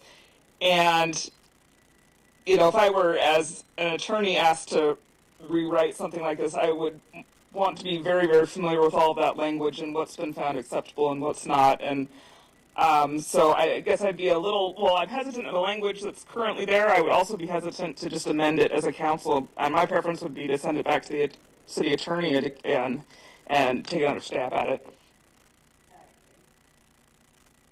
Yes, sir. I move to postpone ordinance serial number 25006 until our next city council meeting. I'm sorry, but before we do that, are we actually wanting to postpone? Well, we have to come out of committee of the whole, first of all. And then second of all, do we want to actually postpone it or refer it back to the attorney to come and then come back again? There are nuances to those motions. So I guess first we need to come out of committee of the whole. Which y'all can just agree to do if, we do the no objection, we can come out. We have to go back in. And then we'd have to motion. I move that we exit committee of the whole. Second.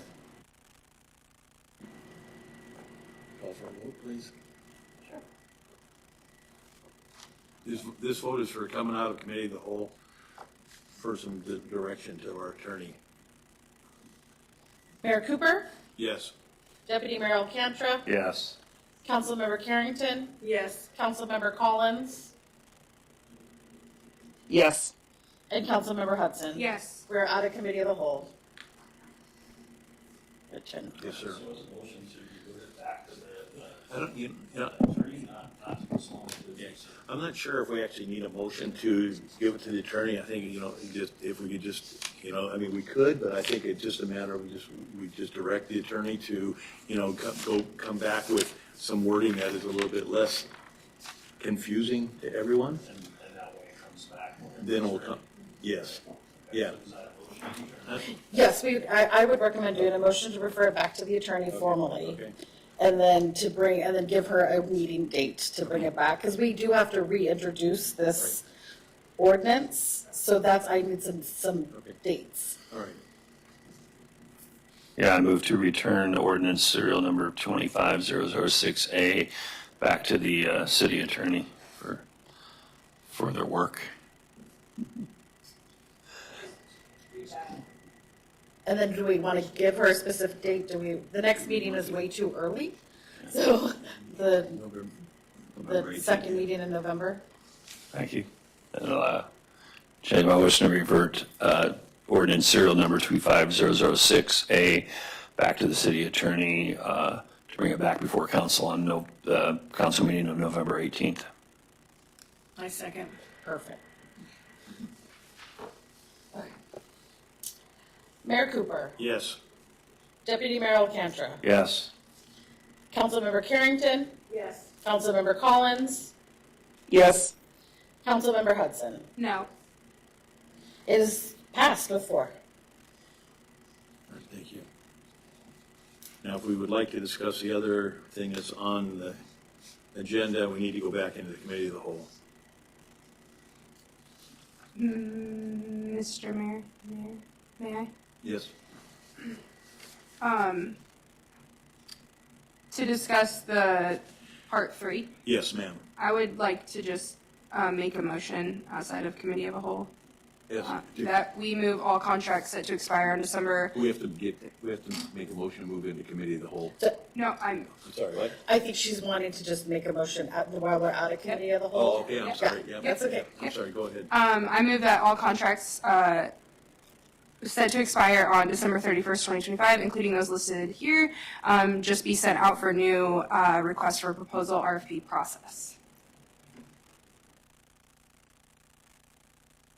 I will second that.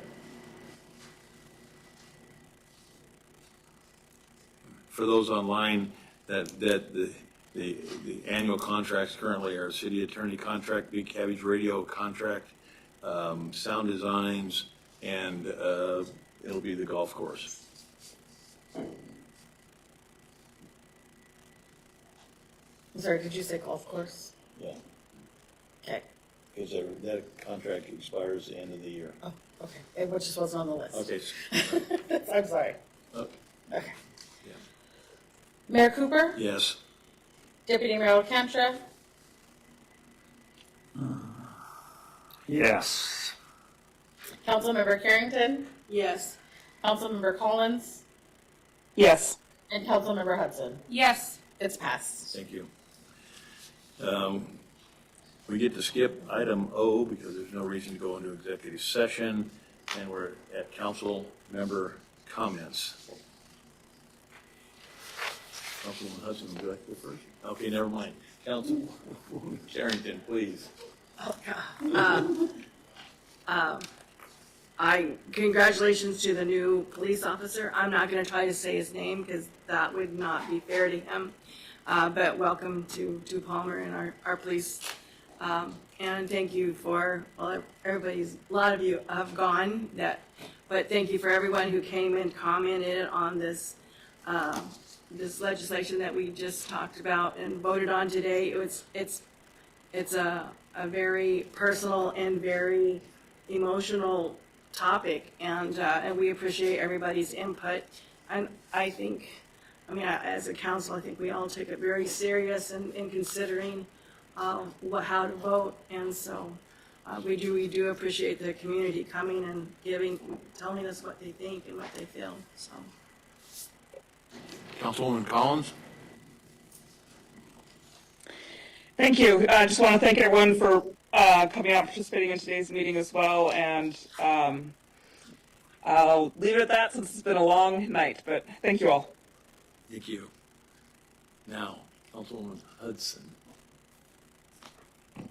Thank you, Mr. Mayor. I have some skin in the game now. I don't always have to go first. I just wanted to thank Gina. She overheard me earlier, but she did such an amazing job at the trick or treat, like greeting everybody. It was so cute. When my kids left, they were like, "We like her," and I was like, "That's so sweet." And the council chambers looked amazing, and that was hilarious. I loved it, and all of our businesses, thank you. I also want to thank the donors for the misplaced, for the donations for the misplaced currently. And may we continue to just pray for those in Jamaica as well, experiencing what they are. I want to say hello to our new deputy clerk and to Erica Berry, our new HR director. And just wish everybody a safe Halloween, and also remind again, council seat applications are open until Friday.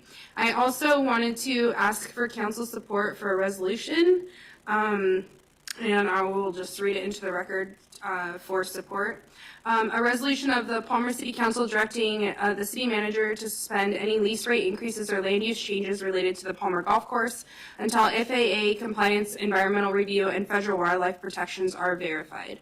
Whereas the Palmer Golf Course is located on land subject to FAA grant assurances, and the City of Palmer as airport sponsor must comply with 49 USC 47107 and FAA Order 5190.6b, which requires lease rates on airport obligated land to be based on independent appraisal and applied uniformly and reasonably. And whereas no publicly available independent appraisal or FAA directive has been presented supporting the proposed 5,000% lease rate increase for the Palmer Golf Course property, and whereas FAA Order Chapter 17 explicitly allows below market leasing of non-aeronautical land when public benefit exists with FAA approval requiring transparency and proper documentation. And whereas residents have expressed strong opposition to reclassifying or paving the Palmer Golf Course for airport expansion, citing both community benefit and environmental concerns. Whereas numerous community complaints have already been received regarding low-flying aircraft and excessive airport noise, indicating that airport may have already been nearing or exceeding acceptable noise compatibility thresholds. And whereas FAA environmental policy requires airport expansion or operational increases undergo proper review under the National Environmental Policy Act, which includes evaluation of noise, wildlife, water, and land use impacts, and may require environmental assessments, mitigation, or alternative site plans. And whereas noise increases associated with the airport expansion may also trigger the need for FAA sound insulation program funding to protect affected residents, but such funding requires a completed FAA Part 150 noise compatibility study and public involvement. And whereas the Matanuska River and adjacent riverbanks are sensitive ecosystems prone to erosion and channel migration, and any paving, grading, or construction near this area could exacerbate sediment runoff, slope instability, or riverbank retreat, requiring review and permits from the U.S. Army Corps of Engineers and Alaska Department of Environmental Conservation. And whereas a mated pair of bald eagles has been observed nesting along the Matanuska River and in trees located on the golf course and foraging within its boundaries, triggering protections under the Bald and Golden Eagle Act, 16 U.S.C. Code 668 and 668D, and the Migratory Bird Treaty Act, which make it unlawful to take or disturb eagles, including those through habitat alteration or noise disturbance without a federal permit. And whereas failure to comply with these environmental and federal wildlife laws could expose the city to legal risks, fines, and project delays that could be inconsistent with the city's commitment to stewardship of Palmer's natural and recreational resources. Whereas the airport superintendent has indicated that there are only two options existing for the future of the Palmer Golf Course property. In writing, it states 1, purchase of the land by the city from the airport, or 2, conversion of land for aeronautical development, but has not acknowledged the FAA's established third option under federal policy.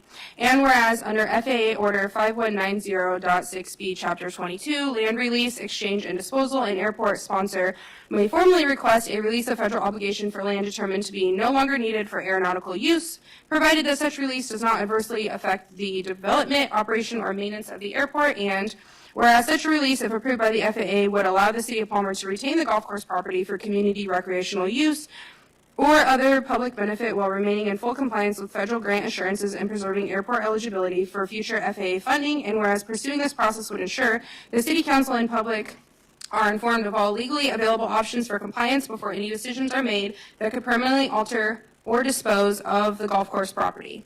Now therefore be it resolved by the Palmer City Council that the City Council would hereby direct the City Manager to provide to Council and the public before any further action or lease change a copy of an independent appraisal, FAA correspondence, and documentation supporting lease rate adjustments, a written statement of FAA compliance regarding fair market value, non-aeronautical use, and public benefit considerations, a detailed fiscal analysis of airport and golf course financial impacts, including costs of required environmental and noise compliance. 2, that the City Council further would direct the City Manager to consult with the U.S. Fish and Wildlife Services regarding the active bald eagle nests and obtain written guidance on required permits in buffer zones, consult with the U.S. Army Corps of Engineers and Alaska Department of Environmental Conservation regarding potential erosion hydrology and river impact permitting requirements, and compile and publicly report all resident noise complaints and require the FAA guidance on whether a Part 150 noise compatibility study or related environmental assessment is required before any expansion. That no lease rate increase, property reclassification, or paving project related to the Palmer Golf Course shall proceed until all federal compliance documentation has been completed, reviewed by council, and released to all public.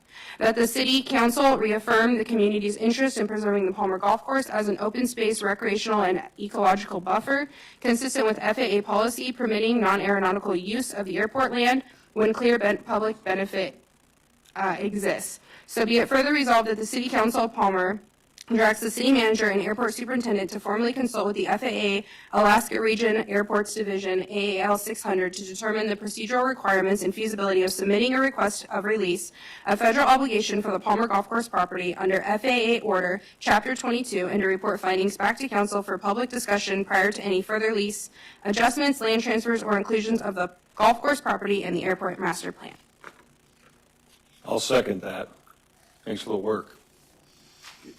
For the clerks and my benefit, could you just repeat the title of that? Actually, for the clerk's benefit, you're gonna forward me that. Yes. It's just a resolution of the Palmer City Council directing the City Manager to suspend lease rate increases or land use changes related to the Palmer Golf Course until FAA compliance, environmental review, and federal wildlife protections are verified. Madam Manager? Resecond that if you want. Many of the things that you stated in there are already in the process. The fair market evaluation is out on the street right now. There are no proposed lease rate increases currently for the airport, so I don't know where you're getting that from. Other than in our budget, I did put in there that if the golf course was charged a fair market value, it would be 11 cents. That was a supplemental. The current budget for the golf course for the airport lease is what it has always been historically. So if that added confusion, my apologies. I was just trying to be transparent of the actual financial situation of the golf course and the airport. And I do have an intent to bring forward more information at the next meeting regarding that. And of course, anything that involves any type of development, especially with the FAA, goes through federal compliance. We cannot just go out there and start paving. We have to have permits. We have to follow specific guidelines.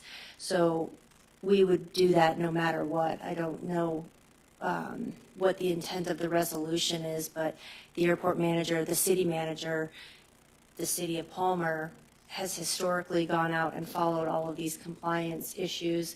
Any wetlands would have been identified prior to the golf course being developed. If there are nesting birds and we want to go out and pave something, that would be documented in the NEPA process. I'm very familiar with the NEPA process through our port expansion. There's a lot of nuances that we would have to follow at a federal level. Like, I just can't waive that. Mr. Mayor, if I may. Yeah, thank you. So I was just hoping to bring this forward so it can be a public discussion. And the reason that I'm bringing it forward is because we've seen it previously, like not when you were city manager even, but previously when these decisions are being made, even the decision to bring up the airport expansion was made without, consulting the city about that, or when it was a good time to bring it up, or if we were going to consider that at this time. So I think because false statements are being put out by directors about what can and can't happen and what the options are, it should be the council's directive to say, we want to ensure that all these things are brought to us so that we can see before and we're making accurate decisions. Because at this time, it's the constituents and some council members don't feel like it's really an option at this point, almost like it's being forced. And, you know, in reviewing the grants and whatnot, I asked specifically in council comments with council support months ago for the council to receive the grants, and we were specifically told one was unable to be located, and we still haven't received that one. So I guess this is just opening up the communication and ensuring that the council has all the information needed to make the proper decision for the community. I appreciate those statements, although I would like to refer to John Dementi's statements. Those were not false. Those are two very viable options of either purchasing the land at fair market value or developing it. However, there is a third option of a staged approach that we would have to work with the FAA. So yes, he is correct in his first two statements, and we can work with the FAA for that phased approach. We just don't know what that looks like yet because we're not at that point. We're not at that point of development, but we do have to plan per FAA guidance. We have to do our airport master plan, which includes developing the golf course. Whether that happens or not and what time frame, that is yet to be determined, which is why we're going through the public process of the master plan. If we don't do the master plan and we don't plan for development, we're not in compliance. That doesn't mean that it's going to happen all at once. Like, this is a collaborative process between the city, the airport, and the FAA. Thank you. That's just what I'm trying to ensure. I'm not sure if we're supposed to continue talking about it since it wasn't on the agenda. I'm just bringing forth the resolution. So thank you. Deputy Mayor? Yeah, just real quick on this topic before the end. I think the biggest part is when our residents and constituents and people around here, business owners and others, bring up this issue bigger than they've been bringing up library and other things. It's important to kind of not let everything else get too far out in front of the constituency and too far in front of council. So I'll save my other comments for my council comments. Well, it's your turn. No. Thank you, Mr. Mayor. So I'm going to say Officer Aganash. I'm going to take a stab at it. Congratulations and welcome to the Palmer Police Department. It's fantastic to see them fully staffed now. Welcome I thought we welcomed our new deputy clerk last time, but I'm glad that she's still here, and I hope she stays for a long time. And Erica Berry, welcome to the city of Palmer. I didn't realize she'd been on staff, not that it's a long time, but it's a couple months that she already has. Been a long night. Thank everyone who testified tonight and, had to go back to their lives, and that's a good thing.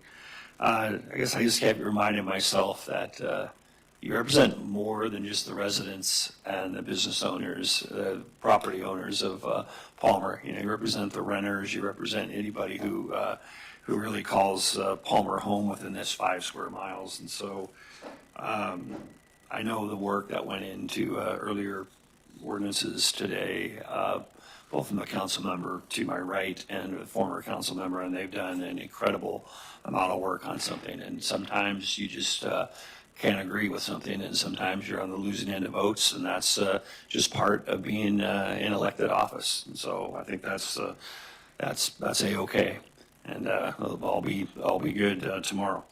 I do want to say, as I said earlier, I'm not a pilot, I'm a bad golfer, but I do enjoy Palmer Golf Course the few times that I get out there every year. And I know so many people that enjoy it immensely, that are there, 4, 5, 6, 7 days a week. Some of the retired folks that make me jealous to go out and golf every day. It is just incredible. People go out there to walk around, people pay for, it's such a amazing place. And so many of those pictures that you see of Pioneer Peak and the beauty that surrounds us are taken from that golf course parking lot. And people know that they're gonna dig in. I don't blame them. I mean, the golf course has been around 35 years, been on the books a lot longer than that. And I sure hope it stays for a long, long time. We got the mighty Matanuska River down there that might have other ideas when it, you may lose hole 6 or you may lose hole 11 to Mother Nature over time, but I don't think we're gonna want to lose it any other way if we can help it. So again, I hope everybody has a good week. We'll see you back here in about 7 days, or maybe we'll see you back at the Palmer Depot. Who knows where we'll see you, but at the next city council meeting. So everybody have a great week, and I know we're pushing on the time here. Thanks. Thank you. I also want to congratulate Officer Shane Oganosh for stepping up and filling the role of a police officer in the city of Palmer. The guys do a great job. Also want to thank the staff for doing such a great job with Trick or Treat Street. Having all those people, Gina, you were here setting up after last meeting and then taking down the next day. It was, and John as well, and it was really kind of amazing. And like say having 3,000 people on the street was kind of, and we had all of our police cars out there doing their thing, directing traffic, stopping people from going everywhere. It was great. We had a lot of stuff going on in the city. And obviously you've been around to see all the stuff that's going on, and I'm really pleased with the direction that the council's headed. And I'm just looking forward to seeing more of the same. I appreciate that. With that, Allison. Oh, Allison, I'm sorry.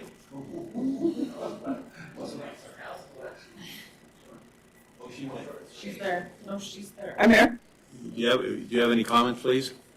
No, thank you. Okay, there we go. 10 minutes to spare. With that, we're adjourned.